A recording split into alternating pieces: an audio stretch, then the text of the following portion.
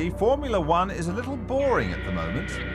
There's the flag. Are you ready for this? Here we go. Montoya's going to come up across the line, trying to beat Barrichello's time, trying to beat Schumacher's time. He goes in the pole. But for how long can Montoya hold pole? Here comes Michael Schumacher. Where's he going to go? He crosses the line. No, it's not enough. Michael Schumacher. Barrichello, can he do it? No, he hasn't done it either. Montoya has done it for the 4th time in a row. And what a dramatic qualifying session. Right at the end, seemed to get it. You know, we did few changes. We're doing like 3 changes at a time, and just the balance was good. To be honest, I don't know where that came from, but don't mind. Second and third for Rubens Barrichello and Michael Schumacher means that once again the Ferraris are ready to pounce on any Williams errors, and Jean Todt is confident. Good car, good Bridgestone tyres, so I mean since the beginning of the season things go quite well, and I mean this circuit seems to be convenient for a package. British hopes are led by David Coulthard, but after a disappointing 6th, he knows there's work to do. Being realistic, the car in a straight fight isn't quick enough at the moment. Ferrari are quickest in basic pace, and I think Williams obviously are going to be very strong again. Jenson Button survived a blow-up to qualify well down the grid, and in 15th spot is Alan McNish, who found the going tough. As for Eddie Irvine, well, you've heard the one about the tortoise and the hare. Well, guess which one's the tortoise? As for Arrows, they didn't take part on Friday. They flattered to deceive on Saturday practice, and when it came to qualifying, well, they just went backwards. It's the 2002 British Grand Prix. The Red Arrows are standing by. They're standing by. Hey kid, keep those headphones on. You're going to need them. Actually, the kid's not an Iron Maiden fan, but Jeremy Hart is, of course, an Iron Maiden fan. We'll leave your greasy days to the past, actually, Jeremy, and we ought to start, really, by mentioning that there are only 21 cars on this grid. Yeah, Alex Young is not a starter. The Minardi driver failed to get within the 107% rule yesterday, which means that he has to be that far away from the pole position sitter, and he didn't do it. So the Malaysian driver not starting, so you're right to say 21 starters, not 22. At the other end of the grid, if I had £1 for every time someone at Silverstone has asked this question, I'd be a multi-millionaire. Can Montoya capitalise on pole for once? If it rains, yes. If it doesn't, or if it's anyway halfway in between, I doubt it. And Schumacher is more than likely, or one of the Ferraris are more than likely to win here. Although Michael Schumacher has only won once at Silverstone in 10 years, so it's not his best race by any means. Happy to talk, but downbeat David Coulthard there in 6th position. Does he not really think he's got a chance against the top 4? The trouble is with David Coulthard, he's a very straight talker. So what he says is normally what he means, unlike some of the drivers who tend to curve things and not say exactly what's going on. I would say it's unlikely for him to win. He's already won twice in succession a couple of years ago. And at the moment, the McLaren is just not there. He talked about not only Ferrari, but Williams being ahead of them. I think it's a close run thing, though, between McLaren and Williams. Williams eat rear tyres. That means if it's wet, they're going to have an advantage. But if it's dry, with the same old problem. Also, engines. We've seen already Montoya's engine go in the last couple of days. That's one of the Williams problems. So that's the only chance DC's I got, I think, if they have hiccups. Well, my contact at Ladbrokes, he works for them. He's a grubby little oik, and he's known as Boise the Bookie. He reckons that there's no market in backing Schumacher to win this thing, but there might be some clever money to be had on Raikkonen or indeed Fisichella getting amongst the points. Well, Fisichella's had a disastrous meeting here at Silverstone so far. He's been out-qualified by Sato. Sato was 4th quickest this morning in the warm-up. So I think your grubby little sort of mad at the bookies. Thank you, oik. Might be off on that one. But Raikkonen, difficult to call. He's had problems with his back, and they had to give him an MRI scan recently to try and make sure that it was absolutely all right, because you don't want to start going into a motor race with a cracked back or anything like that. He's not at 100% form either, driving or physically at the moment, so I wouldn't put money on there. I'd put money on Montoya. It's not big money, but it's your only chance if you're not going to go for a Ferrari. So, Boise, it's not clever money in your case, it's dim money. Now, one of the joys of the British Grand Prix is that so many old friends turn up. Peter Windsor has caught up with one of the most famous. Wonderful to see you. British Grand Prix, great occasion, always has been. I think the British Grand Prix, obviously, to those of us who are English, or British, if you like, is the most important. Of course it is. And I think it's a great occasion today, and I think that seeing so many people here and all the exhilaration and the excitement and the colour, I think it is terrific. Obviously completely different eras, but does it give you a thrill to see somebody like Michael going through Beckett's in a Ferrari? Yes, it does, but not as much as I used to get when the cars were in a sort of four-wheel drift, because I think the technology has removed the necessity or the possibility of that. I am obviously biased because the cars that I drove, I think, were better looking, and I think, well, I know they were more enjoyable to drive, but they certainly were nowhere near as advanced as they are today. I think it's wonderful what these cars will achieve, actually. Of course, you were teammate to Juan Manuel Fangio in the Mercedes team in 54 and 55, and it's conceivable that Michael will not only equal Juan Manuel Fangio's record, but also break it. What are your thoughts on that? Well, I congratulate him for being the best driver in the world at the moment, which I think he is head and shoulders. But to me, he's nowhere near Fangio. I don't think he's yet with Ayrton Senna either, or Jim Clark. I think he is the very best there is. And but being world champion is more than just being the fastest driver. You know, I mean, you have to have a certain. Well, he has got charisma. There's no two ways about that. And but I'm just sorry that he won in Austria. I think he would have been more of a gentleman if he'd said, no, look, this is Rubens' race. I'll be second. I thought Rubens Barrichello did win in Austria.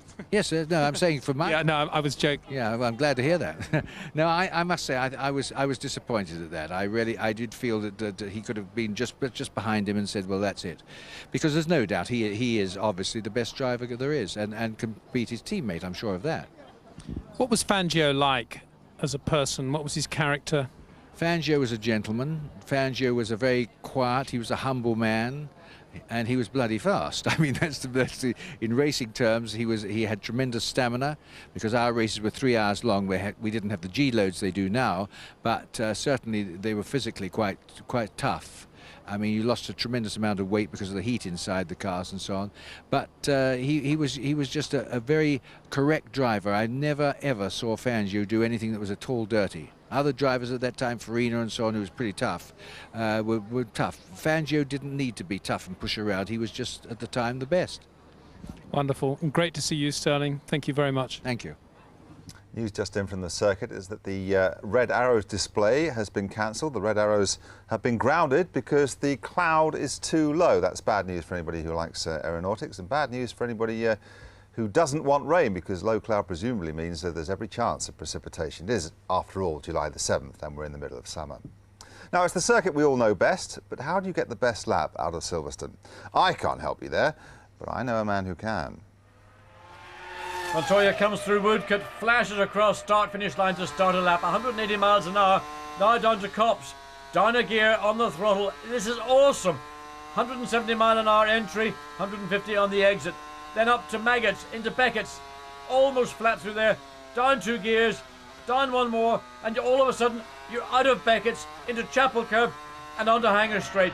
This is the quickest part of the circuit, depending on how the wind's blowing. 190 miles an hour, then down 2 gears into Stour Corner, and this is the part of the track where you come to the end of the high-speed version of Silverstone. Down the hill, down to Vale.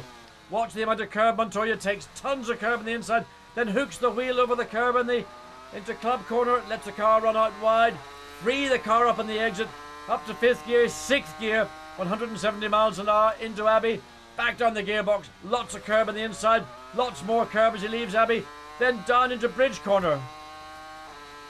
Automatic upshift into 6th gear, flat out, down 2 gears, Priory out to the outside of the corner, then into Brooklands. The front just drifts away, then the final long right-hand corner through Luffield. Short shifts into 3rd gear, accelerates out over the curb and back down through Woodcote Corner, and the completion of another lap for Montoya. Easy. See? John Watson explaining how to do it, and this is how the rest of them did it in qualifying. Ben Edwards and John again described the dramatic action. Well, I'm surprised any of them had anything left for interviews after all that, but they did, and here's what they said. Amazing, to be honest, more than delighted. I think, especially today, you know, we're not really competitive this morning or yesterday. You know, yesterday we did pretty well for the wet, but, you know, it looked like Ferrari was on a class of their own, and suddenly, boom, we're there.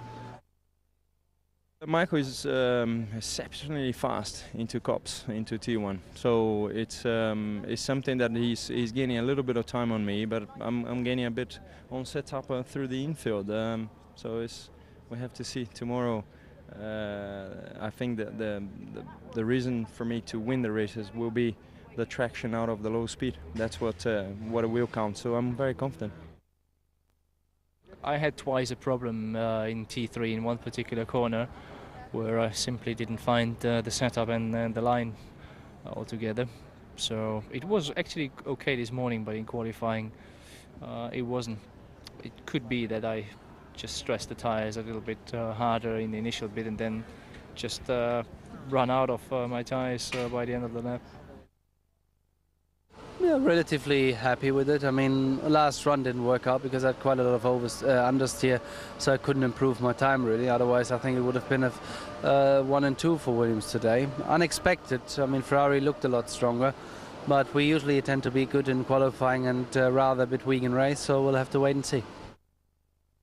For sure, I would have gone a little bit quicker with my race car, but with all the engine problem on it, and then I took the T car, and it wasn't such a perfect setup than in the race car. But I think so. In the end, we wouldn't have got any better position. Maybe a bit closer to the cap would have been a bit smaller to the front row, but doesn't make any difference.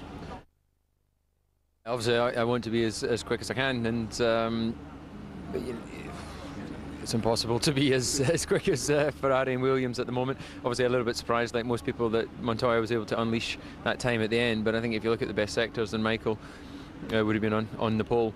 And for me, really, it was just a question of, I didn't adjust the car throughout the whole session, just put tyres on. And first 3 runs, always had a little bit of traffic, so I felt pretty good going into the last one that I could unleash a little bit of time. But I had more understeer on that set of tyres, so just basically, you know, an exit of turn 1, exit of Beckett's, then it still lost a couple of tenths, and I was never going to gain it back.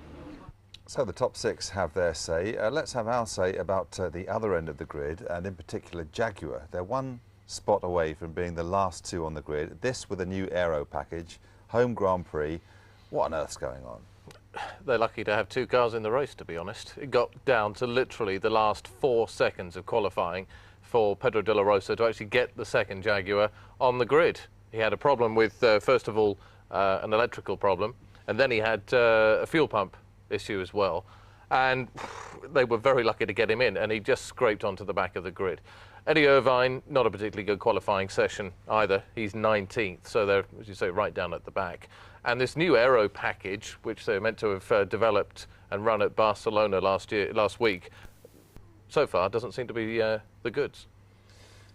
They've talked, because it's the silly season, about driver changes at Jaguar, but they're now talking, they being the gossip mongers, and I'm far be it from me to gossip, about a Niki Lauda change at the top, or even a complete withdrawal. Do you think that's scaremongering? Well, you could argue that they've changed too much at Jaguar. You know, they've had quite a few leaders at the team, and none of them have really been given the full amount of time that they need to get it sorted.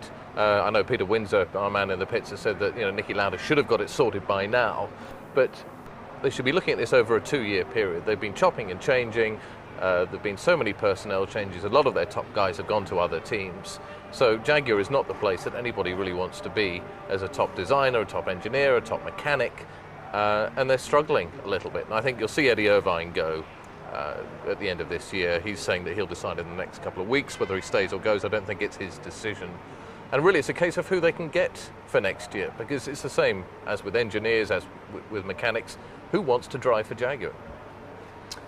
Well, Peter Windsor doesn't want to drive for Jaguar, but he's currently basking in the sunshine at Silverstone. Peter, Takuma Sato out-qualifying Giancarlo Fisichella and looking brilliant in warm-up. Has he finally come of age, do you think? I wouldn't say he's come of age full stop. I think he's quite capable of making more mistakes and still learning a lot more. But there's no question he's got enormous natural talent, and he uses his head very well. He's a very industrious racing driver. He works hard with the engineers. He constantly thinks about the car. He's very, very diligent in the way he prepares. And he knows Silverstone like the back of his hand. I think he'll go very well today, providing he gets through the first corner, of course. In the past, his boss Eddie Jordan has watched him pick his way through some very expensive wreckage and has always said he's a good driver, just give him time, rather than, well, I've got him because of the Honda connection. What do you think? Well, yes, I mean, a lot of people say he's there because of the Honda connection. I think it is a double whammy, in fact, and it's a pro double whammy, because he not only is conducive to Honda, he's Japanese, he obviously knows that mentality very well, and Honda love him, but in his own right, he's a great racing driver. He deserves a place in Formula One purely as a racing driver, and the fact that he's also very good for Honda is a bonus. Hi, Peter. Jeremy here. We've got talk of rain for the race. What do you reckon? What are the odds? Well, we've got a sort of cumulostratus layer at the moment. The forecasters are still saying no rain. Occasionally we feel a slight drop and everybody looks heavenward and wonders what's going to happen. The moment, if you sort of smelt the air, and being English, you'd have to say it doesn't feel as if it's going to rain in the next hour or so, but difficult to predict it beyond that. And I presume that's going to be a big one for Michelin. If it is completely wet, that plays into their hands, and if it's anything in between, it doesn't.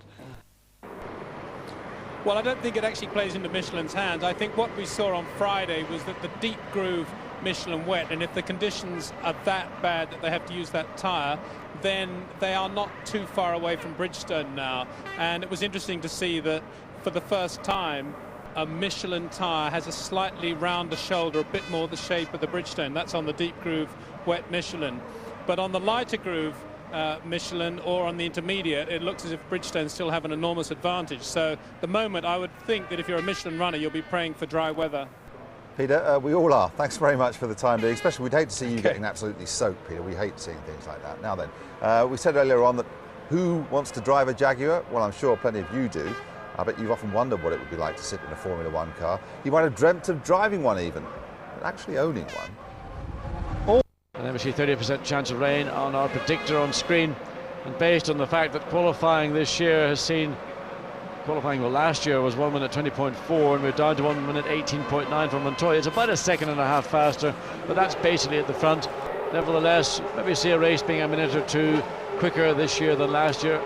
Ultimately, weather will be the factor, and if we do see rain or see rain showers coming through, that will cause total havoc, because it'll depend when that may come. It may coincide with the strategy of most teams, which I feel will be a two-stopper. I cannot really see any advantage, except for those at the very back who will gain nothing by doing it anyway, to do anything less than two stops.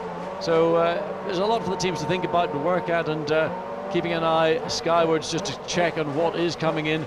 And many of the teams do have their own independent meteorological information coming through on a 10-minute basis, and that accurate information is accurate to literally about 30 seconds to when rain will fall, but more importantly as to when it might stop. Well, Olivier Panis, as you say, he's keeping a close eye on those weather conditions himself. He's had a fourth place finish at Silverstone in the past, but that was a long time ago, back in 1995. Otherwise, the Frenchman hasn't had a great deal of success or luck here. He was taken out at the first corner last year in an incident which involved his teammate, unfortunately, Jacques Villeneuve. We also saw the first corner accident last year between Jarno Trulli and David Coulthard. So once again, John, just got to hope that they can make it safely through Copse on that first lap.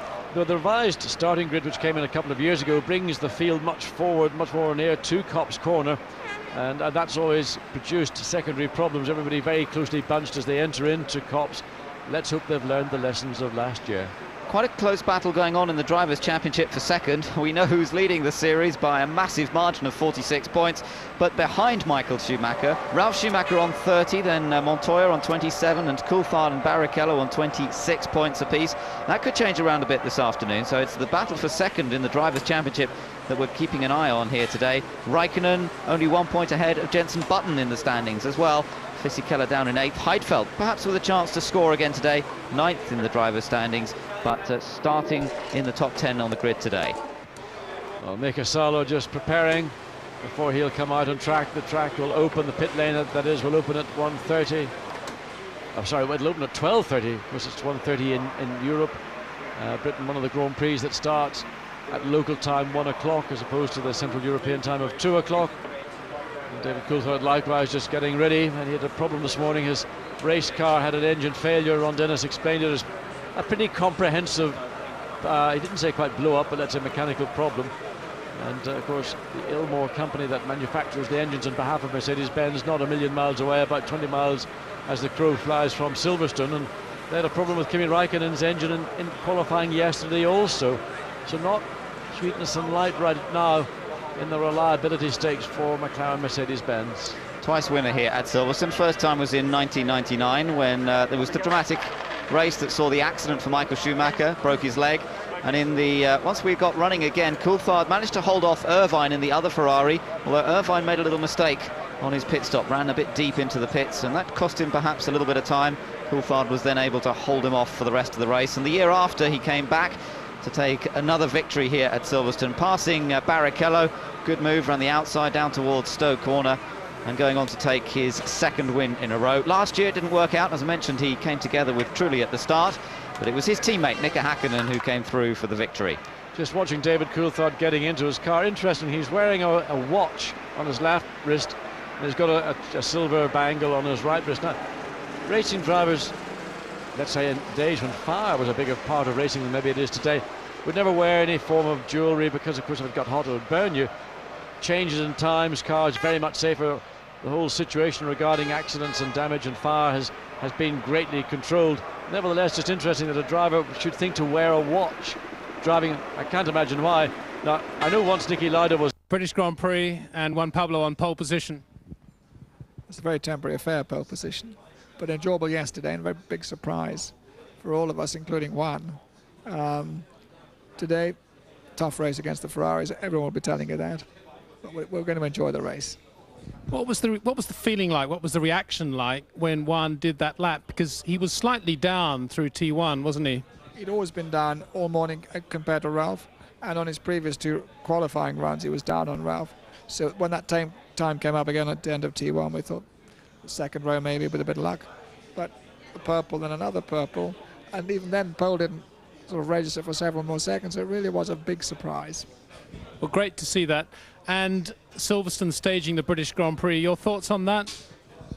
Well, I'm confident for its future because if there is to be a British Grand Prix, and I imagine there will be uproar if there wasn't one, then the only place they could possibly have it is Silverstone, because the infrastructure and a long-term plan to continually improve itself. Well, very best of luck in the race today. Thank you very much. Thanks, Pete. Thank you. So just before the race starts, let me remind you that you now have a chance to book your viewing for the rest of the season.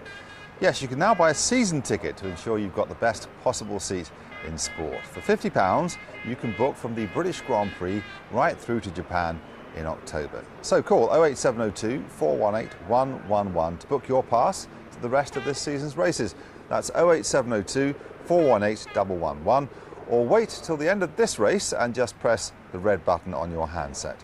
But now it's time to concentrate on the Foster's British Grand Prix. Everything you want, including the best bits with John Watson and Ben Edwards, are right here on Master Channel. And there is the Master. Schumacher has 6 wins from 9 races this year. Now that Eddie's let his blonde hair grow out. The team orders issue came up more than once, and so 6 it is. The question is, can he make it 7 here? Historically, he doesn't go very well at Silverstone. He's only won once in a decade. Admittedly, one of those races he didn't even compete after he broke his leg. But that's his former teammate, of course, yeah. Eddie Irvine, and very literally. Could well be Eddie's last British Grand Prix if he does retire as is predicted, and he just doesn't seem to have the oomph that he did. He seems to have lost interest in Formula One at the moment. He can afford to have lost interest because he's banked a lot of money. There's Nigel Mansell, we can see down in the pit lane with the peak cap on, and Eddie, I wouldn't have thought is as revved up as he used to be. The fire seems to have gone out in his eyes a bit. Kimi Raikkonen, we mentioned earlier on that he'd had an MRI scan just to check his back. He had an accident when he was driving for Sauber, and that's come back. He gets back pain, and he's not really been at the top of form, so McLaren just wanted to be safe. The chance of rain's 30%. That means there's a 70% chance of a dry race, Jeremy. I've worked that out in my head mentally. Is that O or A level? I'm just looking at it. If I was there with a pine cone, I'd be saying there's more than a 30% chance there. After all, they cancelled the red arrows display because of low cloud, and Peter did chip in with a nimbocumulus, whatever that meant. So wasn't that in Harry Potter? Well, that was a Nimbus. That was a Nimbus 2000. No, in fact, Harry Potter is here apparently. The actor Rupert Grint has been at the race weekend this weekend. In fact, quite a few stars here: Krista Burr, Jonathan Ross, Lennox Lewis. We've seen Jodie Kidd floating around in the back. So the model, you'd know that. She floats a lot easier than you or I. She does, yeah. And she doesn't sting like a bee either. No. Moving on. Including amongst that list of VIPs, members of motorsports all over the place, 2 wheels as well as 4. Carl Fogarty is here.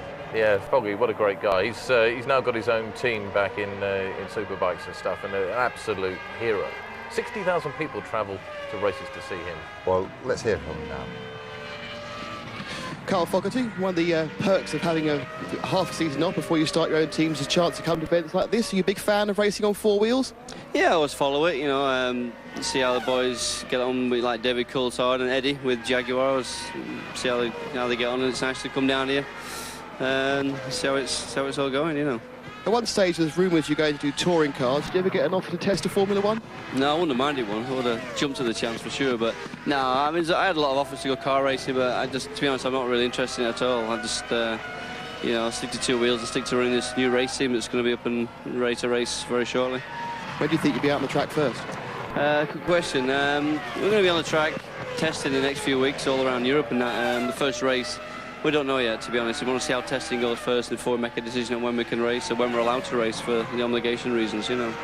You've got Troy and James riding for you. Will you be doing any testing yourself, or is that it for riding? Not really test. I'd like to have a go on the bike, you know, just put my leg on the thing and have a ride around and get some photographs. I'm sick of giving out photographs to everybody with me on a Ducati, so it'd be nice to get on a Petronas Foggy FP1 bike. So, yeah, I want to ride it for fun and just have a go, see what it feels like. Carl, thanks a lot. Now, a special moment for you, Jeremy, because coming up we have an interview with Jodie Kidd, who I know is a particular heartthrob of yours, and she is my dieting guru. I've got a picture of her on my fridge, and I lost 2 stone every time I go there. Here she is now with Amy.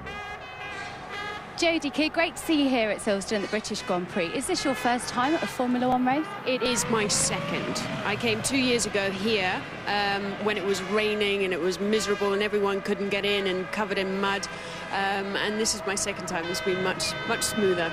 Now, you're a guest of McLaren, I see. Are you supporting a particular driver or the whole team? No, I always support David. I think he's a fantastic driver, really nice guy, and I like McLaren. I love Mercedes. Now, of course, you're biased towards the British driver, but who do you think's going to win here today? Depends if it rains or not. If it rains, I think it's, you know, it's just going to be one guy. But if it doesn't and it holds off, well, who knows? And finally, if it does rain, have you got your waterproof? I do indeed. My little brolly, but I think I'll be watching it in the back anyway on the TVs instead of kind of like going, oh, there's one. Oh, there's another one. I like it on the TV. You get to see it all. Well, enjoy the day. Thanks for talking to us. Jodie Kidd, covered in mud. Dear. I thought you got off to the fridge for a minute there. She's doing rather better. She thinks only one driver will win, though, which is quite reassuring. But and so also ruled out the dead heat then. Definitely. But it's good to see some stars at the British Grand Prix, especially some that are supporting British drivers as well. DC had pretty girls around him. Well, maybe your heartthrob, but mine is Ernie Els. If I could swing a club like him, very rich, and I wouldn't be sitting here. Ernie, great to see you here at the British Grand Prix. You're just about to do a bit of exercising there. So first of all, we should ask you, how's your form? How are you looking for the British Open? No, I'm really looking forward to it. I mean, I've just had 2 weeks off and a wonderful summer in England, as you can see. But it's been really nice, you know. I'm really refreshed now. I'm looking forward to the Scottish Open next week and then obviously the Open Championship after that. So, but this is a great thrill just to be here. Now, do you watch Formula 1 on TV?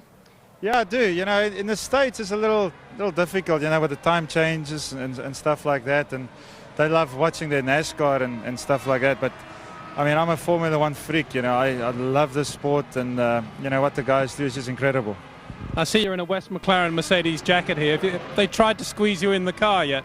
I couldn't fit in even if I tried, I tell you. I mean, a little bit too big for it, but when these guys got a lot of heart, what they do, you know, we make bogeys, we can recover, but these guys can't. But unbelievable technology. I just can't believe it. I haven't been here in maybe 5 years now, and things have changed.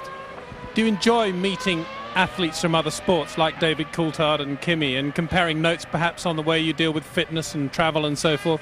You know, I haven't really had time to speak to them today, obviously, but I've spoken to people around them that do a lot of things for them, and you know, obviously I'd love to get down and sit down and see how their brains work, you know, because I mean, obviously they've got to have a lot of metal doing this sport. But you know, basically all kinds of sports, it comes down to a lot of similar things, and you know, this is not unlike anything else. Well, great to see you, Ernie, and best of luck in the Scottish Open and, of course, in the Open Championship. Thank you. I appreciate it. Thank you very much. Ernie Els there, obviously a Formula One fan, and I'm sure if they could get him into a car, he'd get in one. But I mean, you have to understand that these guys aren't all our size, diet or no diet. I mean, the average F1 jockey is jockey shape. Yeah, well, Alan McNish is pretty well the smallest. He comes in about 5'4", I think, and then DC and Mark Webber are two of the biggest guys, and they come in just under. We've got trouble here as Olivier Panis pushing his BAR back up the.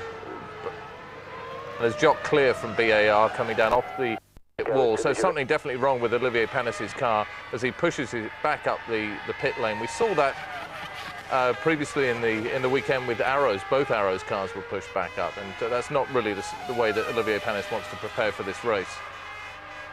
Okay, well, hopefully that problem will be resolved. In the meantime, let's hear from the main man in Formula One. Bernie Ecclestone is talking to Peter. Bernie, Silverstone appear to have made a lot of improvements, a lot of changes over the past 12 months. What's your view on it at all? They appear to have made a lot of changes. The roads, which I don't know who did that, that's sort of more the government have done the roads. But the rest of it hasn't changed too much. I suppose, hopefully, if it does rain, that the car parks will be okay. But I'm not very impressed with the way they've organised things out for the public. Good for us, but for the public, I don't believe it's... Anything specific that you're talking about? Just chaos. There's no signs that nobody knows where they're going and where they've been and where they should go. Which is a shame, because of course the British Grand Prix is normally a great occasion. Indeed, it is a great occasion as an event. How do you see this in the Formula One calendar in terms of history of the sport? That's where it fits in, history of the sport. I mean, it's no better than, it's probably worse than most of the races, and certainly I don't think it's better than any of them. Well, thank you very much, Bernie. One other question. The Wimbledon final is also on today. I know last year you took a bit of an interest with Goran Ivanisevic winning. Who's your money on today there? Before it started, Hewitt. So we'll see what happens. Very good. Thank you very much. He does have a skill for backing a winner, doesn't he? Now, one person who we hope might be somewhere near the winner's rostrum today is a great British hope, and that's Jenson Button. Jenson, it's the British Grand Prix. I suppose 12th position on the grid isn't exactly what you had in mind. No, it isn't. First would have been much better. But we had a few problems yesterday, and in qualifying I had an engine problem, so I had to jump in the T-car, which had an old spec engine and an old spec aerodynamics setup. So it's not perfect, but I'm sure we can do something from it. Hi Jenson, Jeremy Hart here. What do you reckon? Rain today, or is it going to be dry, and which would suit you better? I think it's going to be dry. It looks very cloudy, but from our weather report, it should be dry for the whole race. It's just a little bit cold for our tyres at the moment, so hopefully it'll warm up, and I'm sure the circuit temperature will after we've done a couple of laps. Gents, we've just heard from Bernie Ecclestone, beyond all those air horns, saying that he wasn't that impressed with the way that Silverstone have set things up, especially for the fans. And you've got thousands of fans out there this afternoon. Are you disappointed with the way that they're treated when you come to your home race? Well, inside the circuit, I don't see any problems. Obviously, it's very difficult with the traffic, even with the new roads. You know, they're coming from small roads to the dual carriageway on the entrance, so it's still pretty tough. But I'm staying inside the circuit, so I don't get to see much of it. Good luck, mate. Jensen, thanks very much. Hopefully you'll get your hands on some champagne later on this afternoon. Well, let's hope he does. He's certainly got the talent to do so, and I found it incredible that a man who's doing so well after what was a difficult season for him last year is having to fight for his place, or so it seems, next season.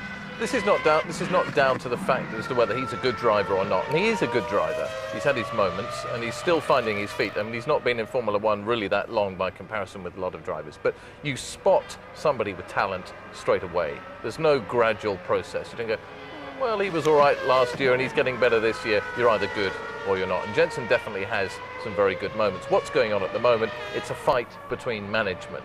And people like Flavio Briatore, who runs the Renault team, also manage a lot of drivers as well. Jensen is managed by the Williams team. And so there's a bit of a battle going on here between which drivers go in which teams and which interest it's going to be for which team. So he's in between all this at the moment. Well, let's stick with the Renault theme and have a chat to Jensen's teammate Jarno Trulli. He's currently with Nick. Jarno Trulli came out very early to the grid. We were wanting to soak up more of this glorious English summer. Well, it's definitely difficult at the moment to understand what's going to happen. It looks like it's going to rain, but, you know, from our weather forecast, should be all right. So we'll see. The strategy and the race will be tough. How are you feeling about the tyres, given that it's a bit cool? That's normally Bridgestone territory. Yeah, in fact, this is a typical Bridgestone condition. For us, it will be tough because Michelin, as you know, they like very hot condition or warmer than this. So we'll see. Is it more in favor of Bridgestone than Michelin? Thank you, Alan.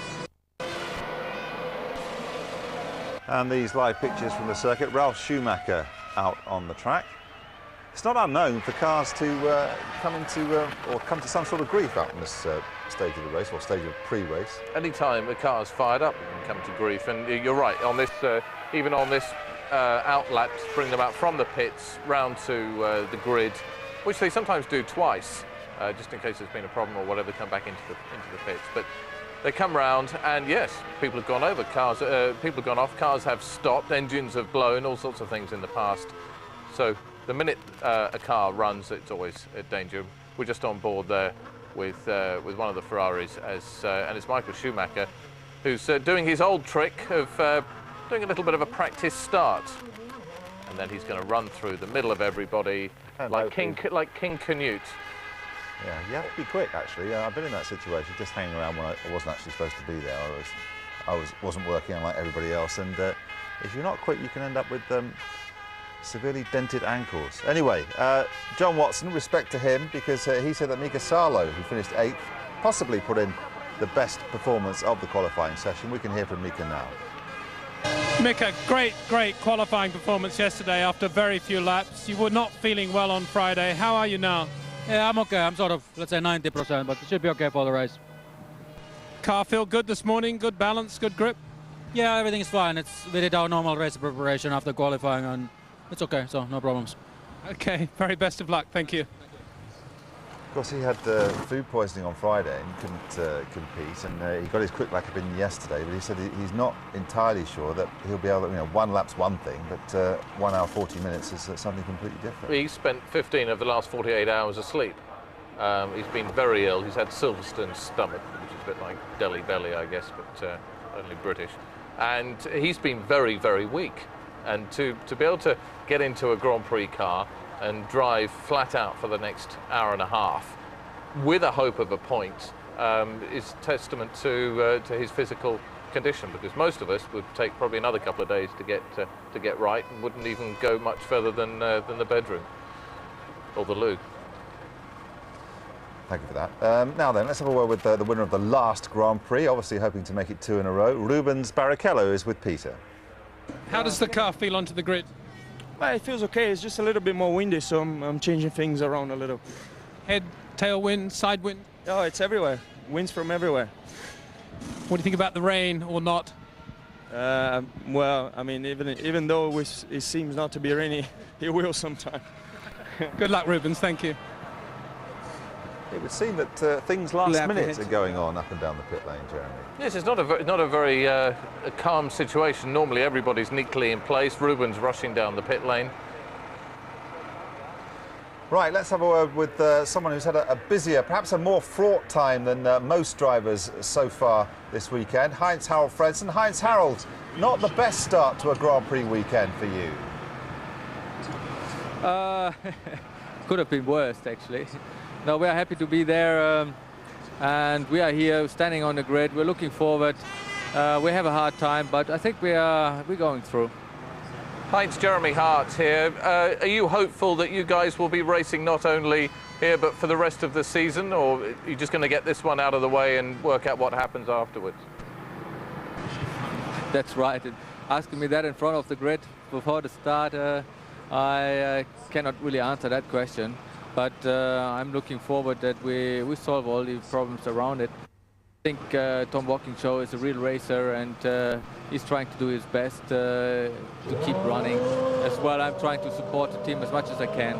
So I do our best here. Heinz, that's brilliant news. Just one, and this is ironic because it's been probably the best season that Arrows have had for a while. Give me a prediction for where you'll be at the end of the race this afternoon. What do you think is possible? Well, actually, we're trying very hard here to have a good, consistent race, but that is what counts here today. Have a good pit stop. We had a problem with the fuel rig now 3 times in a row. It cost me another point in Monaco and in Canada and at Nürburgring. We lost a lot of time. We investigated that problem. Hopefully, our fuel rig is working better to have a quick pit stop. Heinz-Harald, well done for even getting to the grid. Good luck today. Yeah, thank you, guys. Lovely. Cheers, thanks.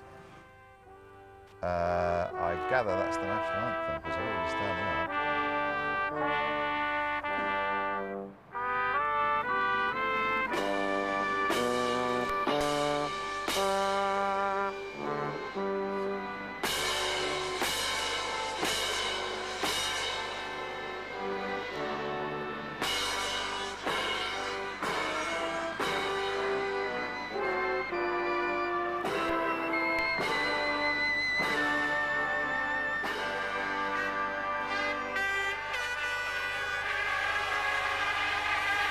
One of the few times Silverstone has been quiet this weekend, I suspect, for that, but it seemed to be pretty dutifully observed. Yeah, it's a very patriotic event. It goes along with you know, Wimbledon, with Henley, with the FA Cup final. It's a great British sporting event, and the fans really lap it up. There are more fans, hopefully, in here than we had when it rained that couple of years ago. The traffic was a lot better this morning than people feared, although the road is not completely fixed now into Silverstone. We've got 4 British drivers in the race, and this is one of them. Eddie Irvine talking to his manager on the left, and on the right, Nav Sudu. Another one, DC. David Coulthard, the driver from Britain, is most likely to win. Let's quickly nip back to the pit lane and to Peter, who's with an old mate of ours. Well, I was with Damon, but he's already been nabbed by Bob Constanduros, who's doing the circuit commentary, but I'm sure he'll have a word to us in a minute. Bob, come on, hurry up. There's a queue here. So what are your thoughts on the race? Oh, Bob's not hurrying up. Who's playing who here? The weather's going to make it. I mean, it's spitting now. I can feel the rain, just sort of a little bit of rain here. And it's going to be... I hope Montoya's car holds together. It was a great lap yesterday for Pole, wasn't it? Brilliant. Oh, fantastic. Yeah, yeah. Good stuff. Who's doing this interview, guys? Okay. We could interview Peter whilst Damon's talking to Bob Constanduros. I think so, actually, that the race will show that, unfortunately, that Ferrari have got the dominance. And I think Montoya's done a great lap for pole position, but I don't know if the Michelin's going to be on the same pace as the Bridgestones. So you hope Williams, but you think Ferrari? I think Ferrari, but what will be interesting will be to see, again, the battle between Michael and Rubens. Damon, Michael's just over there. Go and ask him if he's going to retire at the end of the year or not. I think he's been asked enough times. I think that's probably my opinion. They're coming through from Sky here now. It's leaking out into the public domain. Thanks very much, Damon. Enjoy the race. Back to you. Well, Michael Schumacher told me a couple of days ago that he wouldn't be retiring, so the old rivalry between Damon and Michael is back alive. And I think Michael joked that the only reason Damon wants him to retire is so that Damon can come back and race, which wouldn't be good for us. That'd be a good story, though, wouldn't it? In the meantime, let's see if there's a good story to be had from Ron Dennis, who's with Peter. Ron, what's the update on David's engine problem this morning? Well, we obviously we know what the problem was, and it necessitated an engine change, which is what we've done. Obviously, he's done a couple of in-store laps. We're not too worried about the problem repeating itself, but that is motor racing. They're highly stressed pieces of equipment, and they do fail. We always have a bit of a chat about tactics. What do you think the race is going to be like today? I think you're going to have a real race. I think you'll enjoy the race. I'm not going to tell you what tactics I think most people will be using, but I think it's going to be a race, and everybody's obviously a little apprehensive about the weather. We believe it's going to stay dry, and the important thing is to have plenty of flexibility, for pace car or weather or anything. So interesting to see what other people do, but we've had 3 good race strategies that have played well to our objective. I hope this isn't going to be the exception. Well, we'll try to read into that what we can. Very best of luck, and thank you. Well, hardly going to tell you, am I? No, you're not. A little bit of humour there from Ron at the end. Interesting, there's been talk in the Italian press that Helio Castroneves, the Brazilian racer who races in America, might come and replace David Coulthard. Who comes up with these things, I don't know. But Ron's answer was very funny. He said, I can't even spell Castroneves. Oh, I'm glad you pronounced it, and I've got no idea whether you got it right or not. Anyway, let's have a word with Ralf Schumacher now. Peter has joined him. Ralf, you didn't do many laps in the warm-up this morning. Was that a sign that the car's feeling pretty good and reasonably happy? No, the car had nothing to do with that. We are basically saving up on engine, just being careful and not wasting laps, that's all. How did it feel onto the grid here? Was good. We made 1 or 2 changes, which I'm relatively happy with. Just have to see how it is now. Okay, very best of luck. Thank you. Little update on the hair situation. Michael's now gone blonde on top. A couple of races ago, Ralph had accidentally gone blonde after an accident with his hairdresser, or with a bottle in his hairdresser's. But Michael's now sporting blonde on top. Another blonde, Mika Salo, strapped into his car, hopefully feeling better today. All right, so if there's one place where Nigel Mansell can be afforded a hero's welcome, it's Silverstone. He's with Peter now. Yeah, we were talking about Copse and Beckett's and that section of track at Silverstone. As good as anywhere in the world? You know, Peter, the most incredible thing about Silverstone then was Stowe and Club Corner and Beckett's, as you've just said, because those corners, we've still got Beckett's now, but we've lost Stowe, lost Club. They're a lot slower, but it was just fantastic, wasn't it? It was indeed. Michael was saying yesterday that he thinks he was so quick through Copse and Beckett's that he overstressed the tyres a bit, and by the time he got to the slow bits at the end, the tyres had lost their edge. Yeah, I think he's probably right. I mean, he would know better than anybody, but I feel sure if you push it through those corners, you'll heat the tyres up incredibly. And then when you get to the slower bits, you'll just have a little less grip. So that makes a lot of sense. And I think Rubens was probably just a little bit slower, and he certainly had a lot more grip on the last part of the lap. So that's probably where Michael lost it and Rubens gained. Great qualifying from both of them. Now, if you're Juan Pablo and your 4th consecutive pole, and you've had 3 races where you've had problems, how would you be feeling right now? Well, first of all, I'd take every day as it comes, and getting pole position was a sensational lap and something they should be very proud of. I know Williams was, I spoke to Patrick this morning, and they were very surprised. BMW are very happy. But as you know, they're realistic. They know that in the race they can't compete with the Ferraris. They think that they're going to lose about 1.5 seconds after about 5 laps. The tyres are going to go down. So there's a lot of work to be done, but they're doing a fantastic job. They got pole. They've just got to do a lot of work to catch up, you know, with the Ferrari in other areas. Thanks very much. Enjoy the race. Thank you. Words of wisdom from a former driver. You get the same from John Watson with respect. I mean, they can see it a little more placidly, can't they? And that was good advice there from Nigel. Well, they've had, on both counts, both Nigel and Watty have had a few decades to assimilate all this information. And Nigel keeps a very close eye on Formula One, even though he hasn't raced a Formula One car for a while now. And his words are words of wisdom. And, you know, racing is racing. The cars might change, the drivers might change, but old racers never stop the knowledge. There we go, 77% humidity, so it's not raining, and the percentage chance of rain just now is 30%. So, as you rightly pointed out, 70% chance it's not going to rain.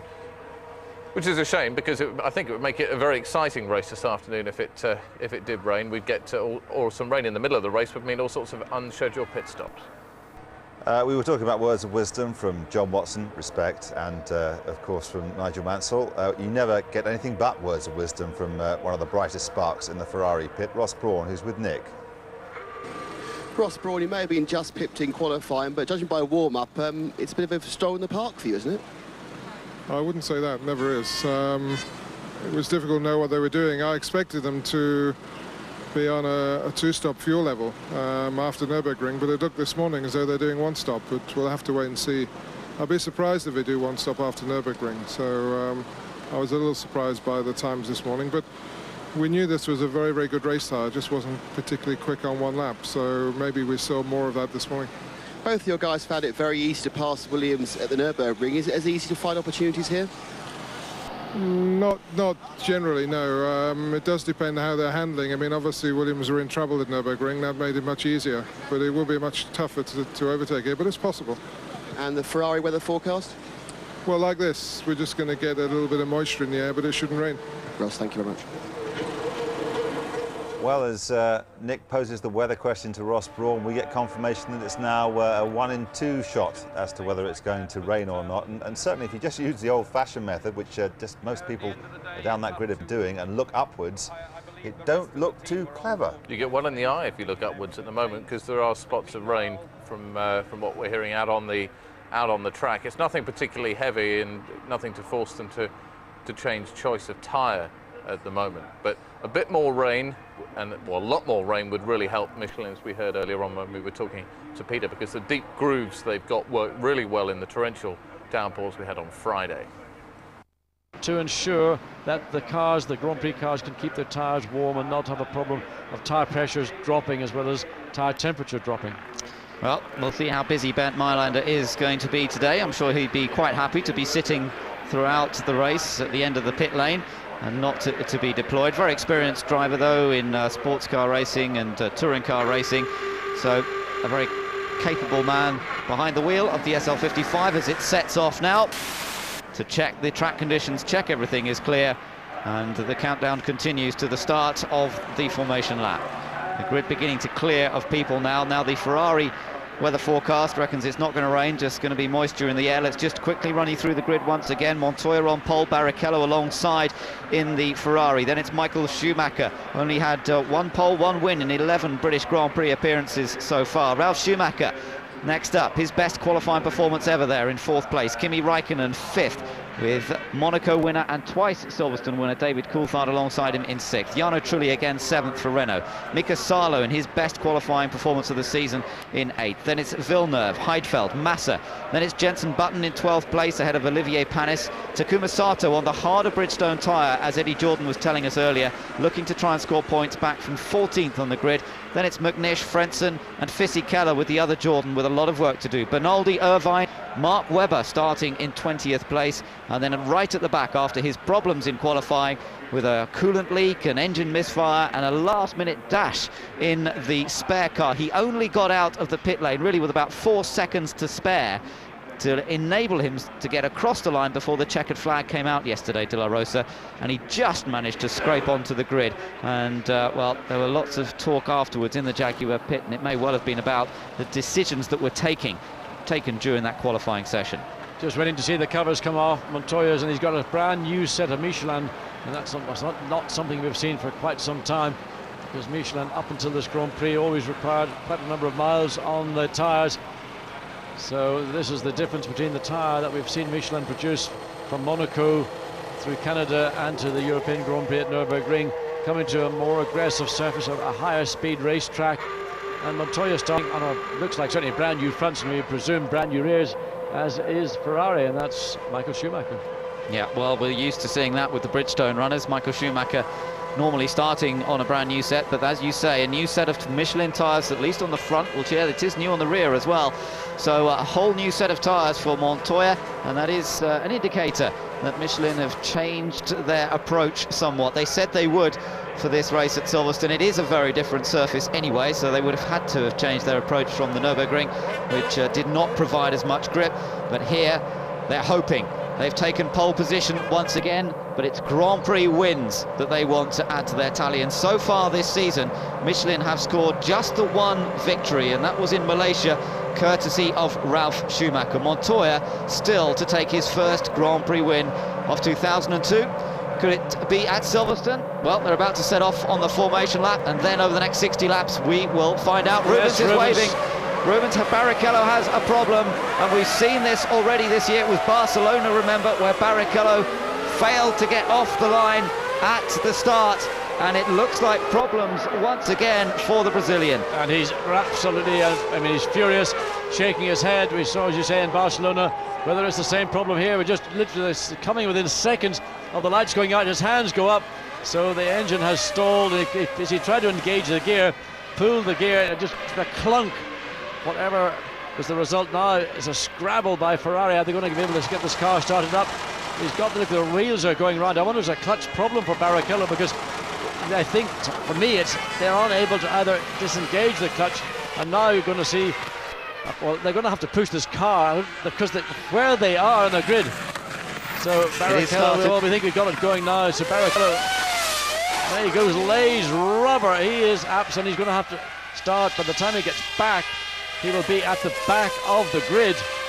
If he'd had that problem but gotten away before the entire field had gone past him, he could have made his way back up to his rightful front row grid position. Now Barrichello is going to take his position at the back of the field, behind, or just slightly behind, Pedro de la Rosa in the Jaguar. Well, what about that then? He's going to start from the very back of the field. We've seen drivers do that in the past here. It's going to be very tough for him to make up ground. And then for Ralf Schumacher, maybe that's been a great opportunity, because there's clear air ahead of Ralf Schumacher, and it's alongside Michael, but Ralf, with the power of the BMW, and there we just happen to watch Ralf Schumacher as he makes his way around, coming through Luffield. He will be, I'm sure, buoyed up by the thought that he's got an opportunity to make it a Williams 1-2 into Copse for the first time. What a disappointment for Rubens, though. Fantastic qualifying. He beat his teammate Michael Schumacher again in qualifying. Winner last time out at the Nürburgring. But for Rubens Barrichello, he now faces the prospect of 60 difficult laps, trying to fight his way back to the front. Juan Pablo Montoya leads the field around then onto the starting grid. Barrichello forced to start at the back after problems getting off the line, and he really has got a tough battle in front of him. There is the Ferrari behind the Jaguar of Pedro de la Rosa, and that means Ralf Schumacher has a clean run towards Copse Corner. Yes, that's what I'm going to watch. Ralf Schumacher absolutely determined now to take advantage of the misfortunes to Rubens Barrichello. There we see him coming up at the tail of the field. And Ralf Schumacher will no doubt be looking on those lights, waiting for them to flicker from red to go to out. Okay. There's more trouble down there, so I thought I saw another hand. Here we go then, the British Grand Prix. It's all set to get underway. Juan Pablo Montoya from pole position. Will he still be leading at the end of the first lap? Away they go. Juan Pablo Montoya getting the start. We've got yellows further back, and one of the Toyotas, I think it's McNish on the grass. It's one of the Saubers, it's Massa. Felipe Massa spins to the outside onto that new runoff area at Copse Corner. No damage done. I think he can get going, and it's Montoya who leads from Michael Schumacher. Ralf Schumacher slotted into third position. And then behind Ralf, it's Raikkonen and Coulthard, and the Renaults are well up. Great start from Jenson Button, came all the way up from 13th. So there we see one of the Toyotas. Yeah, it was McNish. Poor Alan McNish, his first British Grand Prix, and he hasn't got off the line. Disastrous for him. Watch in the background as Barrichello tries to make up some ground. Heidfeld has not got away particularly well, down in 10th position. So Ralf Schumacher not able to take advantage of that clear air ahead of him, but great start from Jenson Button, up to 7th place from 13th on the grid, and clearly a low fuel load for that particular Renault at the start of the race. Yes, great effort from Button there. He's right behind his teammate Jarno Trulli, who is 6th. Then it's Mika Salo, who got away well from his 8th place. Here comes Barrichello on the move, trying to get up to 14th position past Fisichella. But look, spots of rain on the camera lens, so these drivers must be careful. But Barrichello absolutely flying, just got ahead of the Jordan coming into Abbey Turn, and then Felipe Massa, who also spun at Copse. Barrichello now looking at the back of Pedro de la Rosa. This is the battle to watch. And in fact, Sato, he also got past Sato. That was the last one. It's Massa again, a second time. He's been off at Prairie once this morning, now a second time here during the Grand Prix itself. Montoya leads, Michael Schumacher, Ralf Schumacher, Raikkonen putting pressure on Ralf Schumacher, no doubt about it. Villeneuve comes through in 9th position, and now there is Barrichello coming through in 14th. Just behind Irvine, and the rain is beginning to fall. We're just into one lap. There is the rain that is falling sufficiently heavy, and I would think that if it continues, we saw this in the Porsche Super Cup earlier on in the day, it didn't get serious enough to bring a safety car out. Different issue for Formula One. Montoya has an advantage of just over a second from Michael Schumacher. But Jarno Trulli, there is Alan McNish. I can't believe it. What disappointment. Here comes Barrichello on Irvine, and he does sneak through. Yes, Irvine was fighting for position, legitimately entitled to do that, but Barrichello made it through. Look at the replay here. You could see McNish, and they did a great job to avoid him at the back there. Fisichella in particular. Massa got squeezed out in that midfield battle. Not quite sure who put him on the grass. Wasn't a lot he could do. I think he put himself on the grass. I think he just slightly overreacted. And excitement and tension coming down into Copse is extreme. And there you just see on the left, right of picture, Felipe Massa having an adventurous first lap off at Copse, off at Prairie. And we're waiting to see whether he made it back. He's completed the lap. He's in 20th place and last. Now that rain, look at it. This is the problem around Luffield. You can see the cars, Ralf Schumacher struggling as Raikkonen tries to put pressure on third place Ralf Schumacher. Oh, he's going to have a go down the inside into Copse. Here he comes. Raikkonen going for the slot, and he goes through, but Ralf Schumacher stays with him around the outside. Good racing between these two, but this could give Coulthard the opportunity. On the run up to Beckett, here comes Coulthard. Coulthard to the right of Ralf Schumacher, diving through, but he can't quite make it. So Raikkonen does get through. That puts him up into third, but Coulthard now on the chase. Yeah, fantastic pass by Raikkonen. And David Coulthard, opportunistic, saw a way to get alongside Ralf Schumacher, had to back out of it, turning into Beckett, otherwise they would have collided. Well, Raikkonen certainly on a charge on a first lap, and this on the second lap. We're watching Barrichello still making his moves, getting past Bernoldi now, and that's up to 12th place. Yes, so Barrichello on a charge and picking off cars one by one as he continues round the lap. The next one he's got to try and get past is that of Olivier Panis, but Coulthard running in 5th. Well, Coulthard had an opportunity at Beckett, couldn't get it done. He's now going to do all that work all over again, coming down the hill into Bridge. And ever so tricky with the rain. It seems to have stopped. Well, the teams are certainly probably getting their wet weather tyres prepared, but we're not seeing any rain coming onto the camera lenses. But look at the view from Barrichello, looking forward to Jacques Villeneuve. It'll probably be a sprint past him as they go down. Yes, that's Panis, I think, on the other BAR. Look at Barrichello looking for grip, using slightly different lines here. Now look at the power off Luffield. Great drive off the corner. Surely this won't be a problem. The only thing is, he go outside or inside? Surely he'll cut back here. Yes, he does. And out breaks down the inside into Copse.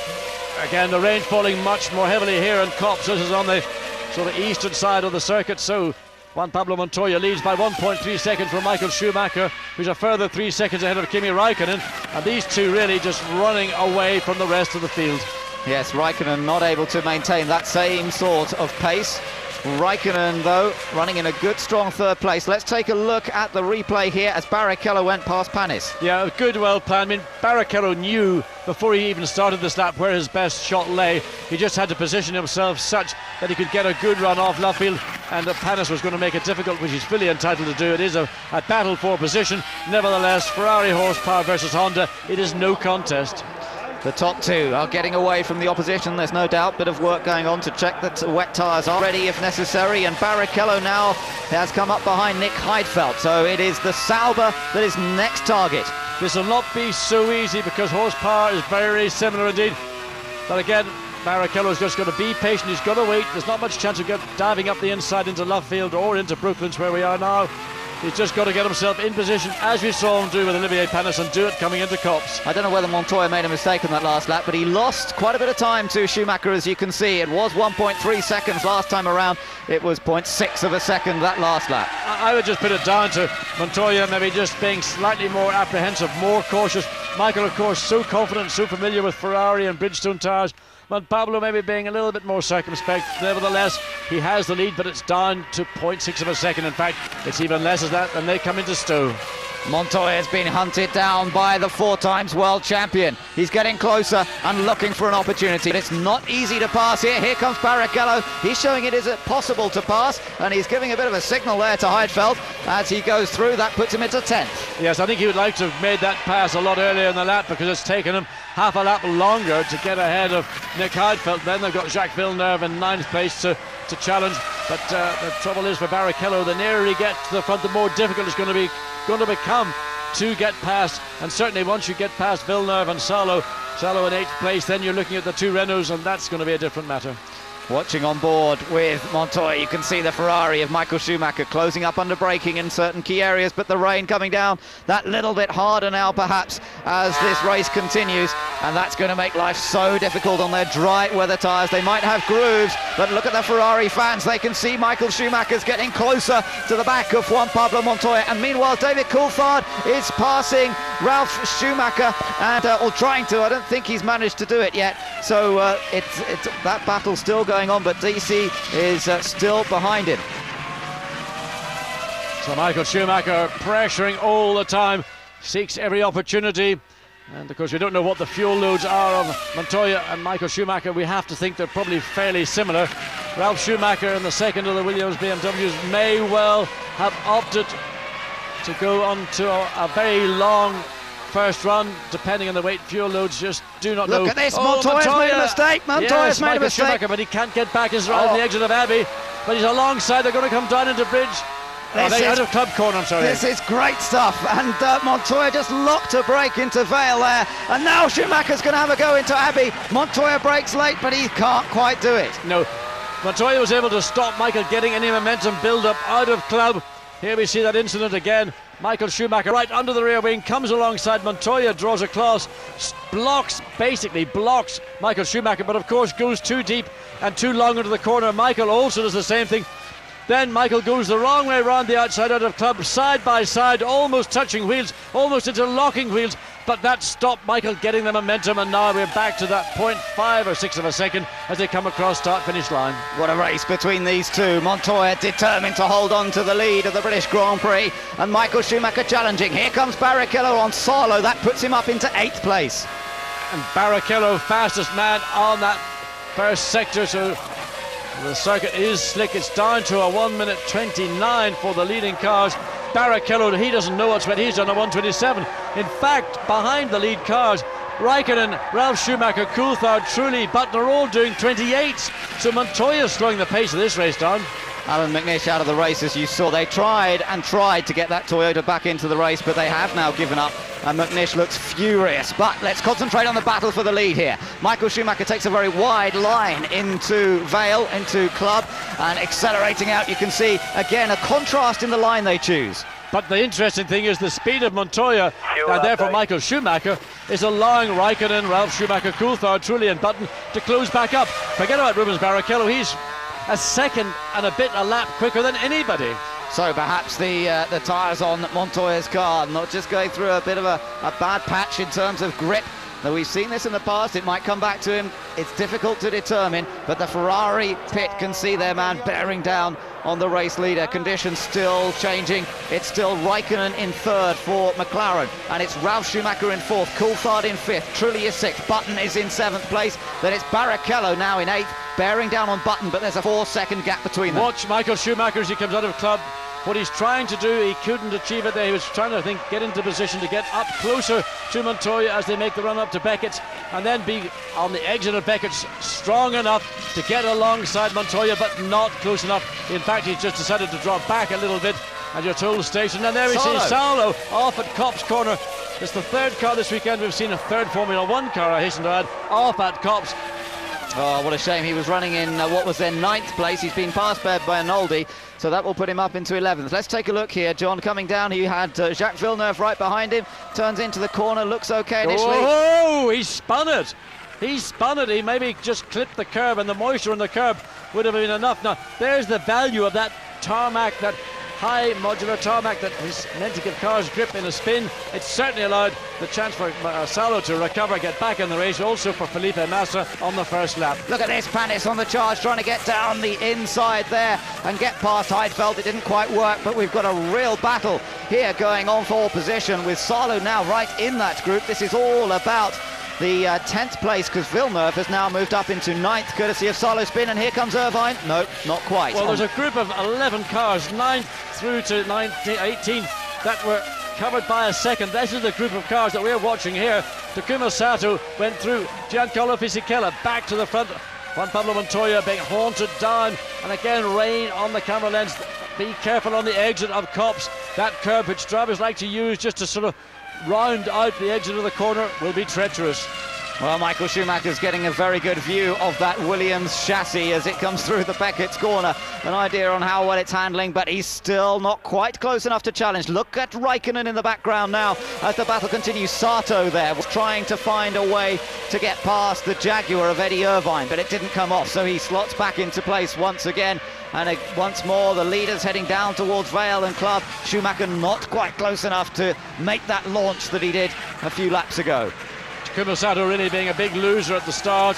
He started from 14th from the grid and he's gone, well, he's running in fact now down in 16th place and battling with Eddie Irvine, which I assume is a very lightly loaded Jaguar. Sato, I suspect, could be, because they're on that harder tyre, be on a one-stop strategy. So watch Jordans as they come through in the latter stages of this race. This battle, the midfield battle, continues. So Heidfeld, yeah, look at this, yes. Frentzen right here. We're watching with Heinz-Harald Frentzen. 14th, he's got a chance to get past Heidfeld. Heidfeld did get a bit slowed down there, and he manages to nip through with right ahead of them. They've got Olivier Panis. So Frentzen taking advantage of a little loss of momentum. Eddie Irvine still behind them, and then it's Takuma Sato, of course. Well, it's a cracking race, and Kimi Raikkonen now being drawn up to the back of Michael Schumacher's Ferrari. Suddenly Ferrari and Williams at the front are back down to a race pace of 1 minute 26. The rain has stopped, but look at that dive down the inside. Nick Heidfeld loses another place to Olivier Panis. I think this is what settled that up. Yes, it is. That's what allowed Frentzen then to get past Heidfeld. Yep, and then Frentzen managed to sneak past on the inside. We're riding on board with Michael Schumacher and looking at Montoya sliding around, and now Schumacher's had a brilliant run out of Stowe corner. Great momentum here. Montoya takes the inside line, prevents Schumacher from diving down the inside, but Montoya slithering, sliding, and the Ferrari could get a great exit here at a club, but can he do anything with it? Well, Michael's just got more grip, and Montoya in his defensive entry into these corners is putting himself offline for the exit of the corner. It's the exit that's the important part of corner, but of course when you're racing for position you are defending, and therefore what Montoya is doing is slowing again the pace of this race down and allowing Kimi Raikkonen, as we see Mark Webber, he's just about, can he recover? That gravel is very, very soft. I think Mark Webber, and that's Stowe corner. He said something failed on the car, on the radio. It's been running well, and that's a shame because Mark has one of the best finishing records so far this season. But back to the battle for the lead, and it's Montoya versus Michael Schumacher. These two have had their head-to-heads, but it's lasting a bit longer this time. There hasn't been any contact between them. Well, maybe the faintest touch through Club Corner a few laps ago. So far so good, they both survive, and Raikkonen getting that little bit closer lap by lap in third place. Ralf Schumacher, remember, holding on to fourth. He's some 5.6 seconds off these two. Coulthard is still right behind him, and now Barrichello's caught Button. So a battle going on. This is going to put Barrichello up to 7th place. Jenson Button, of course, as he gets further to the front, as we explained, is going to become more difficult. Button's not going to be a walk in the park to get past again with the rain falling now. This is the southern part of the circuit going down into Stowe corner. Patrick Head in the Williams, he's enjoying this battle. I mean, he loves motor racing, and we're seeing a cracking Grand Prix right now. We are. Whoa, look at that slippery down at Club. The Ferrari not moving around, it is absolutely rock solid as Schumacher applies all 850 horsepower of the Ferrari through those Bridgestone tyres. Well, again, you can see and Massa spun again. Felipe Massa, the Brazilian, in the Sauber. He's having a very, very eventful British Grand Prix. And that was on the exit coming out of Beckett's corner onto Hangar Straight. So here we are riding on board with Michael Schumacher, and still he cannot find a way of getting past Juan Pablo Montoya. Montoya trying to judge the conditions with this little bit of rain falling. The track getting slippery. It's tough to know how hard to push. Well, we've just completed 11 laps of this 60-lap Grand Prix, And so far it's Montoya and Michael Schumacher. There's this battle going on. Can he get past on horsepower now? Barrichello in 8th, looking to take 7th. He's going to come alongside. Jenson Button, is he going to defend? Is he going to defend his screen? Yes, well done. I wanted to see more of that from Jenson Button. He did a great job defending his 7th place from Barrichello. Yeah, great to see that from Button, who once or twice earlier this season gave up his place perhaps a little easily. Well, he was not having it there at Copse. Drove around the outside, and that takes bravery and commitment, and he stays in front of Barrichello. And now Rubens knows he's going to have a battle to move further up inside the top 10. He might have a great car, but he is in a battle here with Button, and then Jarno Trulli just ahead of him. Coulthard would be next on that list. And let's take another look at this. So Barrichello does what we've seen him do. He's virtually alongside Button. Button stays longer on the throttle. Of course, Barrichello had to back off that a little bit earlier. It gave Button the opportunity to swoop across the front of the Ferrari. The Renault guys are loving it, but look, more rain. Yes, it's still looking very slippery as here comes Barrichello again, looking for that inside opportunity into Abbey, but it's not there, so he has to now think ahead and maybe plan his move into Copse next. Oh, a big wobble for Jenson Button. Look at the rain falling in the pits there. You can see it clearly. The rain is going to fall heavily. This will be, well, the teams, in fact, there will be no safety car. It's up to the teams to come in and make a choice themselves. Sato's off, John. Sato's off down at Club Corner. The weather conditions causing problems here. Trying to listen up on the radio as the top 2 come through. Raikkonen in 3rd. But it's up to the teams to choose at what point they want to come in and change from the dry weather grooved slick tyre to either intermediates, and there we see Arrows preparing for it, either for the intermediate tyre, which we know from Bridgestone is a great tyre, less good from Michelin, or a set of full wets. And I suspect with the way the rain is falling, this is looking more towards full wets, because if it continues, there's no point going down the intermediate route unless you're Michael Schumacher or even a Ferrari, because we have seen, well, there's intermediates going on to the Arrows. They feel that that's the right tyre choice. In the case of Bridgestone, it probably is the right tyre choice. If you're a Michelin, you're going to be really caught between a rock and a hard place. Yeah, it's going to be tough for the Michelin runners. Felipe Massa does it again, but he drives into the pit lane, spinning on the exit, coming out of left field. I think he wants some different tyres on that car. Oh, Montoya's made a big mistake up at Abbey. This could allow Michael through, although Michael's not that close. It's so slippery up there now. It's treacherous, absolutely treacherous. Montoya having to back off coming through bridge. Michael Schumacher also very, very tentative. It is going to be pandemonium in the pit lane as Williams and Ferrari. Look at Michael Schumacher. He can't even keep up with Montoya. Look at Montoya. He's all over the place, trying to find some grip here, trying to go out wide. He's got to get it back to the pit lane safely. And the fans down there, they're lapping this up. Look at Michael Schumacher. Raikkonen attacking through Schumacher. to second place. The second position, Raikkonen. The Finn loves these conditions. Raikkonen, is he coming in?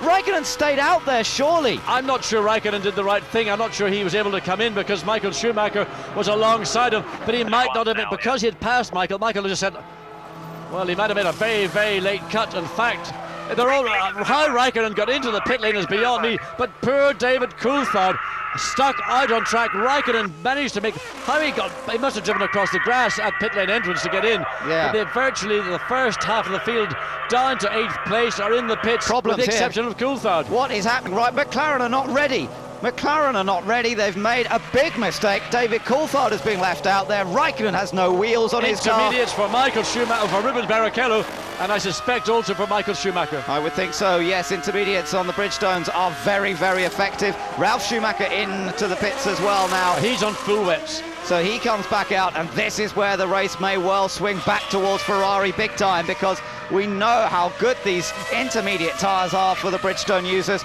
And now Michael Schumacher will try and hunt down. There is Raikkonen eventually getting out of the pit lane. A catastrophic mistake on the part of McLaren. Either they didn't expect him to come in, or he'd been told not to come in like Coulthard. Coulthard was told, stay out. But how McLaren got it that wrong, I would like to hear an interview with Ron Dennis afterwards to explain that one away. Well, we shall wait and see. But Coulthard is surviving at the moment, John. He hasn't thrown it off the road, which would be so easy in these conditions on his dry weather tyres. They might have grooves in them, but I tell you what, when it gets like this, they've got virtually no grip. And it's these guys now on wet tyres and intermediate tyres who have the opportunity. But in fact, probably David Coulthard is leading this race, because he's just been passed actually by Montoya. Montoya now has retaken the lead. David Coulthard crawling his way around Priory into Brooklands, and then he'll be on the exit of Luffield into the pits. But McLaren, with the potential to really do something a bit special here this afternoon, seemingly have misjudged it completely. Well, what a shame for Coulthard. Surely he'll be heading into the pits this time, and that is so demoralising for him. He allows Michael, no, he's going to risk it now. All he can do, I suppose, at this point is hope that it stops raining, stay on those tyres, and that's really the only way he can try and recover this situation. Well, I've been in one of those situations a number of years ago, and my team boss was Bernie Eccleston, strangely enough. He said, no, stay out, go on, it'll clear up. Well, it rained cats and dogs for the entire day, and it was a complete disaster. But today, with all the meteorology available, teams have got the capacity to know this is a massive punt on the part of McLaren. Now, this was Ralph's stop. They had a problem as well, John. Look, they didn't have a wheel ready for the left front or right front, and that took him an age to get him out again. I think it was a choice of whether they wanted to go. There's 2 grades of wet weather tyre available. As we see, look at this. Michael Schumacher just pinching, going down the pit lane, trying to save every tenth of a second he possibly can.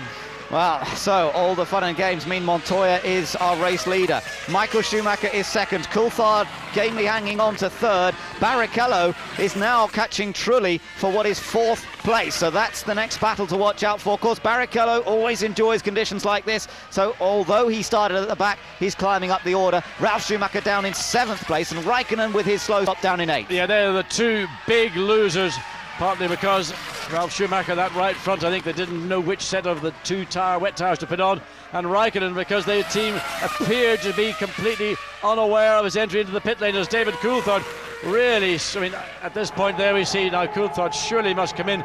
They've got a set of wet tyres, and okay, you take a chance, but you know the information available these days is much greater than in the past, and this call. Well, let's wait and see what happens after 60 laps. We're now 15 laps into this race, on the lap 16 of 60. And there you see Michael Schumacher on those Bridgestone intermediates, catching up the Michelin wet tyre upon Pablo Montoya. These conditions are not wet enough to allow a wet tyre to fully do its job.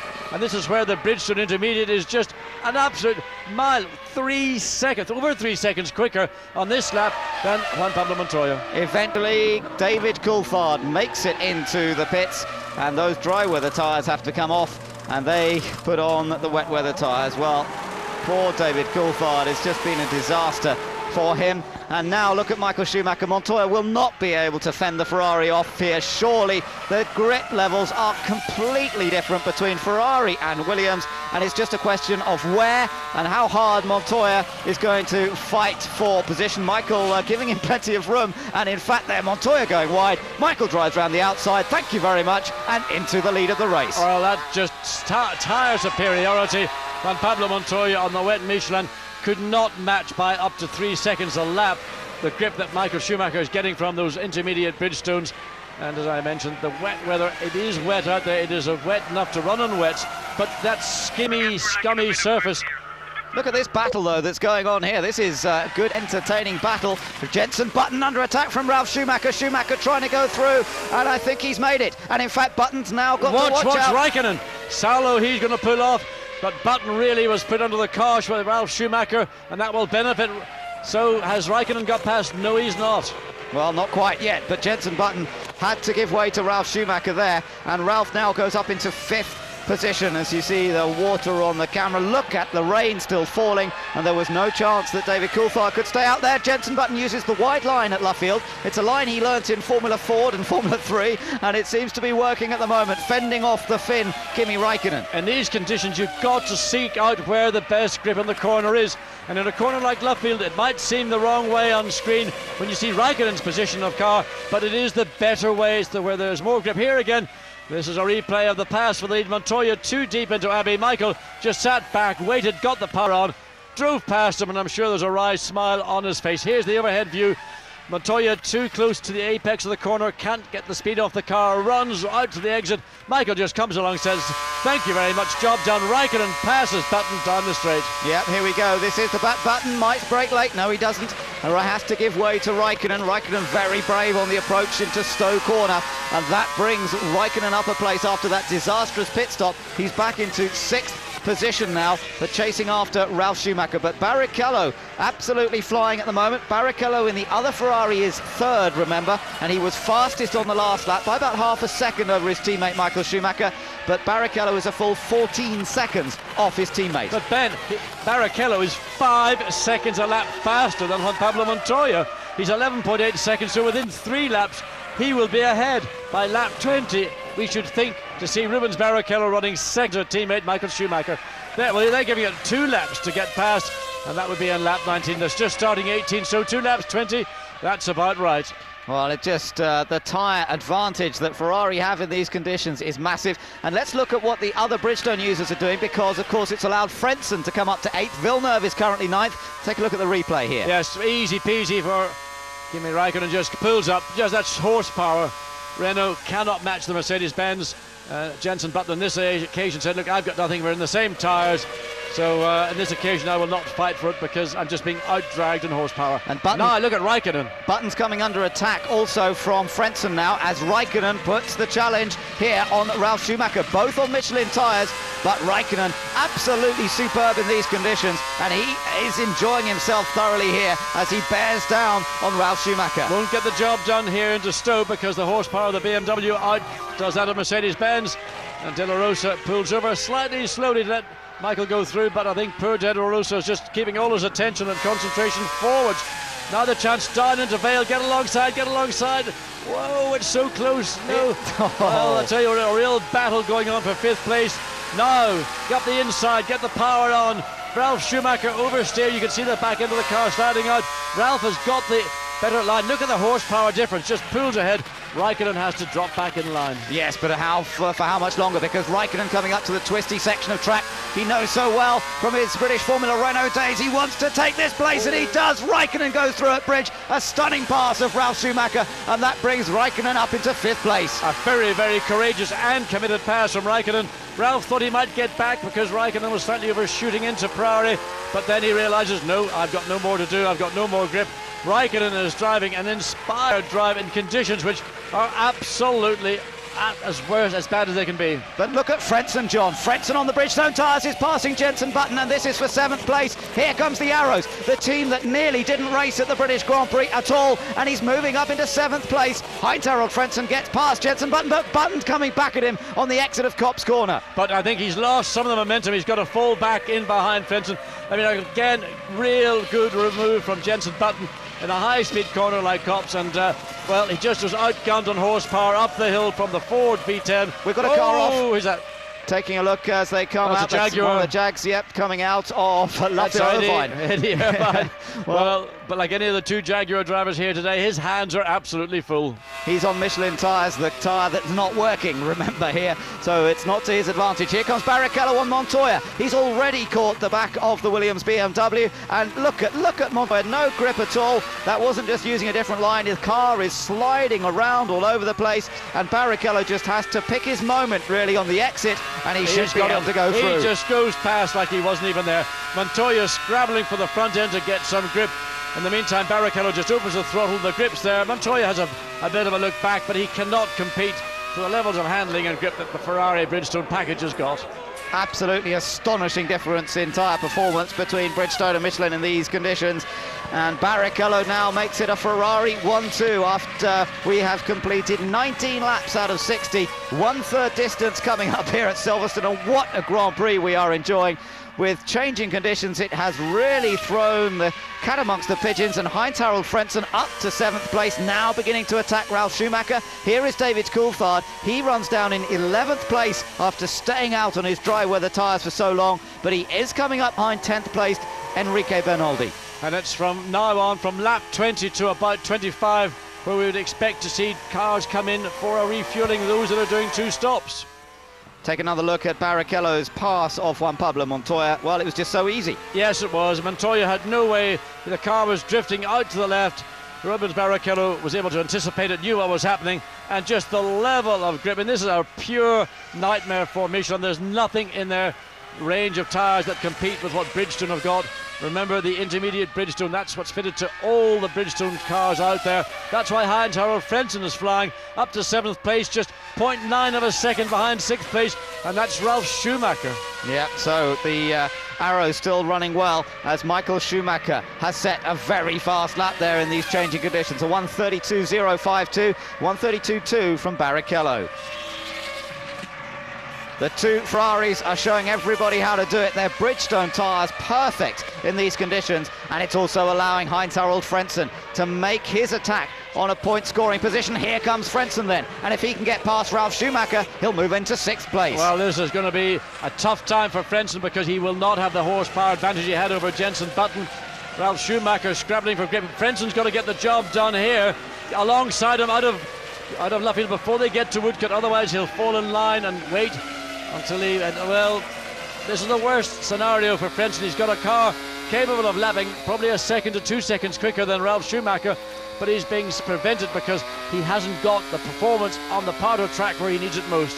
Still, the wily German will certainly try and find a spot here to get past. There are two Ralf. Germans. Yes, I know. Which of them is a wily I'm talking one? about the Frentzen at the moment. He's experienced, he knows this place well, and now looking for an opportunity to... Oh, he made a bit of a mistake there. And a gear change, gearbox. He's a problem, he's out.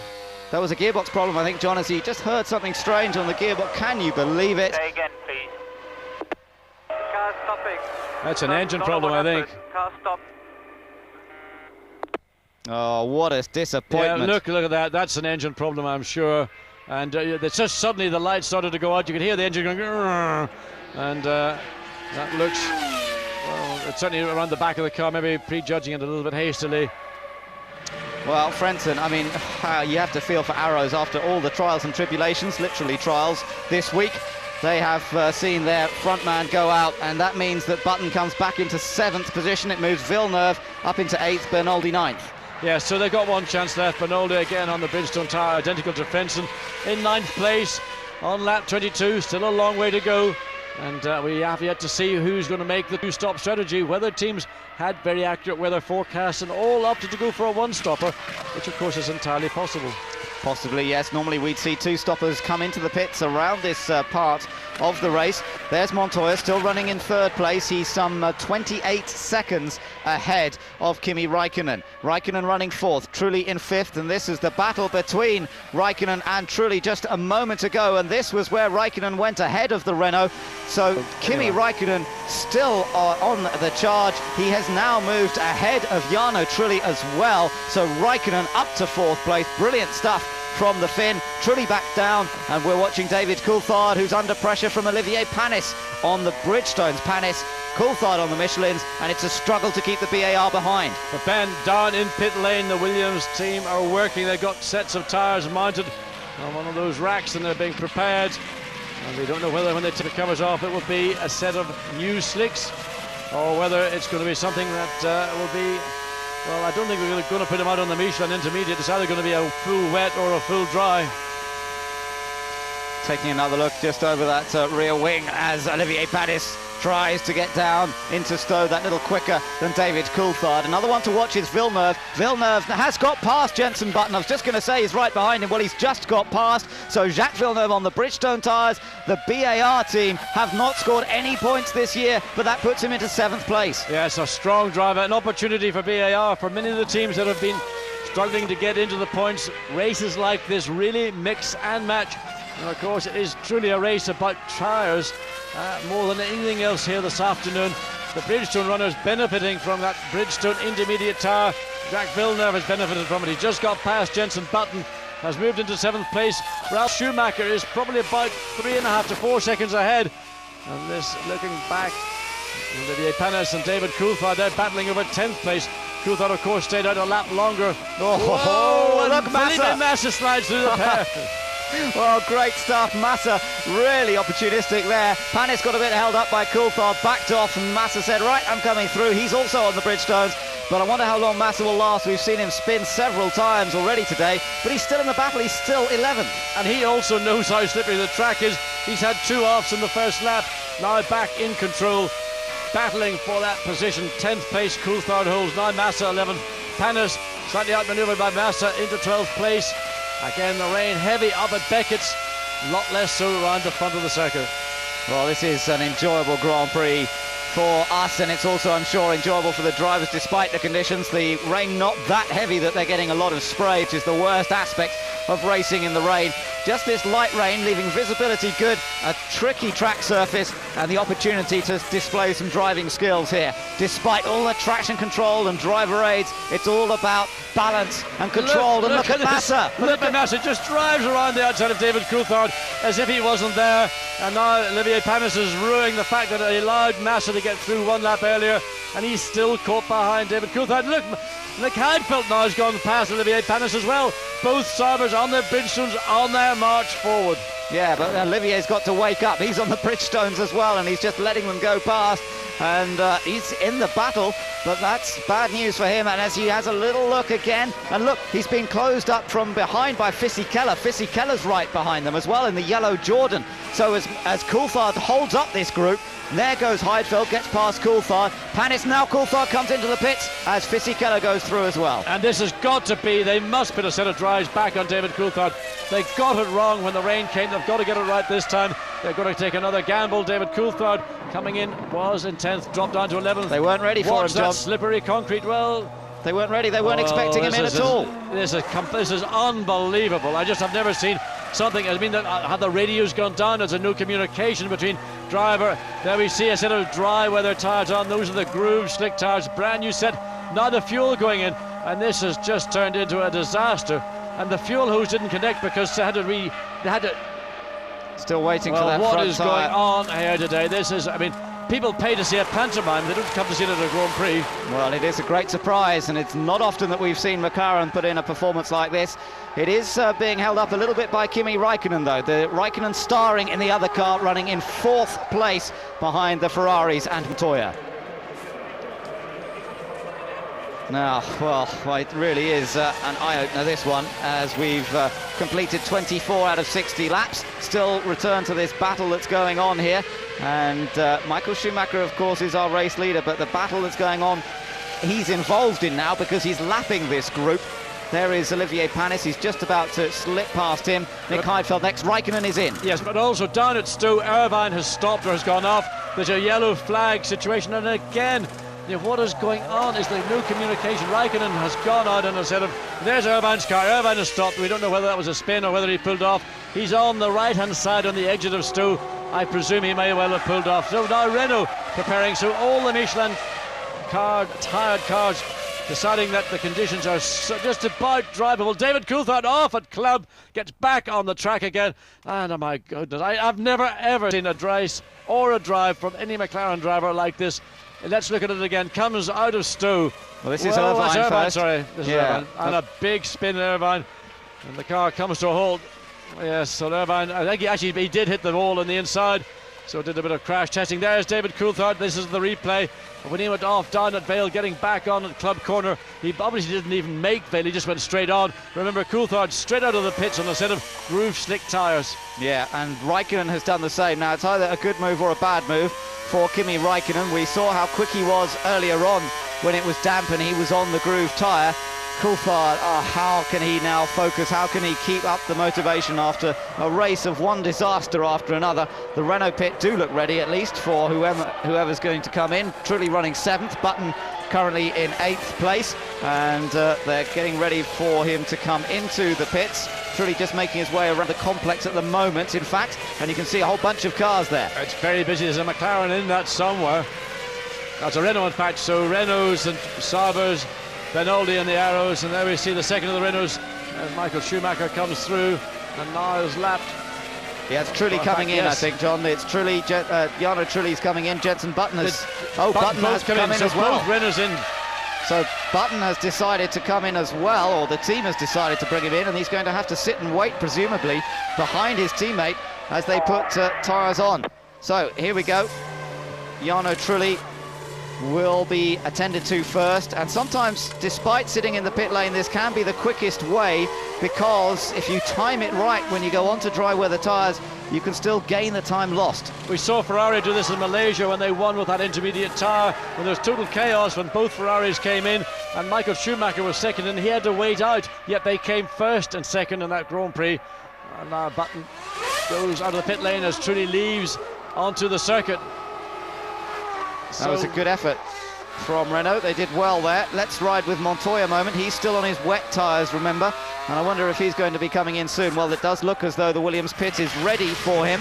Massa versus Bernoldi. Yeah, this is the battle that's going on at the moment, and Massa in 7th place now, would you believe, with all these pit stops being made as Michael Schumacher tries to find his way through safely. And Enrique Bernoldi, I think, really was slightly unexpected to see Michael Schumacher all over him, maybe lost him in his mirrors. As we look at Williams there, we see the set of tyres. That may well be a set of tyres that he ran in the first few laps of this race. He may well have liked that set of tyres. Montoya comes out of club corner looking for grip. Not very much of it available with the Michelin wet. As race leader Michael Schumacher comes across start-finish line for the 27th time.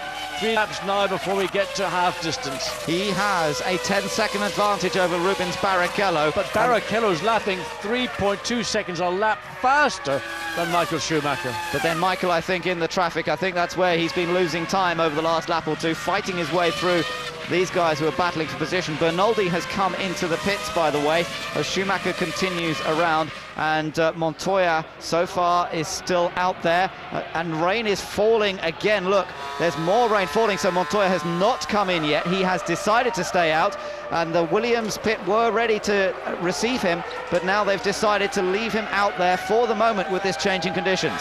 Well, what a race. I mean, no one could ever have anticipated a day like this. It's been just seat of your pants excitement. Bernoldi having just come out of the pits, and he may well have gone on to a set of slicks. Hopefully the team are quick enough to redress that situation as Montoya. So it looks like Renault and McLaren could be the big losers, and it's teams like BAR, Sauber, Jordan now into the top 10 for the first time with Fisichella, and Bernoldi in 10th place after that pit stop. Well, these changing conditions, so hard to read. It reminds me of Johnny Herbert's win at the European Grand Prix at the Nürburgring some years ago. Just so hard to read. He decided to stay out there, and Michael Schumacher, of course, he hasn't changed onto dry weather tyres either. He's still on his intermediates, the rain falling, but Ben, that suits him. That right rear intermediate looks to me as bold.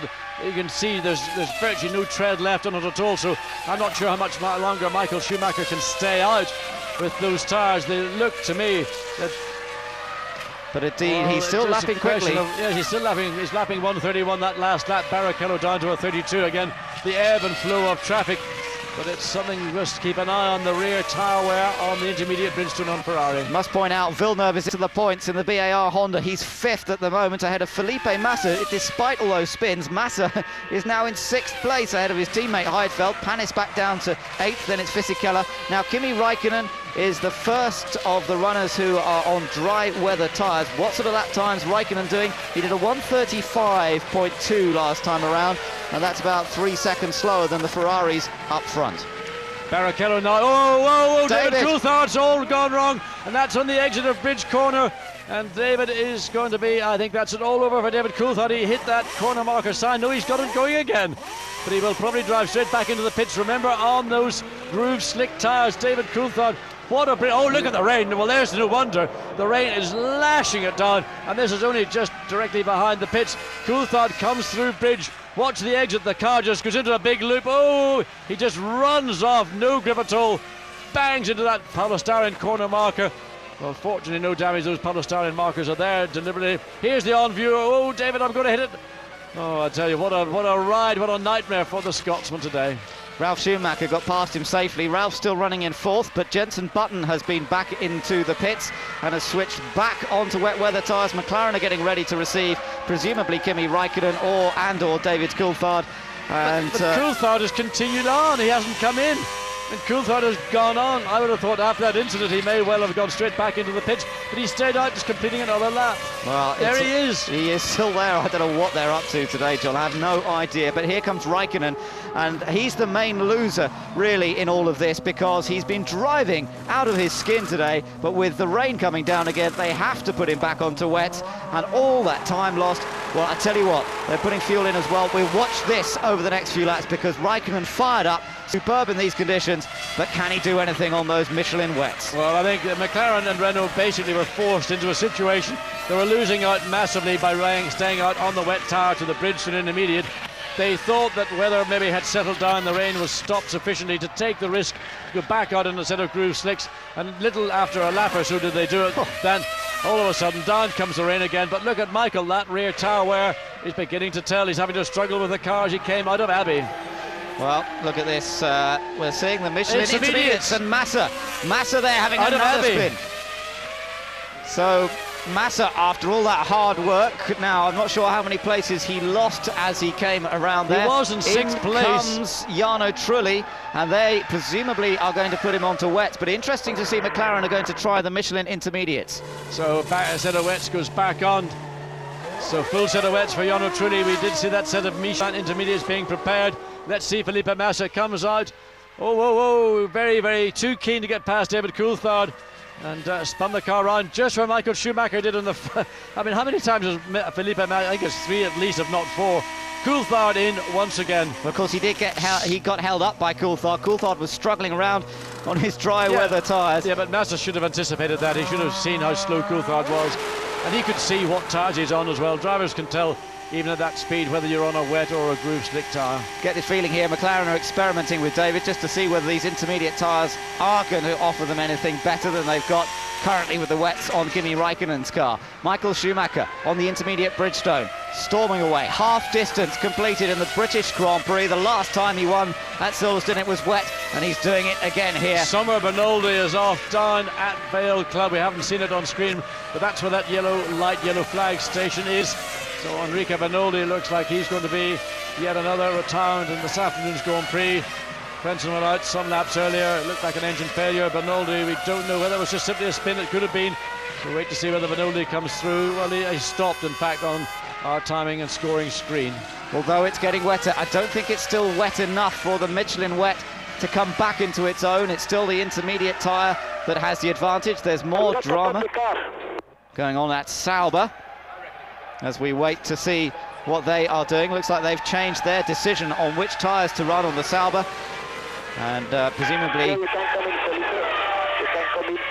Heidfeld and Massa both running, and there is Bernoldi out, as you said, John, down at the bottom part of the track, getting a good reception.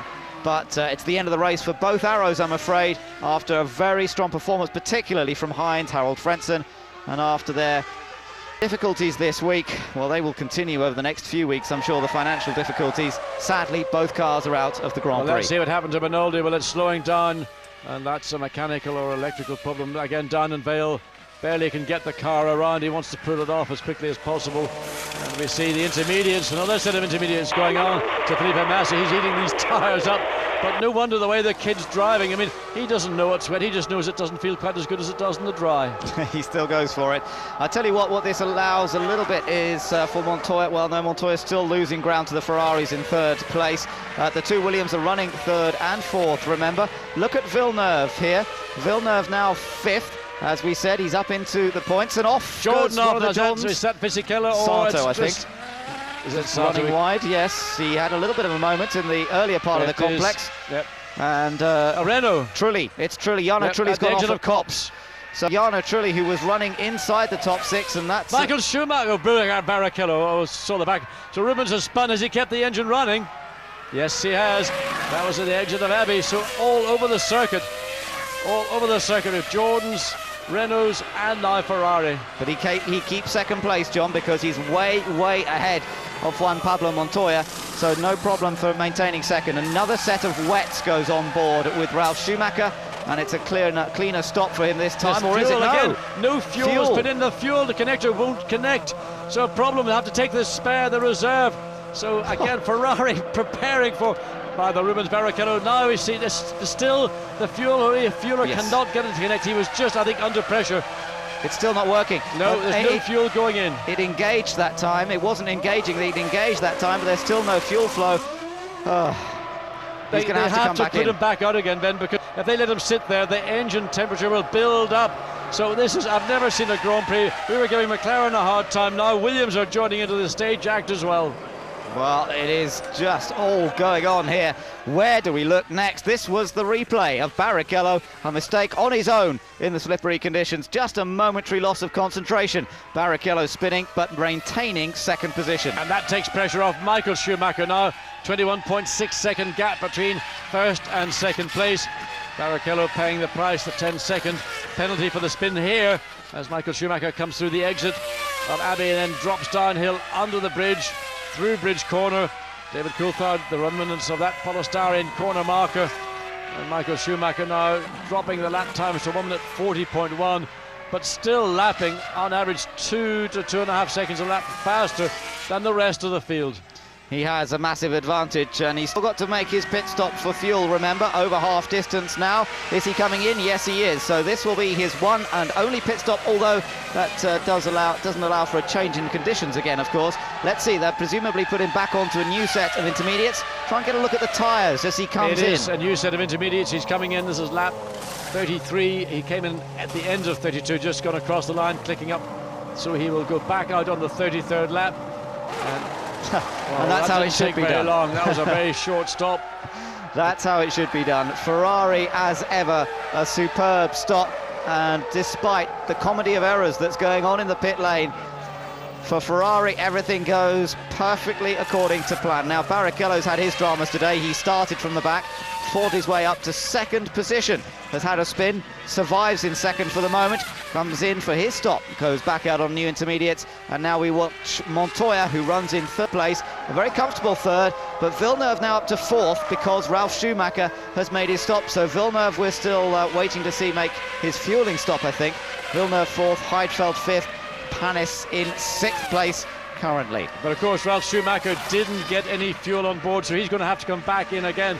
But Villeneuve and VAR for one Grand Prix have really had a good day here so far. Looks like the rain has stopped falling for the moment. Drying out once again a little bit, and it's once again the perfect conditions for the Bridgestone intermediate tyre users. Montoya is coming under a bit of pressure from Raikkonen, who is behind him here, but Raikkonen is a lap down in 10th place after all the dramas that McLaren have suffered. Now Montoya, I don't know whether he's going to fight for this position or not. He doesn't need to, but of course he might not realise that fully at this stage, even if he's getting the word on the radio. Well, Barrichello just clipped the curb. You saw the back of the Ferrari step out. Now De La Rosa going to get the blue light in the car, the blue flag on the circuit, and Williams have still got to rectify that problem with their fuel rigs. I don't know what went wrong. This is something that's occurred on a number of occasions this year, affecting Williams also earlier in the season. But again, now the rain appears to either eased off or stopped, then Ferrari are going to have to consider how long they can go on these intermediate tyres, because once the track begins to dry, the rubber compound of that intermediate tyre is going to come under severe pressure, and Ferrari may have to make another rapid pit stop to think about going on to a set of completely dry weather groove tyres. Yes, but they do have a big advantage in terms of time at the moment. Michael Schumacher, a very healthy lead, 22 seconds last time around over Rubens Barrichello, and then Montoya some way further behind that. Jacques Villeneuve running fourth, fifth place for Heidfeld, sixth place for Panis, then Fisichella, Ralf Schumacher, Felipe Massa and Kimi Raikkonen. And Raikkonen, of course, remember, is a lap down on Montoya, still behind Montoya on the track at this point. So throughout the field, I mean, it's all confusion. Thank goodness we've got electronic lapping and scoring, because it has been a race of in and out of pits, spins, errors in driving. Michael Schumacher coming up now through the tail, and Olivier Panis is in sixth place, about to go a lap down. Panis will want to give way, but only in a place where it's convenient, and he just runs slightly wide into Brooklands, lets Michael take the racing line. Didn't lose any time in relation to his overall battle with Nick Heidfeld, because Heidfeld will now then become subject to the same requirements from race leader Michael Schumacher. What Panis needs to do is tuck in as much as possible behind the Ferrari and try and swoop through Heidfeld when that opportunity arises for Michael Schumacher. Yes, indeed, and just taking a look inside the Williams pit here a moment ago, they've been struggling to sort out this refueling rig, and they're checking it there, trying to make sure that the fuel is flowing correctly. But what frustration for them. Here we are on board with Juan Pablo Montoya as he heads around Luffield Corner, still slipping and sliding his way around, some 7.7 seconds behind Barrichello. with Barrichello having made that stop recently, but presumably Montoya will have to stop as well soon. Well, Montoya made a mistake on that last lap. He did a 38. Now that lap we've just seen go across start-finish line, back down to a normal pace of a 1:34.5, and that is just under 3 seconds a lap slower than race leader, or in fact for Rubens Barrichello, who's actually quicker on that last lap than Michael was.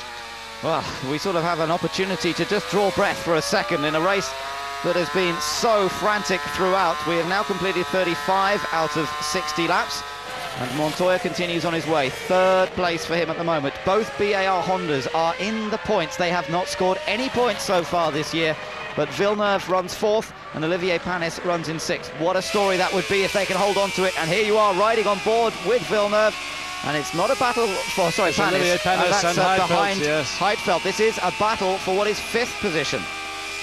So this is a battle of the two BARs currently in the top six. Villeneuve in fourth place, Panis in sixth, and Nick Heidfeld feeling a lot of pressure from Olivier Panis. And Panis needs to be careful because Heidfeld will not want to concede 2 points in fifth place anyway, other than the hardest fight possible.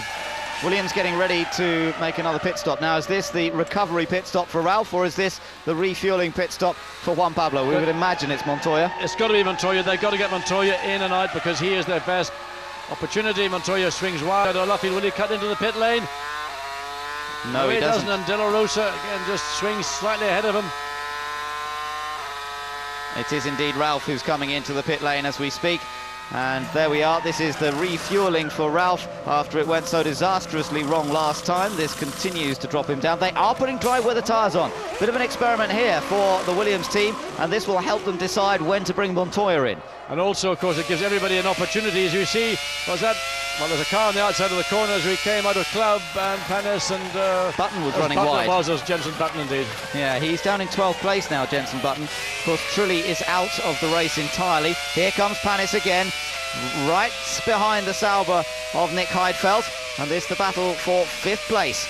But Panis, who hasn't really had a good run at Silverstone for many, many years, he's only once been in the points here before. No points so far this season. What an opportunity this is for him. And just ahead is Giancarlo Fisichella. Well, it's certainly a Jordan, I think it's Fisichella.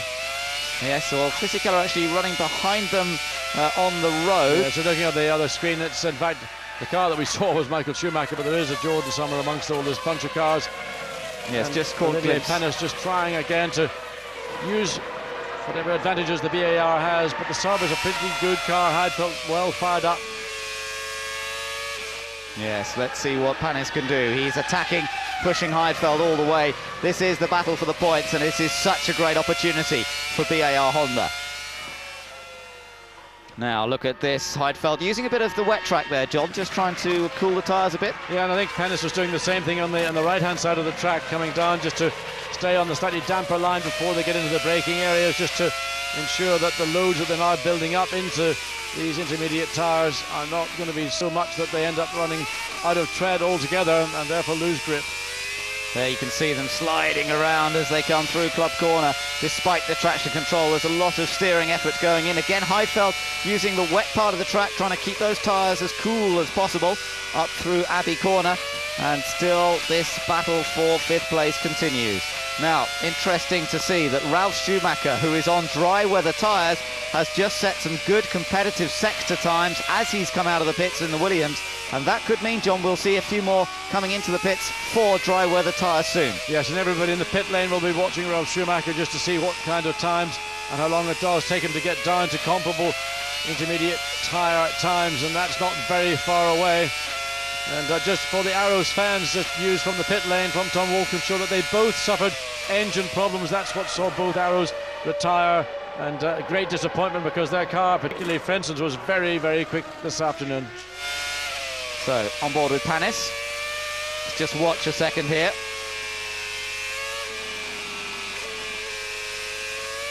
And as we watch, we see Jenson Button coming in and David Coulthard in for McLaren. Can they finally get a pit stop that's clean and untroubled? Still waiting to see him come out. Wing on to Jenson Button, friendly adjustment on the radio. Stalled now. Oh no, it cannot get bad. No, it can get worse. Jenson Button leaves the pit lane. David Coulthard, the fuel again, this problem of refueling. I don't know why we've seen so much problem from two of the best teams in the pit lane. It's just going wrong every single time. Finally, he gets the tyres on, and Coulthard is now heading out of the pit lane. Jenson Button has rejoined ahead. Here comes Raikkonen, taking his wet tyres off and putting the dries on. What can he do in the remainder of this race? He's out of the points at the moment, of course, after what turned out to be a badly timed stop earlier on for dry weather tyres. So let's look at Raikkonen. This is on, remember, a set of wet Michelin coming down into Vale. Well, just simply it didn't get the car slowed down enough, able to drive across the grass. The lawn down at Vale sufficiently smooth, then back onto the exit of Club Corner. And this battle still with Heidfeld and Olivier Panis. And they're closer, and Heidfeld decides it's time to call off. Good strategy by, I think, Sauber. Get him in when these track conditions are in the transitional phase.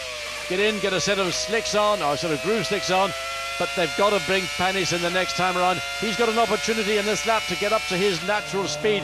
He was being held up, but look at the tyre wear. Those intermediates almost completely worn out in the inside shoulders on the front.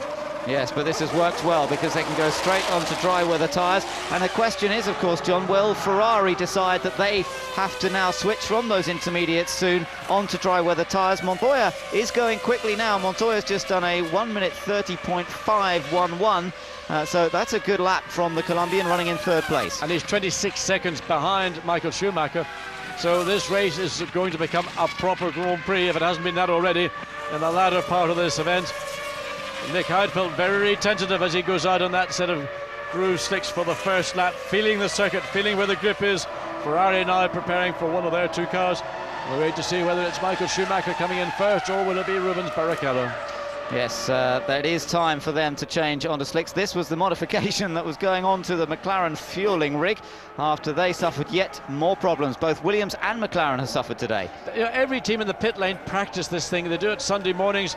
Them to change onto slicks. This was the modification that was going on to the McLaren fueling rig after they suffered yet more problems. Both Williams and McLaren have suffered today. You know, every team in the pit lane practice this thing. They do it Sunday mornings before the morning warm-up. They spent many days practicing wherever possible. So Michael Schumacher coming round Luffield. Is he going to be the Ferrari that comes in? And Villeneuve's in as well, John. So Jacques Villeneuve. No, he goes past. He doesn't come in.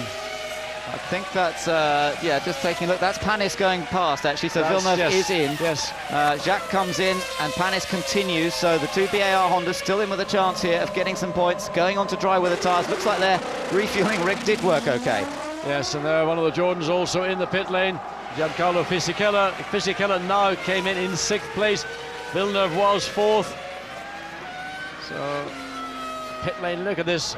Rubens Barrichello and Montoya come in, line astern, 2nd and 3rd in the Grand Prix. Barrichello comes to a stop. Montoya further down the pit lane comes to a stop. This is the battle for 2nd place in the British Grand Prix. Can the Williams team get Montoya out quickly enough for him to be able to challenge Barrichello in the remaining laps in this race? The fuel hose did work, and Montoya slips and slides his way out. 9.2 seconds for Montoya, 6.4 for Barrichello. But of course Barrichello had his refueling done already. It was purely a tyre change for Barrichello, whereas Montoya needed to refuel. So that explains the slight difference in time. But it does give Montoya a chance to go chasing after him. It just depends whether the Williams is up to the task. Well, I think in these conditions the Bridgestone groove slick is going to be the tyre that's got the initial advantage. If we just got a glimpse of Montoya going through Beckett, we go back to Michael Schumacher. And Ferrari, are they preparing for him yet? Well, certainly there's work going on within the Ferrari garage. The Barrichello has been in and out 3 times this afternoon. Michael Schumacher has only been in and out twice, but 1 more to go. Ralf Schumacher fastest on track last time around on his dry weather tyres. He did a 1:29.1. He's currently running down in 9th place, so we're going to see a big improvement in lap times coming now over these next 2 laps, and surely that means they will have Michael Schumacher in to put him onto dry weather tyres. Here comes Olivier Panis now for his dries as Villeneuve continues round. He's 5th. This will bring Villeneuve back up into 4th place again. So we have to see how when Panis comes out, the battle that he had with Nick Heidfeld. Heidfeld showing in 8th place. Oh, look at this. That's the battle for 2nd. Pass. Montoya takes Barrichello for 2nd place, and what a good outlet that was from Montoya. He's been able to challenge the Ferrari, and he's been able to get past. And that must be a surprise for Rubens Barrichello, because on that set of Bridgestone tyres in these conditions, I'll watch Barrichello coming back. This is great right under the rear wing. He's right under the rear wing. Can he have a go down the outside? It's the wrong part of track. And Montoya maintains the racing line. but Barrichello might shoot up the inside. No, he's lost the momentum on the exit of the corner. Well, it's a battle between two mates. These two are quite close. In fact, I think Barrichello, pretty much Montoya's only mate in Formula One. They get on very well, but they're racing hard here. And Montoya's taken him. He's got second place. And Barrichello perhaps not quite as happy with the car in these conditions now as the Williams goes charging away. But they're a long, long way behind Michael Schumacher. About 50 seconds behind. This was the move. Yes, probably a very unexpected move for Barrichello because Montoya took a punt down there. Let's look at it again. No way. Well, Barrichello much slower on the exit of bridge. Montoya sticks the Williams down the inside. Job done. Thank you very much. Then Barrichello comes back, coming across start-finish line. Montoya moves to the right to block and he moved down the inside. Look at the stuff on the, look at the rubbish on the track being blown up in the air. Yeah, well, Montoya made his one move across, which he's permitted to do. And Patrick Head keeps a close eye on proceedings as Montoya looks at scoring points here at Silverstone after a series of non-finishes in recent races. But the task of beating Michael Schumacher may well be beyond him because Schumacher has such a comfortable lead at this stage in the race. So 129 last time around from Michael Schumacher. Rubens Barrichello still following the Williams BMW of Juan Pablo Montoya. Now the Ferrari team getting ready, so we are getting prepared now for Michael Schumacher's change onto dry weather tyres. We saw that it was only just over 6 seconds at a stationary for Barrichello. Should be about the same for Michael Schumacher, and he'll be able to comfortably maintain the advantage in this race, but his 48-second lead will be reduced. Well, we would anticipate from the point when he leaves the circuit into the pit lane, comes in 80 k's per hour, stops, refueled, tired, back out, across the line at the end of the pit lane. You're looking at about adding 25 seconds to a lap. So this lap's going to be somewhere around about the 153, 154. So comes in on the speed limiter. So that he should be about 20-25 seconds advantage when he returns to the track and completes what will be lap 44. Those are very worn intermediates coming off there. We didn't get quite a glimpse, but they look pretty bold to me as he comes back out. Yeah, just a tyre change again. He had enough fuel on board already, so no problems there. And Montoya comes through bridge corner. That's the advantage that Michael Schumacher has. They won't be anywhere near onto this straight as Michael Schumacher exits the pit lane. So a very comfortable advantage still for the Ferrari driver. And the Williams and Ferrari, Montoya and Barrichello just coming through Luffield as Michael goes through Beckett. So well, the gap clearly has been reduced, whether it's under the 20 seconds or above it. We will wait and see one more lap. Look at Barrichello right again under the rear wing. Barrichello now having had that exploratory lap in which he lost second place, gaining the confidence, getting the feel for the Ferrari in these conditions and beginning to offer a challenge once again to second place on Montoya. Well, maybe we had the reverse situation. Maybe the Bridgestone tyre was harder work when it was cold, and now it's up to temperature, it's working better. You're looking at Ralf Schumacher. He's down in 8th place. He is a lap behind these guys effectively, or he will be. He's already a lap behind Michael Schumacher as these two come through in 2nd and 3rd. Villeneuve is still in 4th place. Panis is 5th. The two BAR Hondas looking to score their first points of the year. What a story that would be. Heidfeld is 6th. Fisichella is 3.8 seconds behind Heidfeld in the Jordan, running in 7th place. So Fisichella still in with a chance of scoring points. Ralf Schumacher 8th, Felipe Massa 9th, Raikkonen, who's been up and down like a yo-yo in this race, currently running in 10th place, 127.3 last time around for Kimi Raikkonen. Sato's still running, he's in 11th place, then Jenson Button is 12th, Coulthard, despite all his problems, is still running, he's in 13th place, and our last runner, 14th place, Pedro de la Rosa. Okay, Michael Schumacher comes across the line for the 44th time. We wait for Juan Pablo Montoya and Rubens Barrichello to come across. I anticipate the gap to be probably about 20-22 seconds in favour of Michael Schumacher. But look at Schumacher just once, back out on track, immediately up to speed, just the confidence that he has and just his ability, that cat-like skill he has in these very difficult conditions has always marked him out to be something very special. Just watch him into 14.5 seconds. 14.5 seconds. 14.5 seconds. Well, that's a bit of a wake-up call, Michael, if you ever wanted it. You cannot afford to relax. Not that in the remaining laps. You're on lap 45, 15 to go. And that will be a tough call if Michael finds himself with any kind of problem. We've seen that happen in the Canadian Grand Prix, but Silverstone is not hard on brakes. It's a mechanically fairly gentle circuit for the Grand Prix car.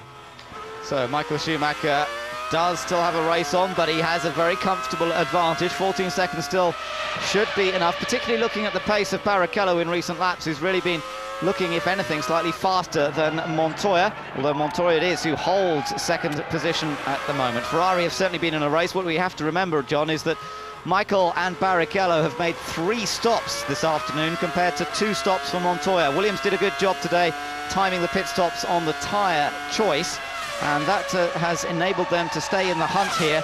But as Michael goes over the line at 125.7, that's 0.3 of a second faster than Montoya did last time around. We'll wait to see what the Colombian can achieve this time. You can see the countdown. It was 14.4. It's up to 15.0 now. And here comes Barrichello again, filling the mirrors of the Williams BMW. Yeah, I think what Williams have got to think about is not really going for victory here. They've got to think about consolidation for second place. 6 points in the championship. They need those championship points. And of course, what they do not want is another Ferrari 1-2. And with Ralf Schumacher down in 8th place, he's 4.3 seconds behind Fisichella, and he's actually not even lapping as quickly as Fisichella. So Ralph's out of the equation. Looks like he's decided mentally he's out of the race.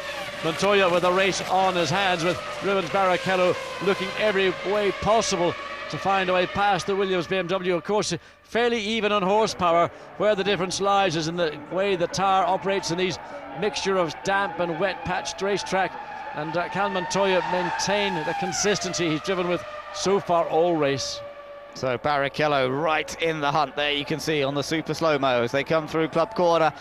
He wants to move back up into second place. The gap between Michael Schumacher and Montoya, remember, at around 15 seconds. Jacques Villeneuve is running in 4th. He's over a minute behind these two. So it's a long gap back to the BAR Honda, but he won't care about that. All he will be worried about is a chance to score points. Down in the Williams pit, it's really been an up-and-down day. And here goes Kimi Raikkonen. So Raikkonen is out. Raikkonen was running in 10th place. Another engine failure. Coulthard had one this morning. Raikkonen had one yesterday. And Barrichello gets alongside. Can he get the job done into Kopp's corner? He's going to have to be brave. He touched. Right front left rear touch from Barrichello. But what a courageous move.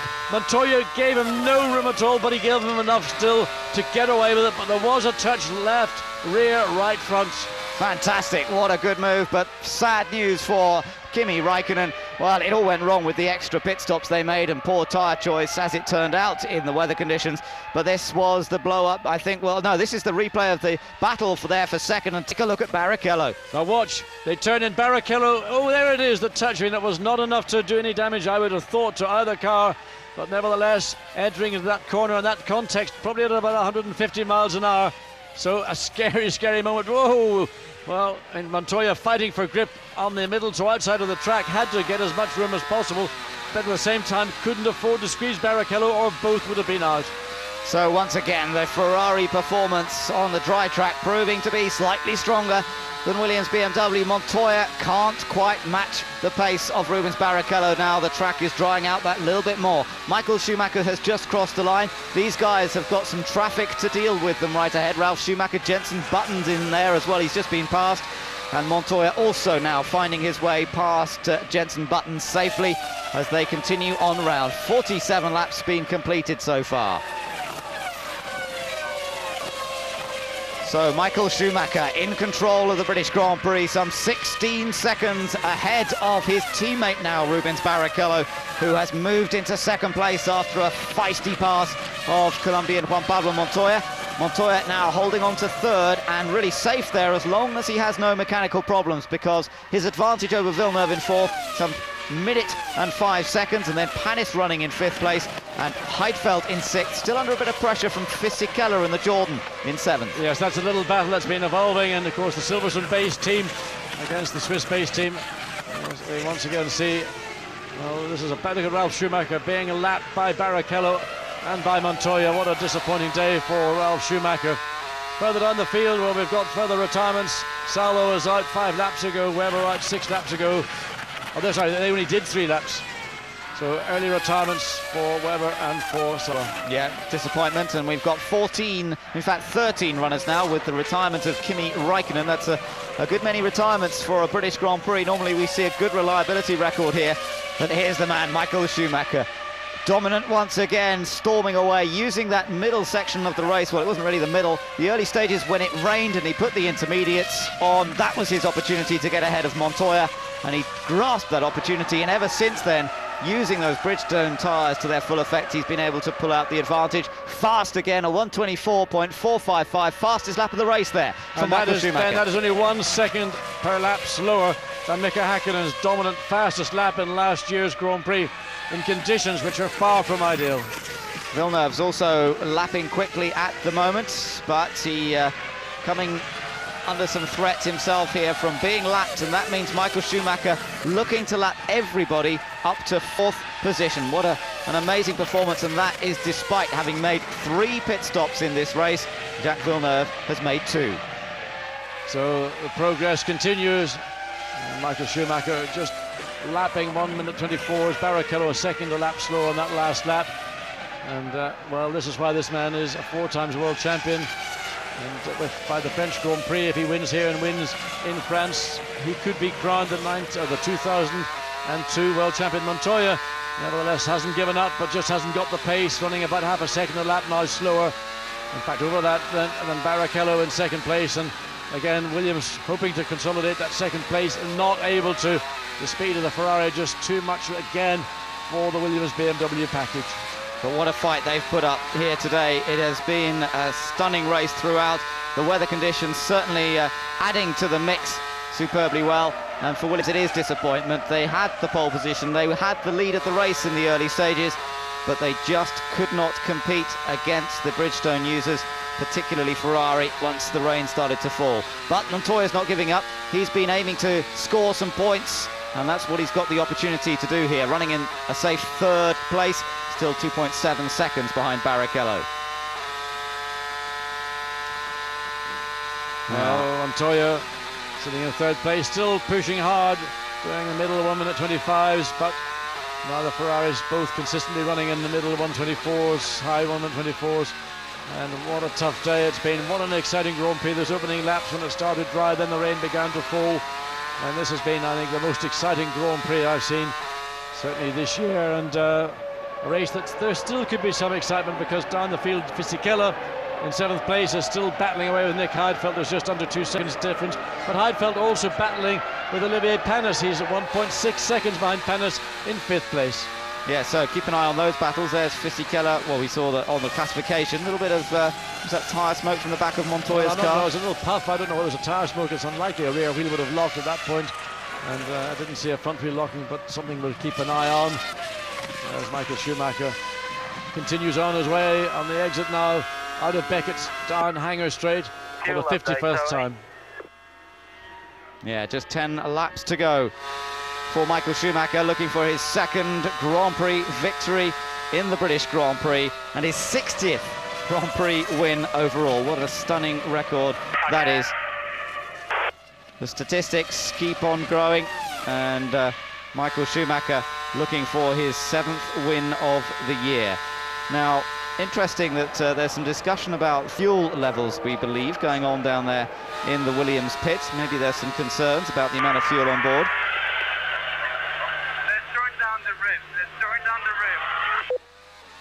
Yeah, he's saying let's reduce the revs, and then we can perhaps save fuel, something he's used to doing from his time racing in America. Okay, one, we're going to go A up 2, A up 2.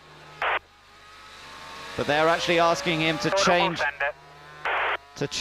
the engine setting effectively. They're asking him to change the engine setting, which he can do on the steering.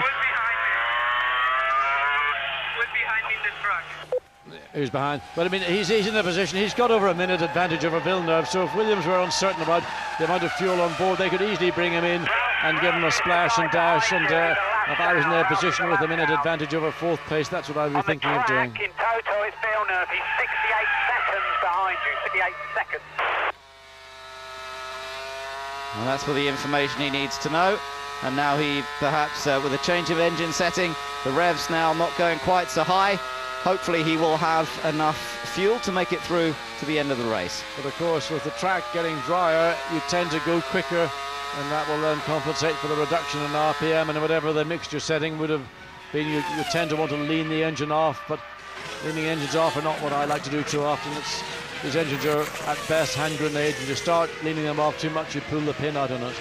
That's right. Well, I think they certainly might have gambled a little bit with the fuel going in, because they knew they were in the battle with Barrichello when they both came into the pits at the same time, so they might have gone as marginal as possible. And with the dry conditions now, just using that bit more, they are going to have to conserve fuel in the remaining laps. There is another battle going on. We're not seeing it really on screen right now, but it's an inter-team battle, because Panis is carving away Jacques Villeneuve's fourth place. It's down to just under 7 seconds. There's a blow up for Takato Suma. So Sato out 10th place. Big blow up for Honda. Well, that's a great shame as well for the Japanese. He was running in 10th place. Looked as though we were going to get both Jordans to the finish, but not to be, I'm afraid. And Sato, who hoped for so much from this British Grand Prix weekend, disappointed once again. And she's going to blow just in the middle of Copse Corner, and Sato doing a good job bringing the car in Eddie Jordan's face. Well, he's disappointed, but focus for Jordan is on Giancarlo Fisichella, but he's dropped away from Nick Heidfeld in 6th place, down to 3.2 seconds, so Fisichella unable to take that battle to 6th place. One more point for Jordan would give him 7 points, and if the two BARs finish 4th and 5th as they're running right now, they will have gained 5 points from this one Grand Prix. Funny situation actually, John, if looking at Jordan's career in the past, they've had their ups and downs, as we know, over the years. And a few years ago, they came to Silverstone having scored no points whatsoever. That was back in 1998. Just looking back at that engine blow-up, it was pretty spectacular, wasn't it? Yes, it was. Fortunately, Sato was pretty much offline. He saw it, or he would have felt it and known about it before he got into Copse, but it really let go big time in the exit. And hopefully he didn't put any liquids down on the exit of the corner, which would be considered the ideal exit for those cars that are currently still on track racing. Michael Schumacher, in the meantime, still pounding away, fastest second sector time of all day. Lap 1 minute 24.528, and Barrichello now some 18.2 seconds behind, but a 6.3 second advantage over Montoya, who's had to maybe rein back a little bit in terms of fuel in 3rd place. Montoya's pace still looking fairly good, so he's reduced revs, but the lap times are staying pretty similar as Barrichello makes his way, trying to get past Nick Heidfeld here. And as you say, we can't really see Fisichella that close. Just see him in the background. He was much closer than this at one stage. Yeah, he's back down to 3.3 seconds. The trouble for Montoya is that he is doing all the things that the team asked, but the track is getting drier. He's also in a rhythm, and when you're a driver in a rhythm, if you reduce revs or make changes to the engine, it doesn't actually make an enormous amount of difference in a Grand Prix. It might in a single flying lap, but not in a Grand Prix, because that rhythm is really what carries you through the Grand Prix, and you don't want to start breaking that unnecessarily. Barrichello safely past Nick Heidfeld and maintains 2nd position, some 19 seconds behind his teammate Michael Schumacher. Looking at another Ferrari 1-2. No arguments about team orders on this occasion, however. Barrichello had to start from the back after stalling the engine at the start of the formation lap. What would have happened if he'd started up front? Well, that would have been a different story, but we could have had a three-way tussle in the early stages for the lead. As it was, Barrichello's done a fantastic job to make up the lost ground and to be running in 2nd place. Yes, and interestingly, he was quite cautious coming through bridge. He was nowhere near as committed as certainly he would have been in qualifying. And I think Rubens now under no real threat. 7.3 seconds advantage, and I'm sure the team are fully aware. They've watched the same pictures, Ferrari that is, watched the same pictures on their monitors on the pit lane, pit wall that you have at home, and they can also, in some degree, monitor all the radio traffic, so they'll know that Williams are marginal on fuel and that they're not going to be threatened by Williams, so Rubens can afford to drop back or ease off a little bit in the gap. In fact, between Michael and Barrichello now up to 20.4 seconds. Yes, Panis is closing up a little bit to Jacques Villeneuve, just getting that little bit closer each lap around. Maybe not just Montoya will be conserving fuel, that is a factor to watch out for in the latter parts of this race. Remember, Olivier Panis had to jump into the spare car because his car on the exit of the pits before the start of the race had a problem. And Olivier Panis having a frustrating weekend. Maybe all that frustration will be repaid to him, but that battle that is going on with his own teammate, just under 6 seconds, 5.8 seconds now. Olivier doesn't need to race his teammate. He must be careful not to try too hard, try not to get into a battle where it wouldn't be necessary, either to force his car or his teammate's car to a pace where there really isn't a challenge. Heidfeld is a further 3.6 seconds behind in 6th place and offering no threat to Olivier Panis. David Richards, team boss of BAR. We saw him on the pit wall there for a moment. What a moment this could be for the BAR Honda team. Absolutely no points scored throughout the season so far. We've got over the halfway point in the championship, but a chance today to score points for both Jacques Villeneuve and Olivier Panis, to score 5 points, and that would be such a boost to their fortunes. Of course, this is their local track, the team based just down the road in Brackley. It's been a tough time for the team, but what an opportunity this could be. Just looking back, last time they were in the points, in fact, was last year at Monza, so nearly a year ago, not quite, but it has been a long time. Well, Ralf Schumacher suddenly has got a bit of a wake-up call, I think, from the team. He's some 6.9 seconds behind Fisichella, who now, Fisichella's closed up to Heidfeld. Heidfeld seems to be struggling. Fisichella 1.6 seconds, so there's going to be a major battle. Giancarlo Fisichella trying to run down the Sauber in 6th place. And of course, Olivier Panis stretching his advantage now to 4.1 seconds over Heidfeld. Now, the Heidfeld's got a problem with grip and maybe just tyre wear, or a problem we're not aware of, but Fisichella making a last dash challenge to the Sauber for that single point for 6th place. Let's just ride with Michael for a moment there. Oh, well, in fact, so we'll switch and have a look at Barrichello. Looks like Michael's beginning to take things a little easy with just 4 laps to go. His trademark as sensible to just drop the pace off a little bit. There's no rush, and his 2nd place man is Barrichello, his teammate. Anyway, there you can see Fisichella. That was the gap between Heidfeld and Fisichella as they came through, back down to 1.6 seconds. Yes, and that's been closing down that gap over the last 3 or so laps. I've been keeping an eye on Heidfeld and Fisichella. It got ready to 3.8 seconds, but look, a problem. That's Jenson Button. Well, he pulled out of the way, but has he run out of fuel? He's coming into the pit lane very slowly indeed, and he's just coasting down the pit lane. I think he's lost the engine. I think he's out of petrol. He was in 10th. He's just been passed by David Coulthard, who now therefore comes up into 10th place. It has not been a good day for the British drivers, I'm afraid. Alan McNish didn't even get to start from the grid. Eddie Irvine went out after 5 laps of the race. He spun out. And then we've seen problems for Coulthard in the pits, and now we've seen problems for Jenson Button. Sorry, 33 laps he has done. The engine's still running, in fact, so it isn't a fuel problem. It's another problem. It may well be that the electronics. Let's look and see what this is. Well, yes, Ralf Schumacher being allowed to unlap himself on 3rd place, and Pablo Montoya. So Button makes his stop. Can they get him back out again? Engine does sound very rough there, and I don't think that this race. Well, there's a left front problem as well. Looking around the brakes, and is it a mechanical part, a suspension component, and upright? They're looking certainly around the hub, brake area, some of the wheel bearing, something like that. Inside that disc, the hub, the wheel bearing, all that so finely made. These parts are like a piece of Fabergé jewellery. They're just absolute pieces. Take weeks to make. In fact, cost a fortune. And a driver can write one off in the blink of an eye and just walk away and say, oh, sorry.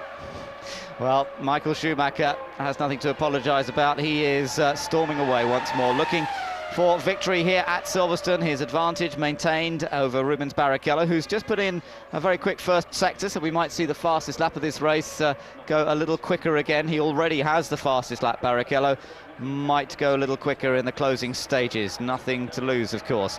We have 12 cars still running out of the 21 cars that originally set off. Well, I say 21, of course, McNish didn't even get to move off the grid, so 20 cars actually set off into Copse for the first time. 12 of them left, and Barrichello still charging along on this lap as he enjoys the latter part of the race.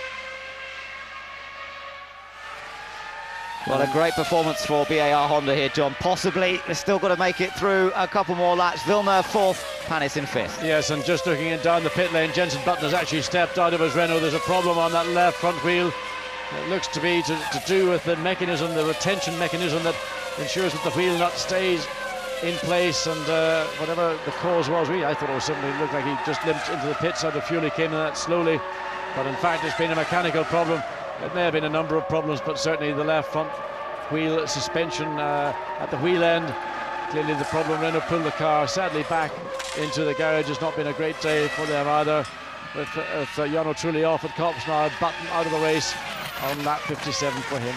But Michael Schumacher is now very much into the closing stages of this Grand Prix. He has a lap and a half to complete, brings it through into the complex for the penultimate time, and the Ferrari fans are cheering and shouting as it looks like it's going to be another dominant 1-2 finish for this team. What a car they have this season.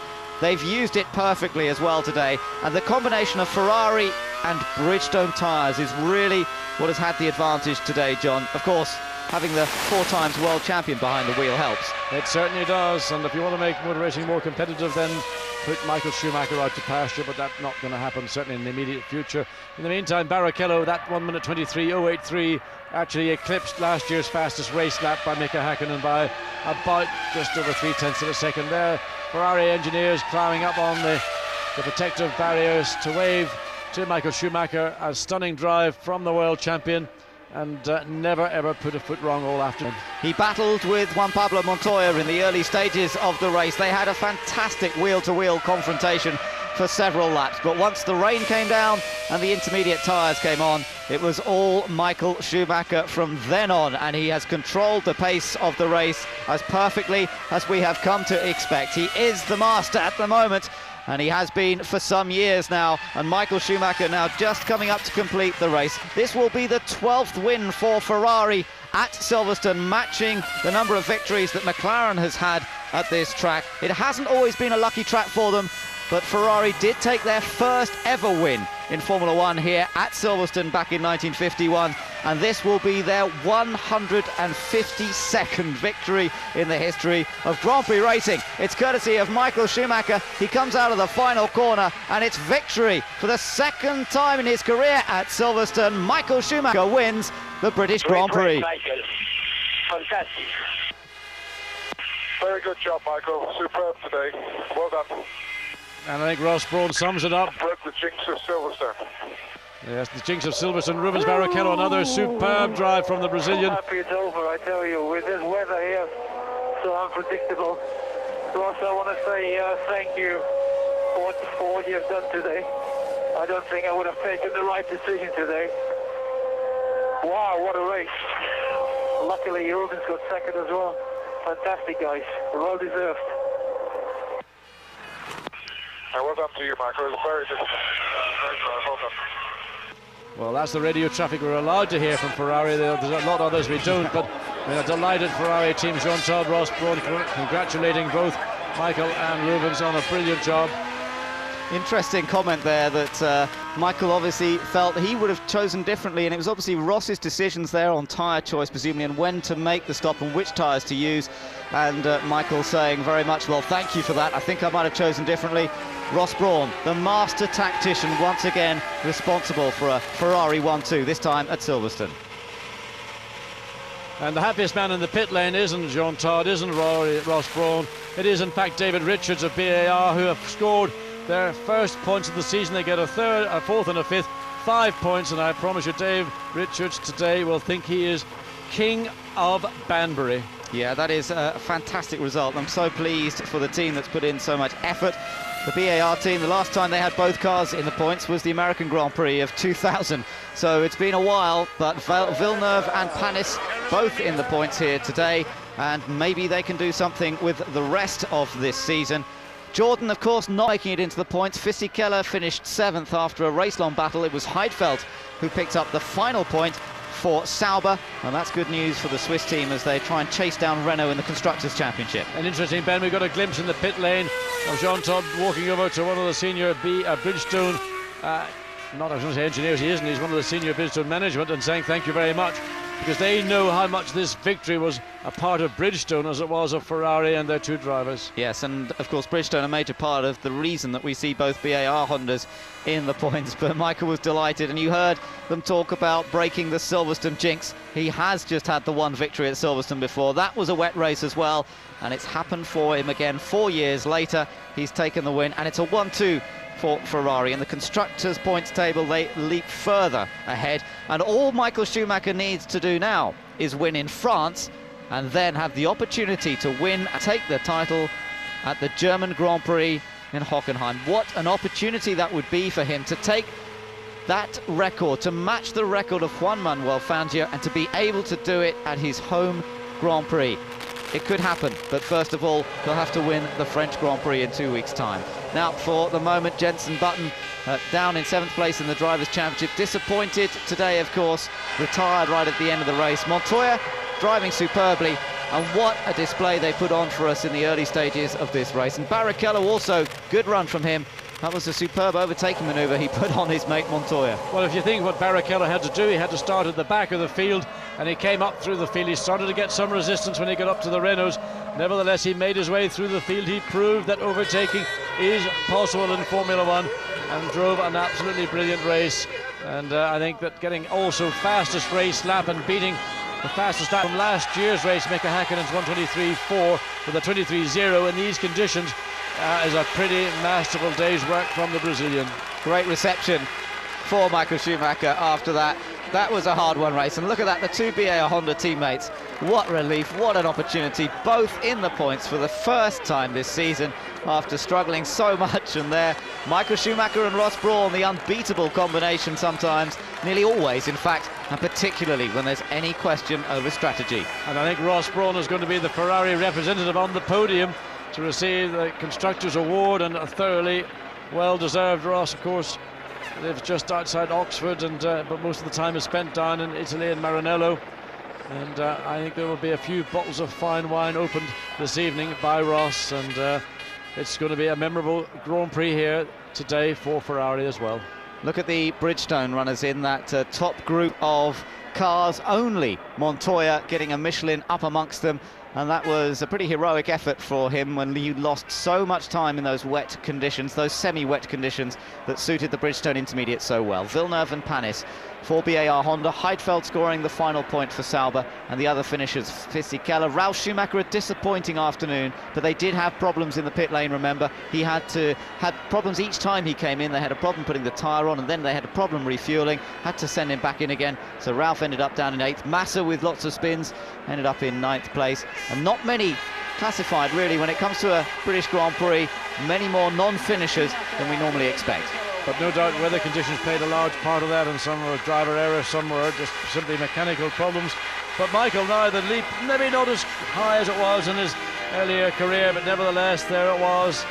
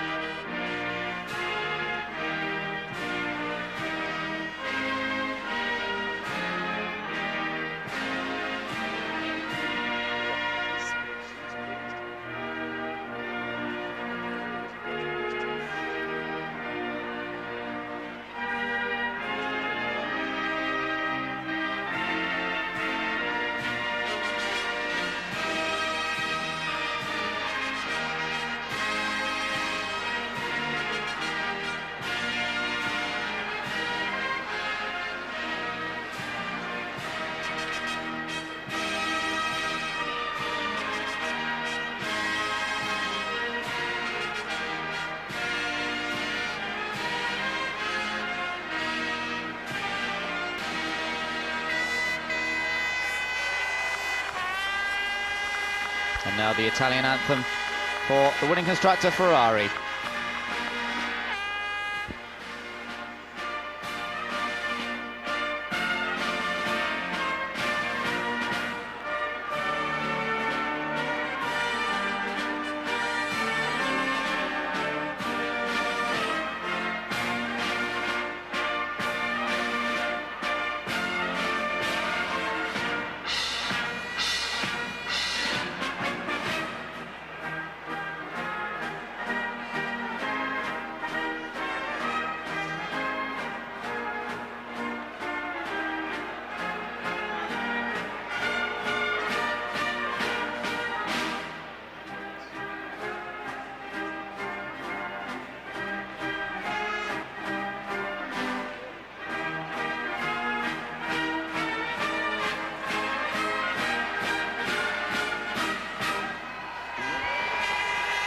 Well, Michael Schumacher does look happy, doesn't he? I mean, he always does, but I think this means a lot to him to win here at Silverstone again after 4 years away from the top step of the podium. And, of course, the race where he broke his leg, remember, back in 1999. The first time he's won at Silverstone since he broke his leg. He's run competitive races. Last year he was beaten by Mika Häkkinen. This year he did everything right. And Ross Brawn, suitably enough, delighted with another 1-2 finish for Ferrari.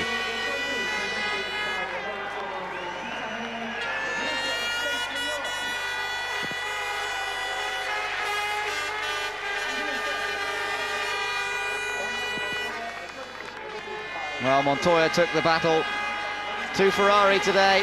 He started from pole position, but he did not quite have the pace, particularly in the damp conditions and even in the dry towards the end. But it's the first time he's finished since Austria, and he'll be pleased about that. At least he's put that string of retirements behind him. Yes, I think that's a big plus for a driver. When you've gone through a string of retirements, you just wonder when you're going to stop. Now Ross, well, he likes a drop of champagne. He drinks only the best, and he's getting a really good dousing with champagne. Juan Pablo just squirts Michael in the face. Never a clever idea. Michael's pretty good at doing it. He's been on the podium so many times. And now Ross, well, what can you do? Just cover up. You know what it's like when you get champagne in your eyes. It stings, it smarts, even with the glass as well. I usually there drink you are, it, Ross. Well, Ross will certainly have a lot. He will drink it, but oh, Rubens just pours it down Michael's throat. Well, he'll come back up pretty quickly if he's not too careful. And it's from the podium very quickly into the unilateral rooms for the press conferences. And you're going to see two very joyous Ferrari drivers, and I think a relieved Juan Pablo Montoya. I'm not convinced we would have had quite the same outcome had this been a totally dry race. I think that Montoya was up for it today. And of course all the problems that existed in the pit lane, well, would they have occurred with the refueling, with the problems with the wheel changes have occurred as well. What a race of incident and drama. The British Grand Prix today has been the most eventful race of the season. We saw some great races in the early part of the year, and today has certainly matched, if not bettered, those. We just did not know where to look next in most of the race. Just settling down in the closing stages after Michael Schumacher and Rubens Barrichello had established themselves 1 and 2. The customary leap from Michael Schumacher, win number 7 this season. Thank you very much. And the record of 9 victories in one season, which he has matched himself on 2 previous occasions, surely up to be beaten as well this year. Yes, it's going to be a case of rewriting the rule or the regulations and the record books, because Michael Schumacher, we see how much that champagne shower, it really is a lot more forceful than you think when you see it from just looking at it, the podium. And then Rubens just pours a drop more than down Michael's throat. You can see, well, after a race, tough race, maybe not physically the most difficult or demanding Grand Prix, and in these conditions a lot less load going through the high G-force parts of the circuit. Nevertheless, with 3 stops, and the unpredictability, I think, was the weather was the biggest trouble. You couldn't tell, but Ferrari and the Bridgestone runners were best placed to deal with that intermediate Bridgestone tyre, able to deal with the wet weather conditions, where Michelin really were stuck with either the grooved slick tyre or the full wet tyre, and neither of which was appropriate for a very significant part of the race. So the celebrations down there in the Ferrari pit, and the delight, despite having had a dominant season so far, they knew that they earned victory here today. Great pit work, great slick stops today from them after problems for so many of the other teams, and they're very proud of their achievement, and rightly so. Well, the Italian team, everything went perfectly in the pit stops, refueling. They don't seem to have these problems. I don't know why McLaren had this problem. I don't know why Williams had the problem, and Rubens Barrichello's sister, well, the Constructors' Trophy just getting a hold of it. And no doubt she and Rubens and the Ferrari team will have a celebration at the motorhomes shortly after. Well, and that gentleman holding the champagne actually is one of the team's electricians, but a once-a-year worker. He comes along. He actually lives in Basingstoke, and he helps the team out here at the British Grand Prix every year. And what a magic moment it is for him. And well, great moment for Ferrari and Ferrari fans all around the world. Let's go to the press conference now. And it's welcome to the top 3 finishing drivers in the 2002 British Grand Prix. It's Michael Schumacher, Rubens Barrichello and Juan Pablo Montoya. Michael, it's your 7th win this season, and you really seem to enjoy it, and so did the Silverstone crowd. Yeah, they haven't had many occasions to enjoy victories with me in my time in Silverstone. So obviously they do enjoy the few we had. Obviously great car and a great drive, but perhaps especially a really good tyre today. Yes, so it's the package. I mean, we know we have a very good car. We know we have very good tyres, especially for a race, and we have sort of worked for that very hard with Bridgestone together, with the team.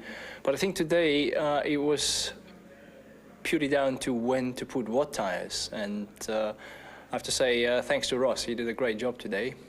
Because I wasn't sure, because we had this drizzling of rain, and sure, in that lap we came in, it was a lot of water, but it could have well stopped immediately, and then you should have stayed out on slicks. And I wasn't sure what sort of decision I should take, and I was glad Ross took the decision for me, and he took the right one. How much were conditions changing lap by lap? Quite a lot. I mean, it was almost dry, then it started raining again, and it was very tricky even then, because the intermediates sort of worn down and they almost were slicks, and then it started raining again, and it was very tricky at certain moments. Thanks, Michael. Rubens, probably one of your most remarkable races, went from 21st to 2nd in 19 laps. Talk us through it. It was quite busy. I mean, it's been a fantastic race in terms of you know, result, because I couldn't wait for more, and it was just you know, I select first gear on the formation lap, and the car, the engine turned it off, and it was a shame, because, you know, I just thought of Barcelona again, not having the ability to start. And when the car got going, I mean, as Michael said, we have the package and the tires and everything, so it seemed quite good. So I was coming quite quickly. On the intermediates, I think I pushed a little bit too hard on them, and they were completely gone. And I had a spin, and but even though I kept the engine running, so I had quite a busy afternoon. And a nice fun scrap with Juan at the end. Well, it's good, because it's quite fair, you know. It's you know, we can fight forever, but it's been quite good, so we enjoy. Yeah. Juan, it was all going so well while it was dry, but once it rained, things started to go away for you. In fact, as Michael went past, you were almost laughing into your helmet on the team radio. Was you just like, that's it, there's nothing I can do? Well, as soon as it started drizzling, it looked like actually our slick tire was better in the damp conditions, and it was a bit quicker than Michael. As soon as he'll dry, he'll catch me again, and he was a lot quicker at the time. You know, you can see lap times. You know, I think it's like 2 seconds quicker. They're faster lap than mine. And you know, from then I really couldn't do anything. As soon, you know, I came out of the pits. I think it was like 8-second lead. And so it took him 2 laps. I was thinking, and I was pushing really hard, trying to do something, but it's impossible. You had that nice scrap with Rubens at the end. I believe you may have had a slight problem towards the end? No, not really. You know, right before we pitted, my tires seemed to, you know, hold on a lot better than Bridgestone. So I think Michelin, you know, has done a lot of development on it, and it's, you know, it's at least a bit competitive. And in the hold-up, you know, Rubens slipped through. You know, I was starting to catch him a bit. And as we're going to bridge, I said, you know, I looked at the other fast corner, I said, he's going to lift a bit, and it just keep it wide open. And when I get out of the corner, I was ahead of him. It was pretty good. But then, you know, tires seemed to go off. You know, I think it's a lot better than before. It's a big step forward. But I think we still need to do quite a lot of work. Thanks, Pablo. Michael, go on to Mexico, where you've won many times. Your confidence must be absolutely sky high.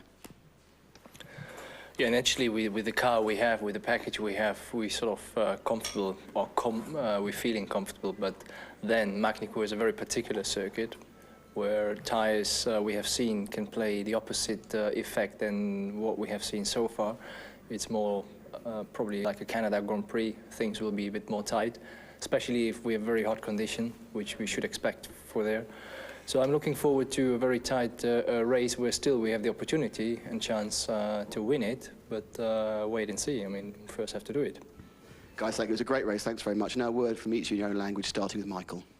Well, yes, indeed. It was a great race, as Nick says there. We enjoyed the spectacle, the show, and Michael Schumacher enjoyed the fact that he came through to take the victory in the end. And as he said, really, the package just that little bit too strong for everyone else to compete with today. Montoya, best of the rest, third place. He certainly gave the battle to Ferrari in the early stages. At the end of the day, though, he had to settle for that third position.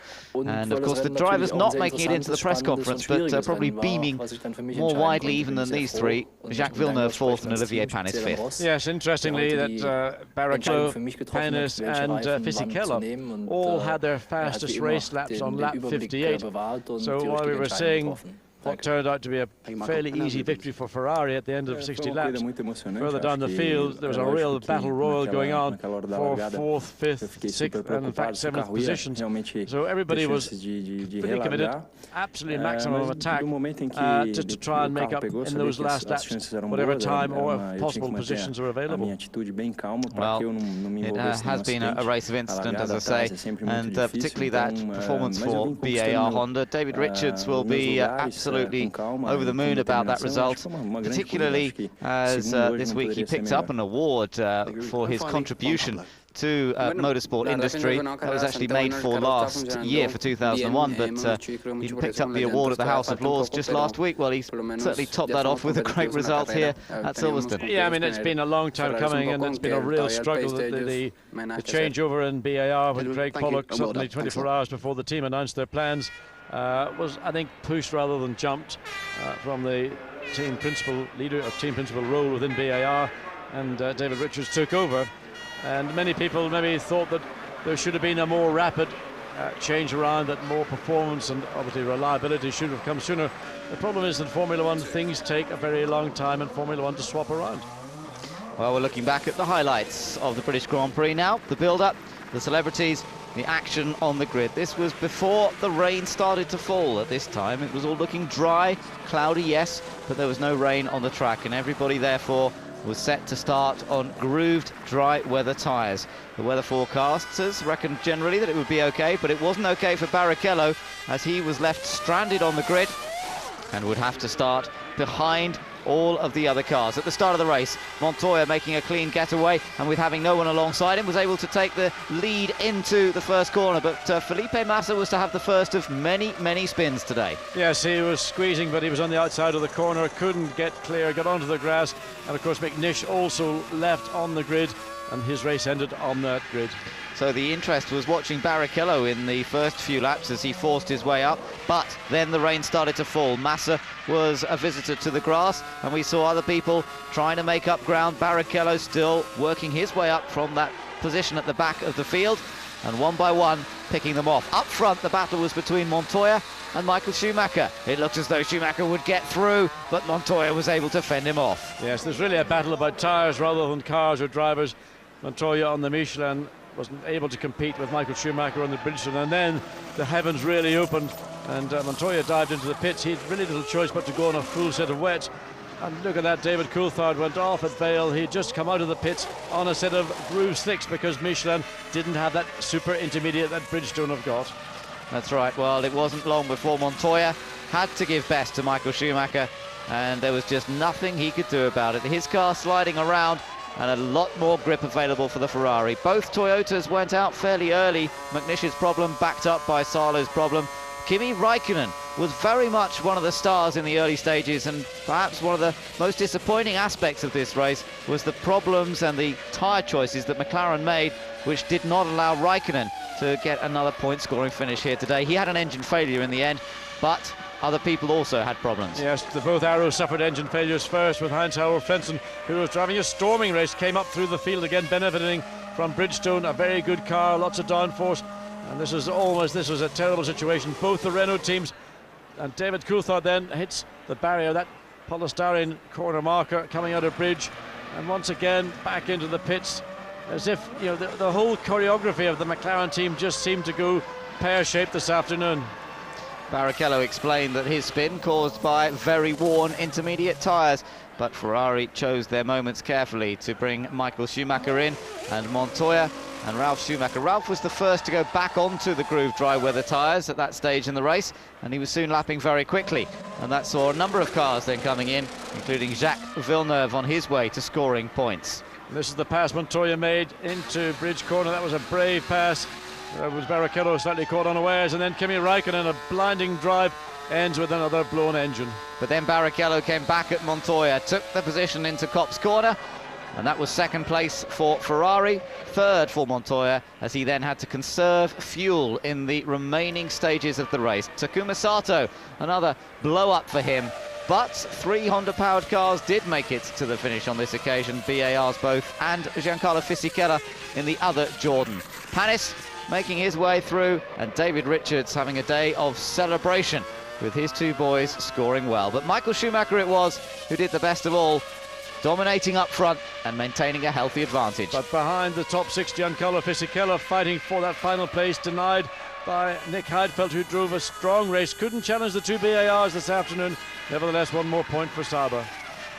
And the final lap for Michael Schumacher as he came across the line. It was delight for the Ferrari team, and Ross Brawn in particular, after once again making the correct calls, and that was the smile on David Richards' face as his 2 cars went over the line in 4th and 5th places. Well, there's a scene very frequently indeed, and 2 teammates also absolutely delighted, probably relieved finally to get off the blocks and score a total of 5 points between the 2 drivers. Jean Todt certainly happy about another 1-2 finish for Ferrari. No question of team orders coming into play on this occasion. It was a wide open Grand Prix, but once again Ferrari showed their class. Schumacher first, Barrichello second. Is there any stopping the Ferrari steamroller? We're just looking through the classification. Of course, people having enjoyed one of the best Grand Prix of the year, if not of several years here at Silverstone. Now many of them will be sticking around to watch the final support races. Others will be making their way home and testing out the new road system to get out of Silverstone, and I'm sure we'll have plenty of reports on that. But certainly the reports have been excellent about them getting in so far this weekend. Well, Barrichello had his supporters here. Unfortunately, he wasn't able to back up that victory at the Nürburgring after his problems on the start line. And Silverstone International Airport will become exceptionally busy as the whole orchestrated air traffic control once again gets underway. Helicopters will be ferrying the many tens, well, the thousands certainly, of corporate guests who have enjoyed this afternoon's Grand Prix. What a fantastic Grand Prix it turned out to be. It was so intense, so much going on in those early laps, with both driver error, people using strategies coming in early to change to one tyre or another, and we never really knew until the last third of this race what the pattern would actually unfold into.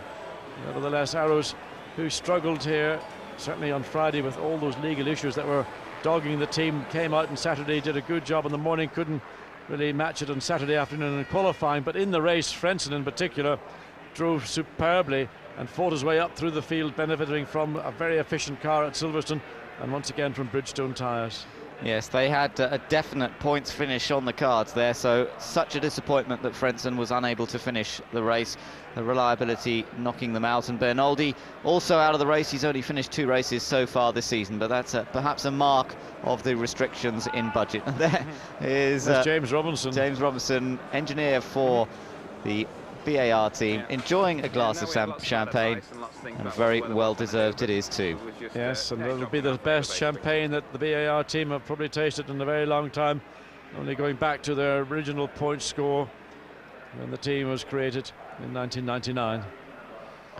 Well, still some very happy faces after that victory for Ferrari. Disappointing day for Minardi, of course. Mark Webber went off, had some sort of problem with the car, and Alex Young never made it into the race in the first place, so a disappointing run, but that's the way it goes. And Mark's still down there with the team, which is nice to see. He hasn't disappeared anywhere yet. Well, of course, the car's only just returned to the garage, and he will want to understand and find out what the problems were. Dickie Stanford, Williams BMW team manager, was chatting to some of the personnel from BMW and from the Williams team as we look down now behind the pit lane. This is where the team transporters are lined up on the right-hand side, all their hospitality and motorhomes on the left-hand side. That's another kind of hospitality, but let's say the guys there have probably had a cracking day, and they're going to crack a few cans of beer as well, and it'll probably be a long night. Well, for those people who came to Silverstone today, I think they'll be recalling this race for many years to come as one of the best they've seen. It might have been another Schumacher win, but it certainly wasn't easy, and there was so much going on throughout the field, so many incidents, so much overtaking and passing. Barrichello's drive absolutely outstanding as he passed that number of cars to move from the back of the field up to second position.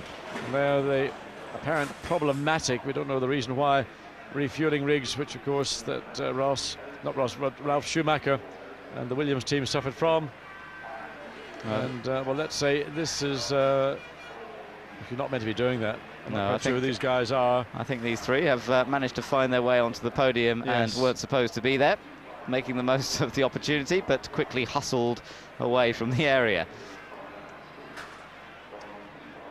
Looking at the fastest lap classification, as you said, Barrichello setting that pretty much towards the end of the race, and if you look on that list, there's no sign of Juan Pablo Montoya at all, although Ralf Schumacher does appear with the third fastest time. Olivier Panis, 7th fastest lap. Montoya all the way down there in 10th, and maybe that's a result of him having to back off in the closing stages because of concerns about fuel and whether he would have enough to make it to the end. So I think he backed off, and that probably explains the fact that Montoya didn't put in a particularly quick lap at the end of the race. Yeah, just talking about Williams, Patrick Hedge explaining on the Sky Channel that this fuel rig issue, it was certainly a technical problem in the past. They don't know whether it's that this time. They have to investigate it, but they're not happy about it at all, and he feels that they've got to get a handle on it. They can't afford to allow situations like that.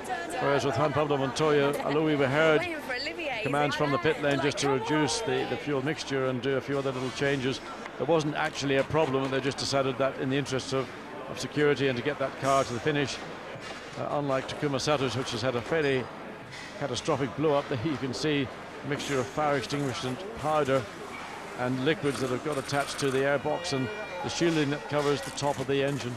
Well, we're right in there. I'm surprised somebody isn't blocking the camera view on this one. I don't think Honda wants it to be shown particularly, but there it is. And there also David's side pod on the McLaren looking somewhat damaged after all his incidents and action. Notice that he actually had the fastest pit stop of anybody. Well, that was only one of them. Most of the rest of them went completely wrong. Well, that's what you expect from McLaren. I mean, normally they are the slickest team alongside Ferrari in terms of doing pit stops. That damage on David's car, I think, was when he hit the polystyrene corner marker just coming into Priory Corner. Shows you how much, even with polystyrene, at 100 miles an hour, it can still do a substantial amount of damage. And that's a carbon fibre pod. It may not be very heavy, but it's plenty strong enough to withstand the aerodynamic downforce and loads that would be subjected to.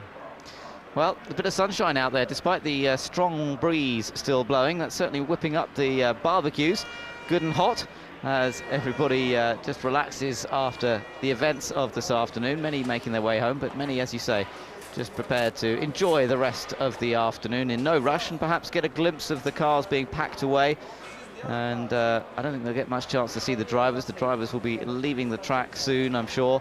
One or two of them will stick around with the teams for a while. Toyota, not a great day for them, I'm afraid, particularly for Alan McNish. And I do feel for him after starting his first ever British Grand Prix as a Formula One driver, and there it didn't even get off the line. He didn't even get down to Copse Corner. A repeat of Imola, effectively, for him, and very, very disappointing. Well, Jackie Stewart makes his way down the paddock wearing the Stewart. I don't know, that's the racing Stewart Tartan. There's about 15 Stewart Tartans, and Jackie's got his trues. But for Toyota, really disappointing for Alan McNish. And technically he did start the Grand Prix, but he didn't actually do a racing lap, and that's quite an odd one to put into the record books for your debut Grand Prix. Mika Salo went out very early in the Grand Prix, having started 8th in the grid, and well, potential was there. Maybe not the right tyre choice or tyre for the day. Nevertheless, Toyota, a team of the future. Yes, and who's going to be driving for them next year? Well, I think Alan McNish has certainly done a great job this year and is a star to have in the team. The question is he the right man for Toyota for the future? And that's what everybody seems to be asking in pit lane at the moment. I think he's done a good job getting used to the car, getting used to the Grand Prix environment. But Formula One is a tough business, and Toyota will have their own reasons for choosing drivers that are not always just down to how well they perform in the car. Of course, they've got young drivers under contract. Ryan Briscoe, for example, currently in Formula 3000. He's on their books, and they really want to develop these young drivers and bring them forward. And that's always putting pressure on the incumbent drivers, Mick Asalo and Alan McNish.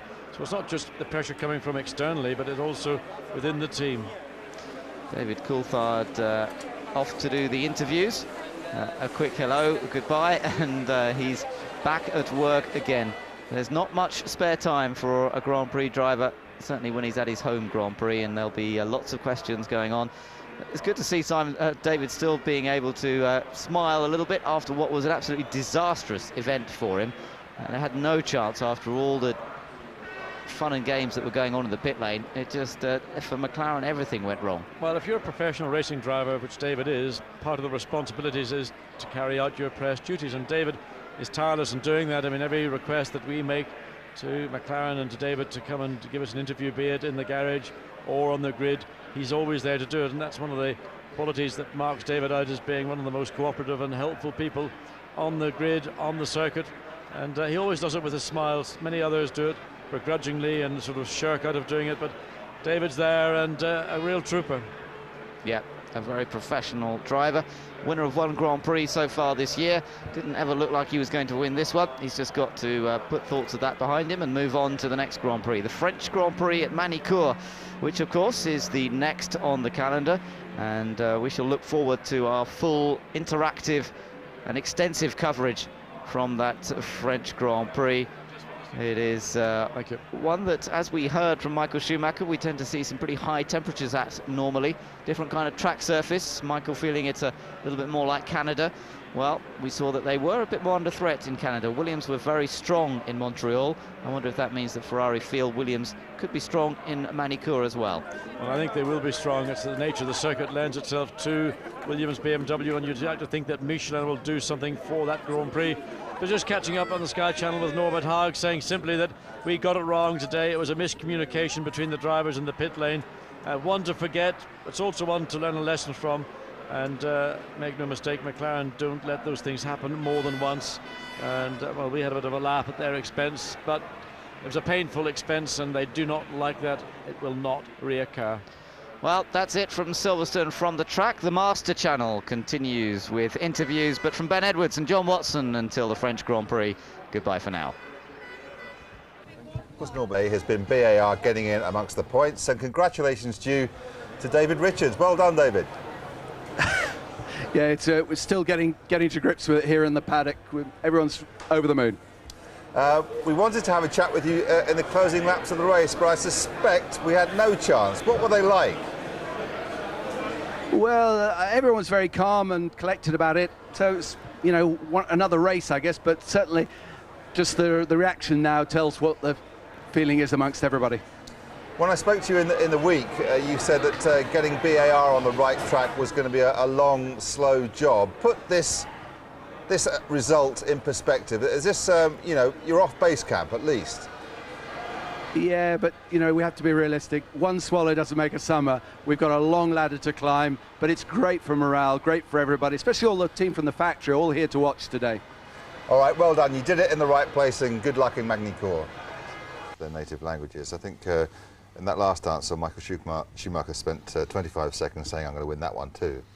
He's getting very close to winning the World Championship. I've just been doing a bit of maths. He's 54 points ahead now in the World Championship, and he can win it in the next 2 races, depending on where his closest challengers finish. But let's face it, the World Championship is looking his right for the picking in the next 4 or 5 weeks. There are 2 schools of thought, of course, on what's left of this season, that it's dull now because it's pretty much wrapped up, or it's a great chance to see a master in action.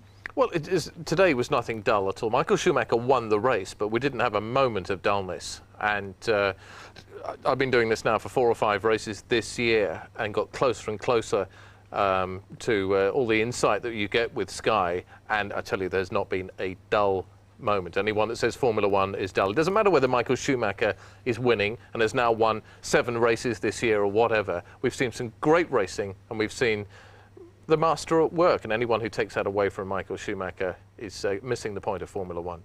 All right, well, the point of Formula One is to get points, and BAR have done that. A great British Grand Prix for the team and for Olivier Panis. Congratulations, Olivier. How does it feel to eventually get some points? Well, to be honest, I feel very good. I think so. The race we're doing today is fantastic for the team. We decided to doing 2 stops.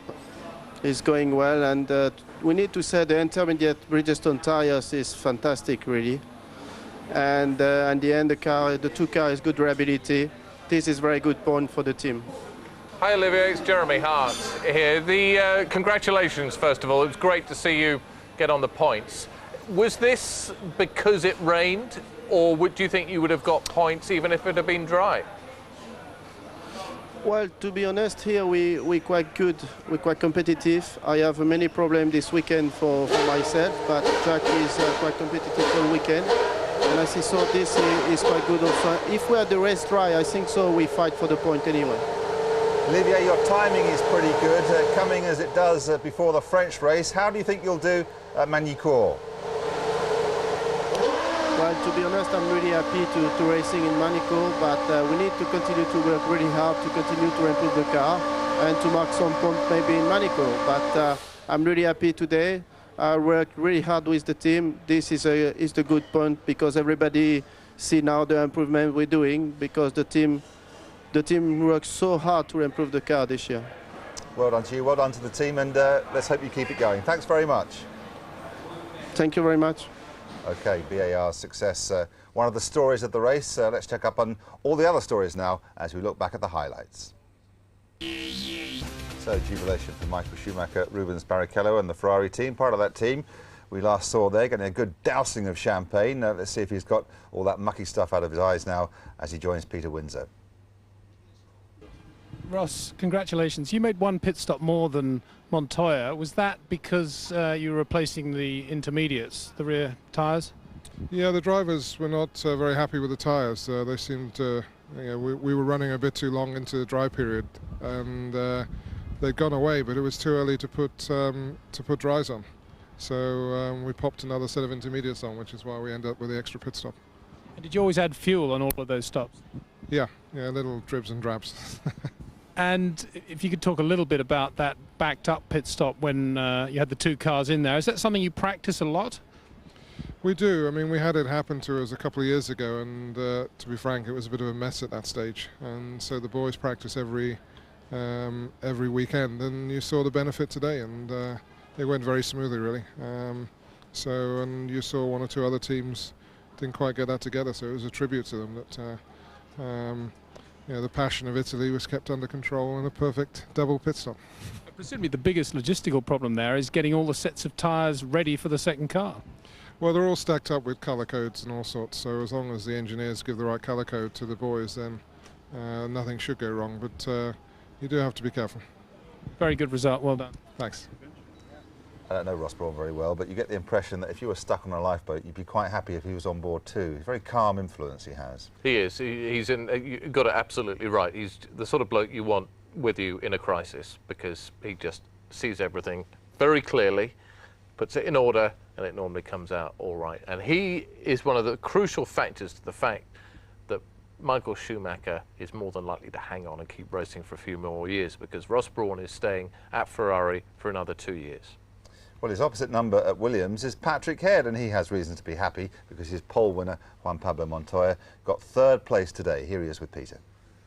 Patrick, great result from Juan Pablo, particularly in those conditions, the only Michelin runner-up there.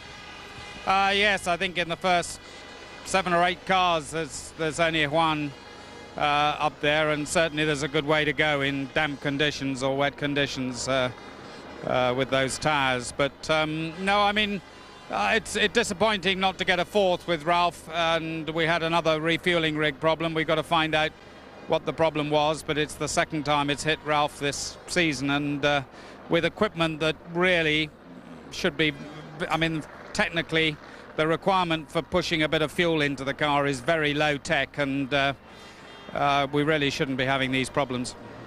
So the suggestion is that the problem is outside that of the team's jurisdiction. It's an FAA supplied problem. Well, certainly the Montreal one was a technical problem with the equipment. which was supposed to be corrected here. There was a technical correction, but it's too early to say exactly what this problem was. You know, one has to say there's Williams with 2 problems in 3 races. Maybe we've got a problem, but I know in the first case it was a technical problem. We'll have to see what this one is. And what was going on with Juan's engine at the end, towards the end of the race? There was no problem. He was just he was a long way ahead of Jack. He was just taking it easy. Thank you very much. Good, thanks. Well, there's a smiling team boss. We've heard from one other smiling team boss today, David Richards. We've also heard from a smiling driver, Olivier Panis. What about the other one? Jacques Villeneuve is with Amy. Jacques Villeneuve, fantastic race and a brilliant result. How on earth do you feel? Oh, it feels great. It's been a tough season, and finally to get a result and the 2 cars and the point is great for the whole team. That's fantastic. David said that teamwork was behind it. Is that what you feel? The whole energy was great this whole weekend. The car was good from the first lap, and I guess that got everybody pumped up. Now, of course, you fell victim to the changeable British weather conditions. How did that affect the strategy? Not too much. We just came in the pits a lap too late, but apart from that, it wouldn't have affected our position at the end of the race. Thanks, Jacques. Jacques Villeneuve, points winner, interviewed after the race instead of just before it. Do you think Jacques Villeneuve's time can come again? I wish it would. I really do, because he has got such talent, and we've seen that before earlier in his career when he became world champion. And hindsight is a wonderful thing, but if he was in a really quick car now, we have the possibility of Michael Schumacher, Juan Pablo Montoya and Jacques Villeneuve, the 3 quickest guys in motor racing, fighting it out, and it's just such a shame he's in a car that's not a winner at the moment. Well, Villeneuve, of course, has been there, done it. Nick Heidfeld is one of those many think will one day go on to prove he can do it. He got a point today. Here he is. Okay, Nick, close race with the BARs there at the end of the race. How did your car compare with theirs? Well, my car was worse than this morning in the warm-up. That was quite a big problem, especially in the beginning. I had quite a lot of understeer, so a lot of cars passed me, and I was happy when it started to wane. And obviously the Bridgestone tires were better than the Michelin there. I could do a similar pace than the BAR, but there was not much between us. Is that because the understeer came back towards the end of the race? I had understeer in low-speed corners, but still the car was very nervous. In the end, it was not too bad. The beginning was the biggest problem. Okay, thank you very much. Well, the battle amongst the mid-race teams is pretty much the one to watch this season, so Sauber should be happy, albeit just with 1 point. Here's Willy Ramph again with Peter. Billy, what was going on with Felipe early on in that race? He went off a few times. Yes, I think he was quite surprised about the track conditions. So unfortunately he went off and we lost a lot of time. But then he recovered well once all the pit stops had been done. Yes, he did, especially at the end of the race. I mean, he did very good lap times, but unfortunately it didn't really pay out in terms of points. And a good result for Nick to some extent. Were you surprised that he got passed by the BAR Hondas? Okay, I mean, Villeneuve was in front of us from the beginning, and in the first part of the race we were quite slow. And here I think we lost a lot of time to Panis, and we almost recovered, but we just didn't make it. Okay, well done anyway, thank you. Thank you very much. Sauber happy. They use last year's Ferrari engines. So would it be going too far to say that they're a Ferrari junior team? They are in many ways, but the problem is that Sauber have got now is that when do they break out of that mould? They have to ditch Ferrari at some point, which they're doing very well with, if they want to ever get better, because whilst they're in the shadow of Ferrari, that's pretty well it. Flavio Briatore can't be too happy at what happened. I don't know if you talked to him as a team manager, an agent or a team boss, I don't know, but both Renaults ended up on the grass. Here he is now. Flavio, not a great day. What happened to Jensen there at the end? We don't know. It was some problem with the brake. Sorry, problem with what? With the brake. And he had to bring him in again to change tyres, one more out of sequence, right? Yeah, because in the beginning we put a mistake. We put the wet, and the rain was not so wet. Being happened, you know, but Jarno was going well for a while before his problem. yeah, if it was the raining, was like we predict, it was okay, but we put a mistake, happened, you know, it's no problem. Thank you. Flavio doesn't like the weather over here. He's caught a cold there, or maybe he was just shouting. He lives here. He lives in Chelsea. Well, maybe he lives with central heating. But anyway, he didn't sound too clever there. Neither did his engines. No, I mean, it was a disastrous race for Renault, and it didn't start well, it didn't end well, and They seem to be going downwards rather than upwards at the moment, and they've got two great drivers, and they seem to be concerned more about who's going to be where next year rather than trying to win races this year at the moment. But maybe it'll come good for them in Magny-Cours. Well, I've won my bet that we didn't get an interview with Ron Dennis, actually. We probably didn't ask him. Let's hear from Norbert Hoag and see what went wrong with McLaren. Well, Norbert, that was an interesting race from your point of view. Yeah, it was. Was certainly not a good one, but anyway, sometimes you get it wrong, and we got it wrong today. We need to forget that. We need to certainly have a debrief on it, but I cannot blame the guys who did a fantastic job so far. It was just miscoordination between drivers and pits, and other teams have had that problem before, and we were out of the point ranks after that, and so it didn't matter anyway. I mean, it looked as if there was some sort of radio communication problem between certainly DC and the pit. Is that right or not? No, it was not. It was not. Things like that tend to look very silly from the outside, but they aren't. But I think Grand Prix fans know, if they look back, that every top team has had these hiccups, whether it's Ferrari, whether it's Williams, BMW. So it sometimes looks sillier than it is, and it is very important in these circumstances to stay together as a team, and that's what we are doing. And wait until Magny-Cours, we're going to have a better performance there. I think the positive of the day is that Kimi looked quite competitive at the beginning until the rain came, and from then on it went wrong. What was the problem with Kimi at the end? He has an engine failure. We have to investigate what happened. Certainly that's not what we want to have. But everybody's pushing to the limit in the moment, and so we need to check what was wrong. Thank you very much. Was Norbert just putting a brave face on it? That's his job after all, or do you think those were sincere sentiments? I think they went into automatic, actually, after... it's not often that McLaren have to explain that they completely screwed up, which they did here, and it all went wrong in the pits. Somebody will have to take the blame at the end of the day, and it definitely wasn't David Coulthard, and it definitely wasn't Kimi Räikkönen. OK, lousy for McLaren, but great news for BAR. In the points at last, and could this be the start of David Richards' long-boasted plan to put them back to the top, or even take them to the top? So congratulations to Michael Schumacher, winner of the 2002 British Grand Prix. In 2 weeks' time, it's the French Grand Prix. And remember, if you've enjoyed our coverage of the Silverstone race, remember, a season ticket is now available. You can buy your pass to all the rest of the season's races right now. To purchase, ring 08702 418 111. Or you can wait until we're off air and press the red button. £50 is what it'll cost you, and for that you get access to all the remaining races and all the interactive features for the rest of the season. Sky Sports 1 has a preview for that at 6 p.m. on Thursday the 18th of July, my birthday. I'll give you the address for cars later on. And here on Channel 434 we have practice sessions 1 and 2 on Friday, starting at 9:30. On Saturday it's practice 3 and 4, and that starts at 7:30 in the morning, followed by qualifying at 11:30. Sunday has warm-up at 8 a.m. and then the race build-up starts at midday. Well, my thanks go to Jeremy, to John Watson and to Ben Edwards for the Super Channel commentary, and to Peter Windsor for all of his pit lane work. We're all back for Magny-Cours in France, and guess who won there last year?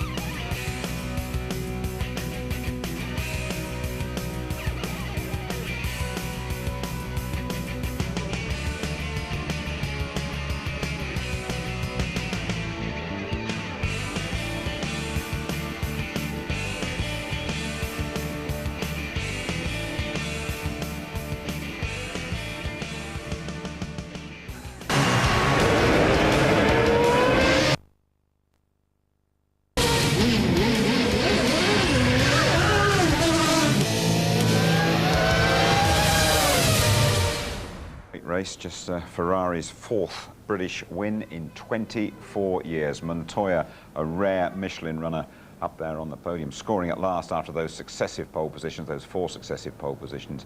Villeneuve and Panis, excellent for the British-American racing team. And Sauber, who put both cars in the top 6 last year, Nick Heidfeld making his point this time round. Well, what does that mean? He's even further ahead, Michael Schumacher, as he hones in relentlessly on world title number 5.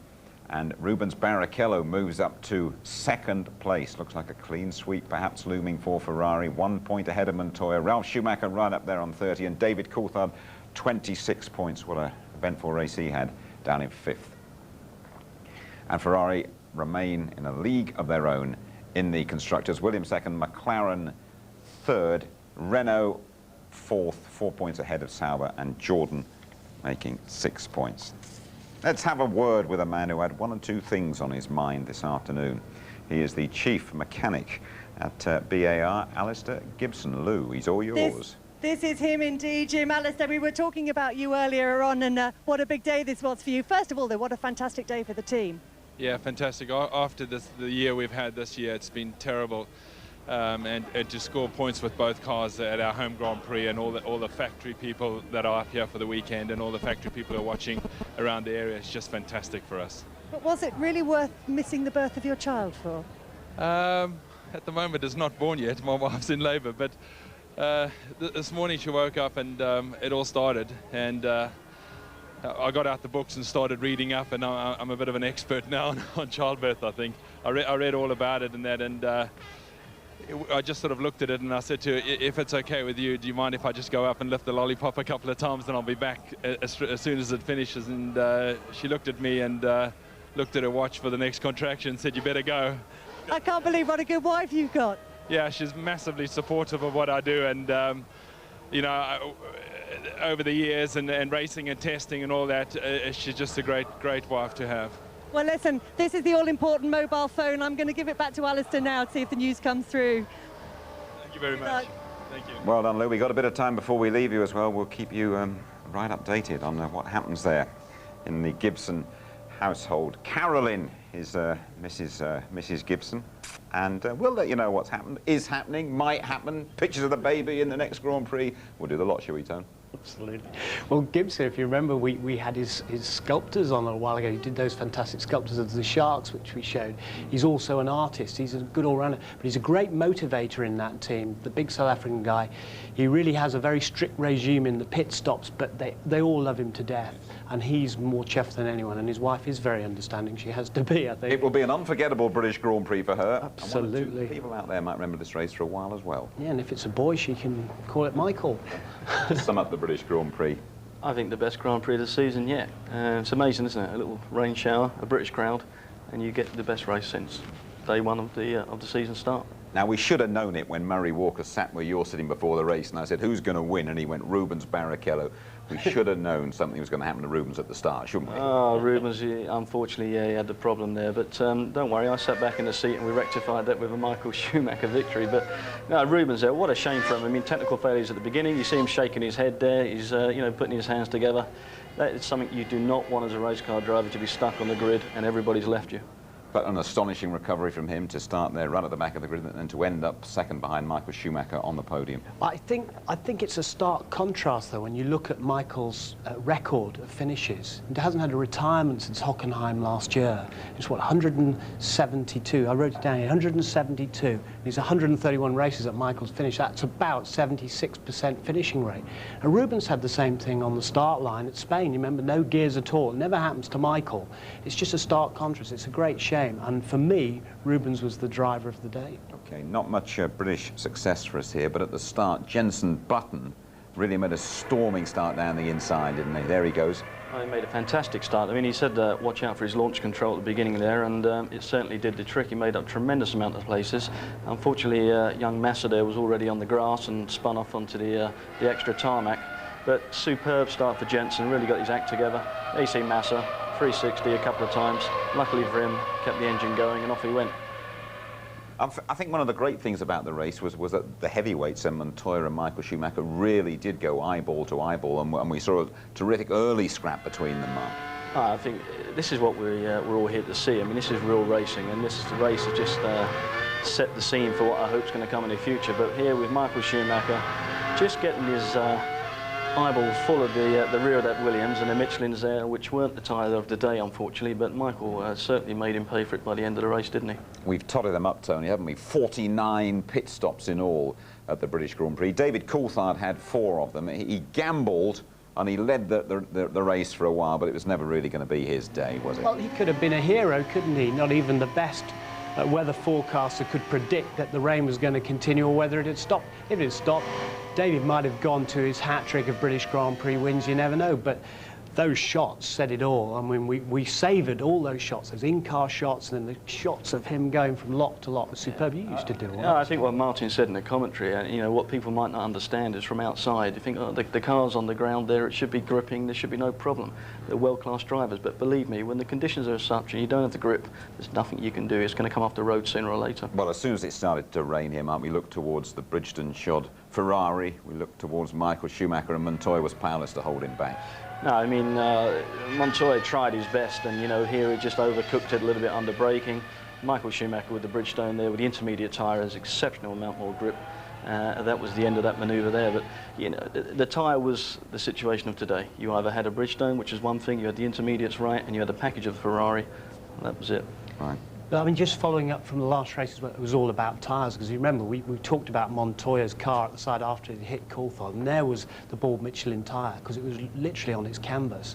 But Williams have worked very, very hard, testing in Barcelona last week, to try and get to use their rear tyres better, but it was still the rear tyre was a problem, and Irvine said the same thing. OK, we're going to have a word with Jenson Button now, almost finished the British Grand Prix. Here is his story with Louise. James, it looked like some kind of technical problem for you. I'm not sure exactly, but the front left wheel was moving, so I came into the pits, and we didn't want to risk it really just to finish the race, so we stopped. Not been a good weekend, has it? I mean, yesterday things went wrong, and again today. The first lap was all right. I was up to 7th and from 12th, so it wasn't too bad. And then, yeah, I mean, we couldn't do much after that. The balance was a bit understeering, but the car was handling pretty well. And then the rain, the dry, and it was just really, really difficult for us. And we found it very difficult in the wet and intermediate conditions, as I think all of the Michelin runners did. How difficult was it for you to keep it on the black stuff out there? Sometimes very, very difficult. I mean, the first few laps on the wet was okay because the circuit was pretty dry, pretty wet, and then it seemed to dry very, very quickly. And then you had real problems with the rear sliding around, overheating and graining. So it was pretty difficult. But there you go. Hopefully we'll do a bit better next time. Thanks, gents. Cheers. He obviously didn't enjoy it. We all did. When you rejoin us, there'll be that competition. There'll be a couple of emails as well. We'll be talking to BAR's Dave Richards. We'll be right back. Wonderful British Grand Prix for British American Racing and their boss Dave Richards, who joins us now. Not a point all season, and then both cars in the top 6. Explain. Well, you know, it's perseverance. You just keep on plugging away, and if you do the job properly, it comes to you at the end of the day. Was there a bit of luck involved as well? Because a lot of hard luck stories emanating from the pits after this Grand Prix. You know, there is always a bit of luck in everything you do in motorsport, but no, this was all about teamwork. Every single person played their part, obviously from the drivers right the way through to the pit crew, who did a great job. Helicopter pilot up in the air telling us when the rain was coming in and when it would stop. Everything worked according to plan. You managed to get your helicopter in the air here, did you? Because a lot of people didn't. No, he was up there just hanging on in there, watching and telling us when the window was going to come and when it was going to stop. So there's Alistair on the lollipop for the pit stops, who's rushed back to the Banbury Horton Hospital to see his first child being born this afternoon, hopefully. His wife's in labour. Yeah, no, we've already spoken to Alistair, and he's going to be on the phone and give us the latest news of any developments at Banbury Hospital. But, I mean, you talk about Banbury, you're based not so far away, aren't you, at Brackley. How much does it mean to you to have a result like this so close to home? Well, you know, the reality is in a motor racing team, it's not just the drivers who deserve all the credit, it's all the unsung heroes, the people back at base who make the cars, who build all the parts. And luckily, a lot of them are here today to watch the race, or if they're not, they're just nearby watching it on television with you. So it's for those guys and everybody. I feel so pleased for them. I'm sure you feel pleased as well for both your drivers. Let's talk first of all about Olivier Panis. It's that point has been a long time coming for him. Yes, he's one of the most optimistic people I've ever met. He had a torrid start to the season, didn't finish a race for the first 5 races, and here he is to really slogging away, never gives up, always comes in the morning and says hello to everybody, and has a great optimistic approach to things. How about Jacques Villeneuve now after this result and his future with your team? Well, you know, Jacques and I get on very well, despite what all the press have been saying, and he really does drive his heart out, and when situations like this occur, you can see the spirit that he has and the complete determination he has, and the way he drove today. And looking down the line a bit for us, if you could, would you reckon that you'd still have him in your team next season? Oh, there's no question about it. We've got a great lineup, a great team, both drivers, engineers, right the way through the organisation. So when you get good teams, you try and keep them together. Just to take a step back, could you, and describe the British Grand Prix from your point of view? Well, obviously, the weather played the biggest part in it. We started here, stood on the grid there, looking around the skies. We'd already been on the telephone. We put the helicopter up in the air, and everyone was saying, well, there is some rain out there. Originally, the weather forecast was going to be a good, dry, sunny day by lunchtime, and so it caught us slightly unawares. And then it quietly unfolded. As soon as we saw that shower come in, we were expecting it only to be to 15 minutes, but it just slowed up, and the rain just stayed on in there. Luckily, we managed to fuel it, or we planned to fuel it for as long as possible in the middle stint and stayed on the intermediates, and the window came just right for us as we changed onto the slicks for the last 20 laps. Just finally, you enjoy Formula One racing, you enjoy racing full stop. You're going to have an enjoyable night tonight? I think it's going to be a small celebration in Brackley, yes, you're right. Thanks very much indeed for joining us, Dave. Thank you, Jim. Thank you. OK, let's go back and have a look at the Grand Prix, not at the BAR cars, but at David Coulthard, who had all sorts of things happen to him in this race. He was so confident going into it and so relaxed. And there's one of many problematical pit stops that we saw today. Yeah, I mean, that looked like Irvine in '99 in his Ferrari coming in and waiting for the wheels, and it was a rear for the Ferrari. This time it was a front right. But it was a question of miscommunication, and many times the teams will tell you that the radios don't always work all the way around the lap. With a sort of static and interference on that, it's very easy to misinterpret a message. And that's why they always have to check the pit boards as well. You've been on the receiving end of those radio messages. Yeah, it is quite difficult, and especially in poor conditions as well. You're over time on concentration, trying to make sure you keep it on the black stuff, so to speak, and the team may respond with a message. You might not catch all of it, you may get half of it, and mistakes can get made. Sometimes you come in too early, sometimes you come in too late. Let's have a look at Eddie Irvine. I mean, Jaguar had great expectations for this weekend. Irvine has made it very clear he doesn't like driving here, and he won't like looking at this. Well, I think Eddie's day is sort of like Eddie's season at the moment in what's going on. There's no results coming whatsoever, and I think Jaguar at this point in time are at an all-time low. There's got to be some changes there. Whether those changes will be Eddie Irvine for next season, we'll have to wait and see, but you know, the writing's on the wall. Do you feel that Eddie Irvine might just feel now that he's had enough of Formula One? There's all this talk about Eddie Irvine, you know, may leave next year because he's not happy. I don't think that's the question being asked. I think the question is being asked whether Eddie Irvine's worth the value what they put into him at the moment. They could spend a lot of that money on developing the car, save themselves a lot of budget, put somebody else in the car, and maybe have another 5 years of that driver. Tony, Ralph Schumacher, I mean, you've worked down there in the pits, and his fuel rig had terrible problems getting this fuel rig on. In fact, both of them, wasn't it? Yeah, and it was a recurring problem for another team. This was a recurring problem for Williams BMW. It happened in Canada, and they had to take the reserve out. That caused him points, then a loss of points because he dropped to 7th place in Canada. He dropped way down the order today.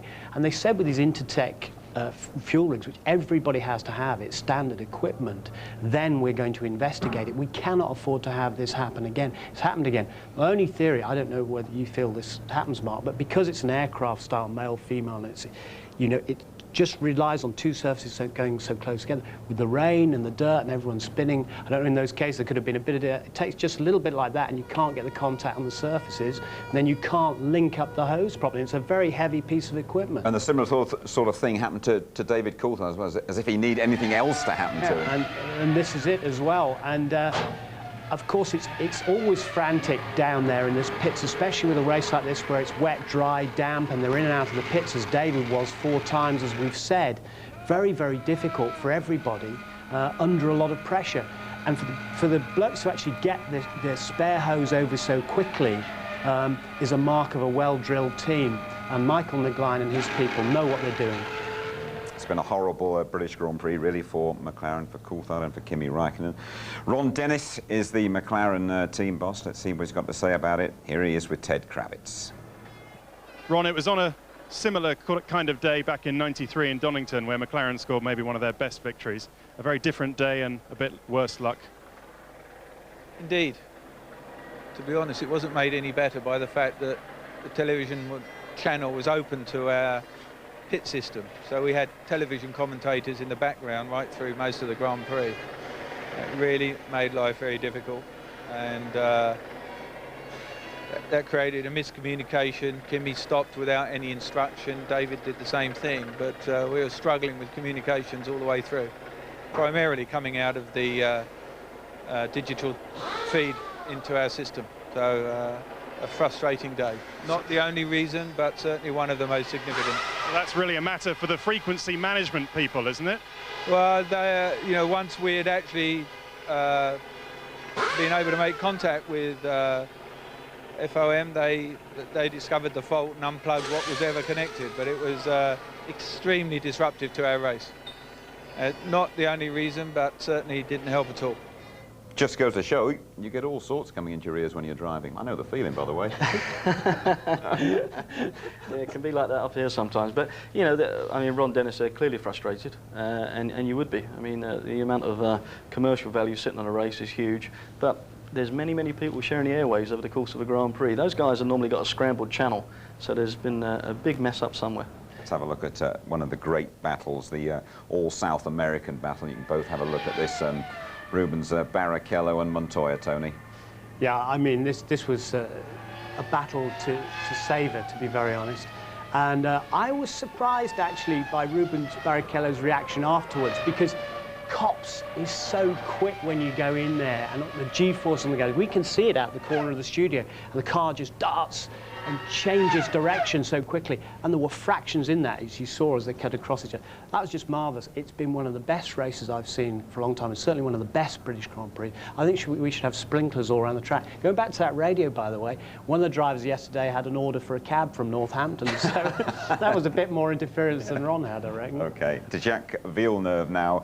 First points of the season for him and for BAR. Here he is with Louise. Quickly. Congratulations, Zach. First points for the team. How much of a relief is that?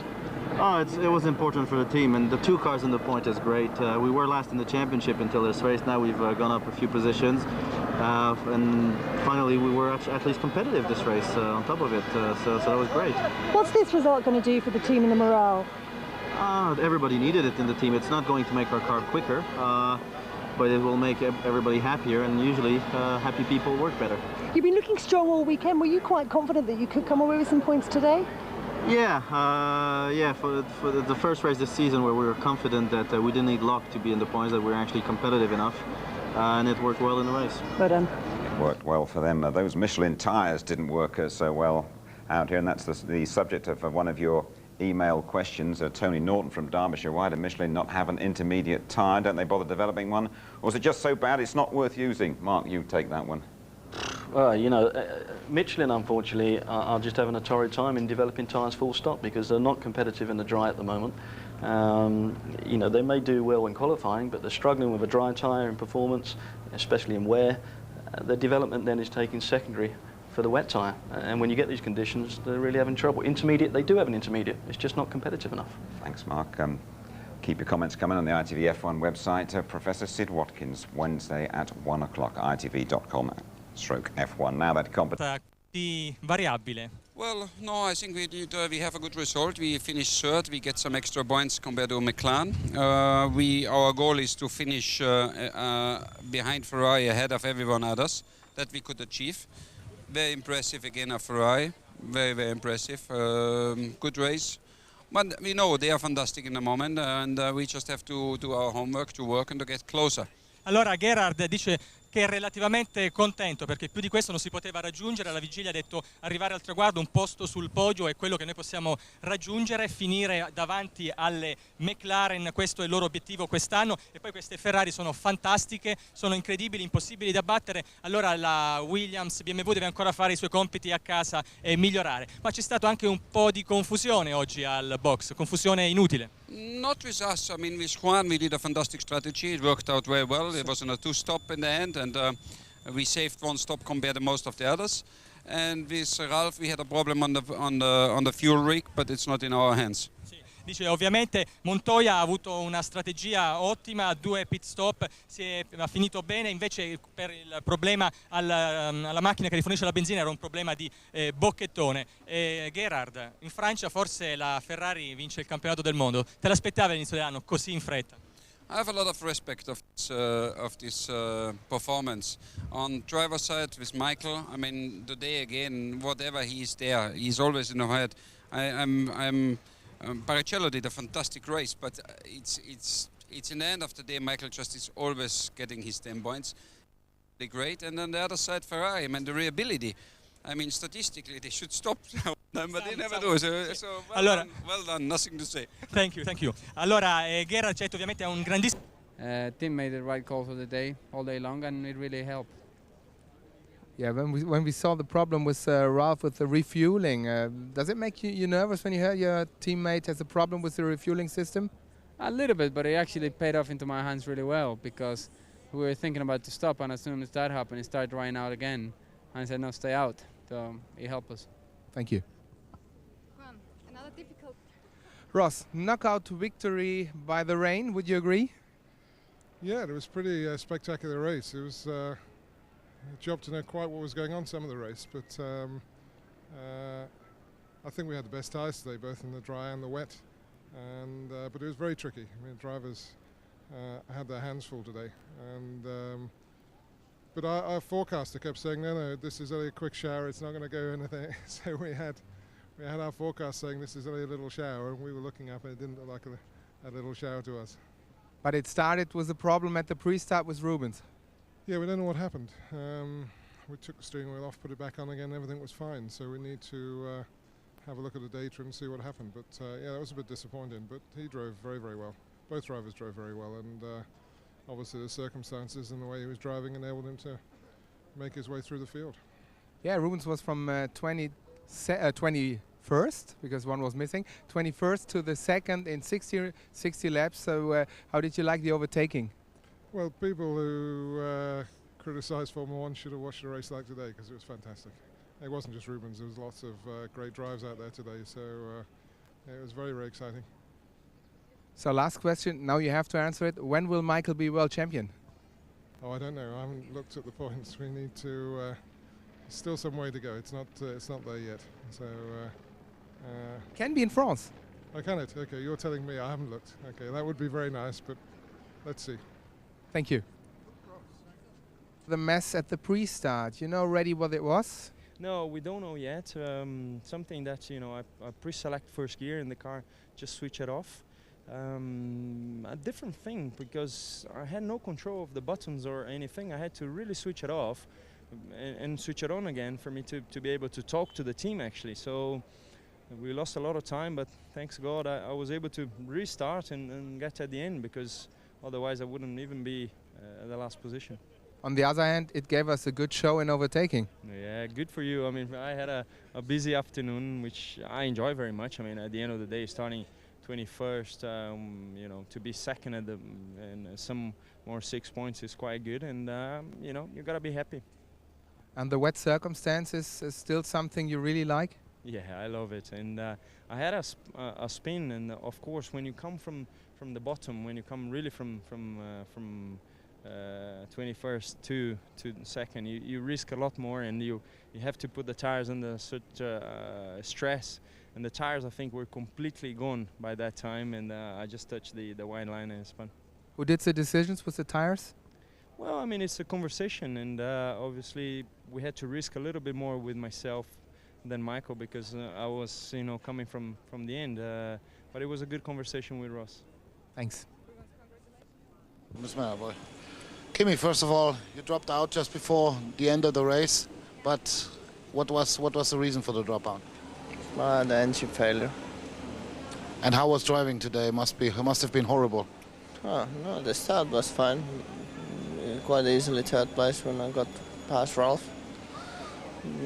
Then after when the rain started, I think everything went wrong from that point on. How is it to explain that so many tactical bad decisions were taken today in the pits? I don't know, it's too early to say. I think so we need to look what we did wrong and try to learn from those. Thank you very much. Thanks. Afterwards, yeah? No problem. David, first of all, have you ever in your racing career stopped in the pits for 4 times? No, no, that's the most pit stops we've done, and obviously yeah, we're naturally disappointed as a team. We had some communication problems because of some interference on the radio, so it meant it was quite difficult to try and be specific about what tyre we wanted and whether I was coming in or not. I had a slight problem with the brakes prior to the race, so I'd had them try and fix that on the grid, but it meant I had real difficulty when it came to rain to stop the car at club. And I think I went off 4 times at that corner. And then unfortunately I had to spin trying to be lapped by Ralph. I didn't want to hold him up at all and ran wide and hit the polystyrene bollard. At the first stop, why didn't you just wait behind Kimi to get new tires and fuel? You were doing another lap. Yeah, it was again just communication problem. You know, I was on the radio just to say, like, confirm coming in. And by the time the team were able to pick up the information and say confirm coming in, I was already past the entry to the pit lane. And then we felt the information we had was that it was going to stop raining. So it could have ended up being a very useful situation. But of course, the next lap it was raining heavier. So then we came in. It was so only bad luck, or were there tactical wrong decisions taken in the pits? You know, I think that it would be wrong to say that in this situation it was just purely tactical decisions, because we had the FOM, I think it's called, radio frequency was in our pit frequency. So there was like when one of my stops I called in and said I was coming in, the team in terms of the mechanics heard me, but the pit wall wasn't able to pick up that information because something else was being broadcast on their radio. So it would be wrong to be too critical of the team in this situation, because you can only react to scenarios if you have the info. Given that if we'd had all the information, I'm sure we would have done different things. Okay, thank you very much. Can you go back to just one thing? What exactly happened? Basically, when the red lights were on, the car started creeping forward a little bit, and then the system seemed to have a problem and the engine stopped prior to the lights going out. And we got the car restarted in the pit lane, but I wasn't able to get drive to go forward. You seem to battle manfully to get the thing going in the pit lane. Is it it's obviously terminal. Have you found out exactly what's wrong? No, not at the moment. We've had basically a look at the system, and they can see some of the areas, but they can't actually rectify it, so it's obviously over for us now. Well, I'm surprised you're even talking to us, frankly, Alan, the way you must be feeling. How do you pick things up from here? Do you just look forward to the next race, or are you thinking about maybe Silverstone next season? To be honest with you, I'm a bit grumpy at the moment to be thinking about anything. Obviously, you have to shake yourself. I'm going testing. I leave tonight to go testing to Monza. And as soon as I get back into the car, then I'll be thinking about the next race in Manucourt, but obviously looking forward to coming back to the British Grand Prix in 2003 to try and, you know, get off the line. It'll be a podium that time. Alan, thanks for joining us. For some engines, and what happens? Both cars drop out. Here he is now talking to Peter. Tom, I don't know how to begin really, because obviously it's been a horrendous weekend for you in terms of how it began. Both the guys were looking fantastic in the race there, and then both of them suddenly out with, what, engine failure? Yeah, the cars were, we thought if it rained the cars would be very quick with a lot of downforce. The car's very efficient, but unfortunately we've lost engines on both of them. So. Was there much indication on the telemetry that anything was going wrong? I got 30 seconds notice on Heinz's car. Probably something in the valve train and went down in the engine, and that's it. It's been a tough weekend, but how do you see the future now? Well, there you go. It's motor racing, isn't it? You know, it's a pity. The engines have been very reliable all year. It's ironic that we have to have the trouble here with the cars, but anyway, there we are. The next race? Manucourt. And who will be the owner of the team? How will the team look? I have no idea. We'll see what happens. Well, very best of luck anyway. Okay, take care. All it needed was a shrug of the shoulders, but he seems just resigned to whatever comes next, be it rain, shine, the future being orange, whatever way you want to put it. The future's very grey at the moment. By sale or return, I think maybe he should have had worked into the contract with Cosworth after that money. But no, he owed them the money for stuff that had already been done earlier in the year, and it had to be paid, and that was right. But what cruel, cruel luck, the fact, though, that it was the engines that gave way here. Attrition so far at Silverstone, somebody to suffer, either through the weather or mechanical problems, we don't know yet. We'll find out now. It's Jarno Trulli who's talking to Peter. Jarno, looking brilliant in the wet there. What happened?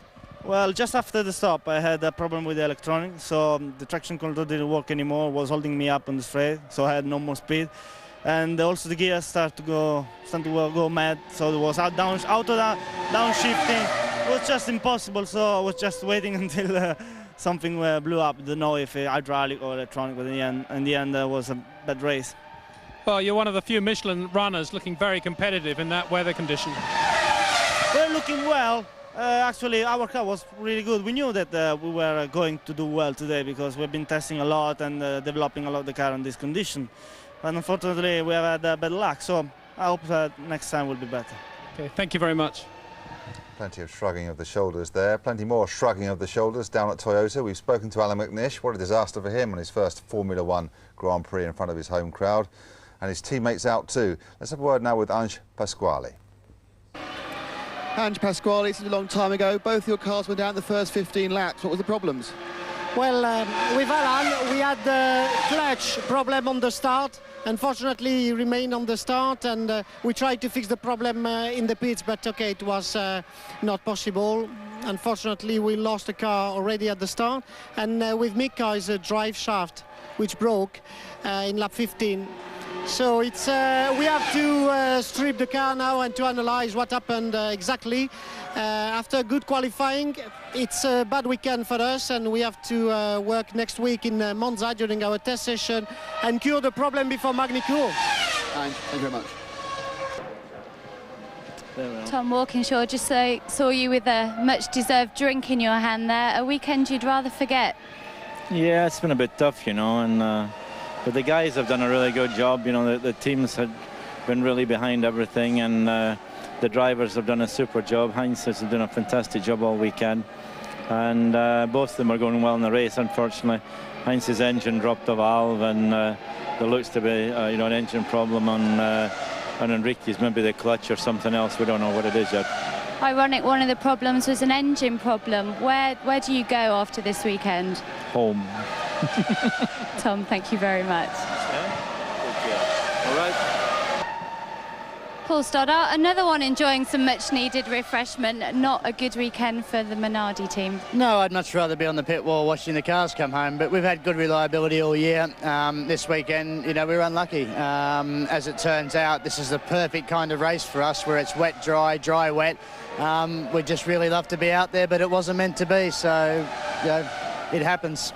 Well, we saw Mark pull over onto the gravel. Was it a mechanical failure or driver error? We don't know until we get the car back. It went into anti-stall as they're designed to do, but didn't come out, so possibly a clutch problem, but we just don't know until we get the car back. But, you know, Mark had, I think, the second highest reliability record this year until today, and, you know, it'll take him back a little bit, but not too much. We'll bounce back. Paul Badlett, thank you.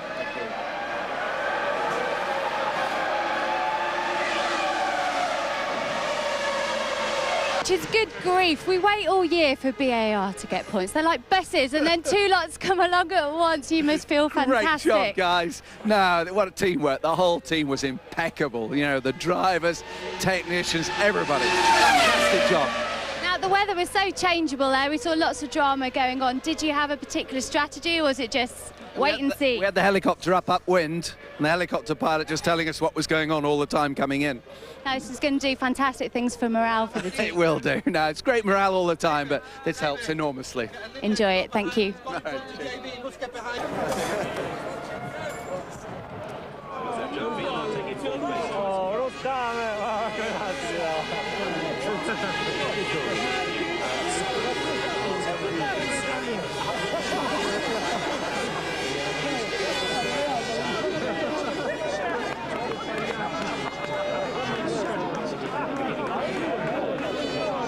Paris, everybody wants to congratulate you. A great race. How do you feel? Well, I feel good, to be honest. I mean, for the team 4 and 5, I mean, is really fantastic. This is a very good step forward for the team. I'm really happy because the 2 car is got good reliability for the race, and we have a good decision. Pit stop fantastic. Everybody doing well. The Bridgestone intermediate tires is really good, and I mean, Honda worked really hard. It's good for them also to feel something very good. BAR moving forward. Oh yeah, definitely, but we need to continue. We don't need to stop in this way. Olivier, thank you. Another point for you there. How was your race? Yeah, obviously I'm happy to score a point again. On the other side, I think our car didn't perform as good as it did in the warm-up. Actually, I hoped, or I thought that we would be quicker than the BAR, and now they scored, I don't know, 4 or 5 points, and they did a strong race.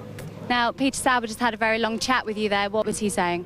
Oh, we just spoke about the race because I had quite a lot of forms in the beginning. Big understeer, quite a lot of cars overtook me, and they tried to figure out what it was, but basically it was just a setup. I think I didn't get my front tires on temperature. That's why I was weak on braking and had some understeer. And then later on, car was better. In intermediate conditions, it depends a lot on how well the car suits the circuit at which point of the race. Sometimes the other car is quicker, sometimes you are quicker. And in the end, it was not bad, but still, I was not able really to attack the BARs. A point nonetheless. Thanks a lot, Nick. Nick, were you?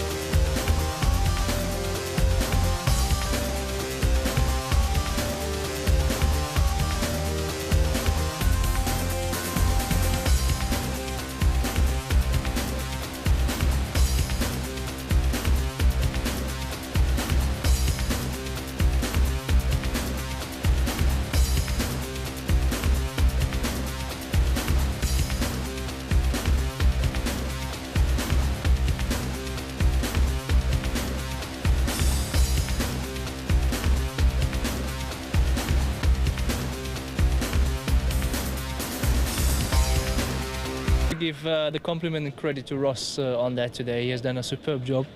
I wasn't sure at that time whether to come in or not to come in. The tires was clear what to take, but well, yeah, the time when to come in, because it could have stopped raining and then you would have been the idiot being in and would have been a fantastic man to be out. And we have seen that a couple of times in the past.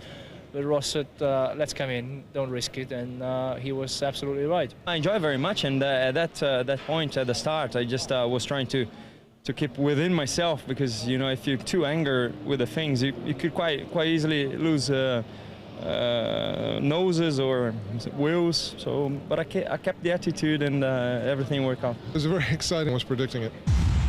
I don't suppose the team wanted a wet race, but given that it was a good result. It was very good. It was very good. It was, you know, it kept the car in the track all day, and the car did, you know, the team made the right calls all the time, and really paid off. Congratulations, Zach. First. Rob, a great day. Fantastic day. I think it was one of the best in terms of organisation. We've had 60,000 people here on site paying. We got them in very quickly, and now we're getting them out as fast as we can. So yeah, very pleased. And it's been a colossal effort by Silverstone. It really was worth it. It was worth it, yeah. We struggled with the roads and we struggled with the network, and we've got it right, and very pleased. And the feedback we had from the customers, the general public, has been very good. Of Octagon Motorsports, the company which organised yesterday's race at Silverstone, resigned this afternoon following further criticism by the Formula One chief Bernie Ecclestone. Traffic flowed smoothly in and out of the circuit thanks to the new traffic management system and millions of pounds of investment in new roads and car parks. But Mr Ecclestone criticised planning inside the circuit after being delayed because of problems arriving by helicopter. Carl Heidel reports. What goes up must come down, and that includes the vegetation hired from Belgium. Gone too are the 60,000 Grand Prix fans and the F1 drivers. Their crews now packing everything away, ready for the next race in France. But will Silverstone host Formula One next year? The police, the fans and organisers of the event, Octagon, say yes. They think they've sorted out all the problems getting people into the circuit. This year there were hardly any jams. The traffic went very well, no problems at all. Yeah, very good in the village. Normally a lot of mayhem, but very good on this occasion. It was very, very quiet. In fact, we didn't really know there was any traffic on the roads.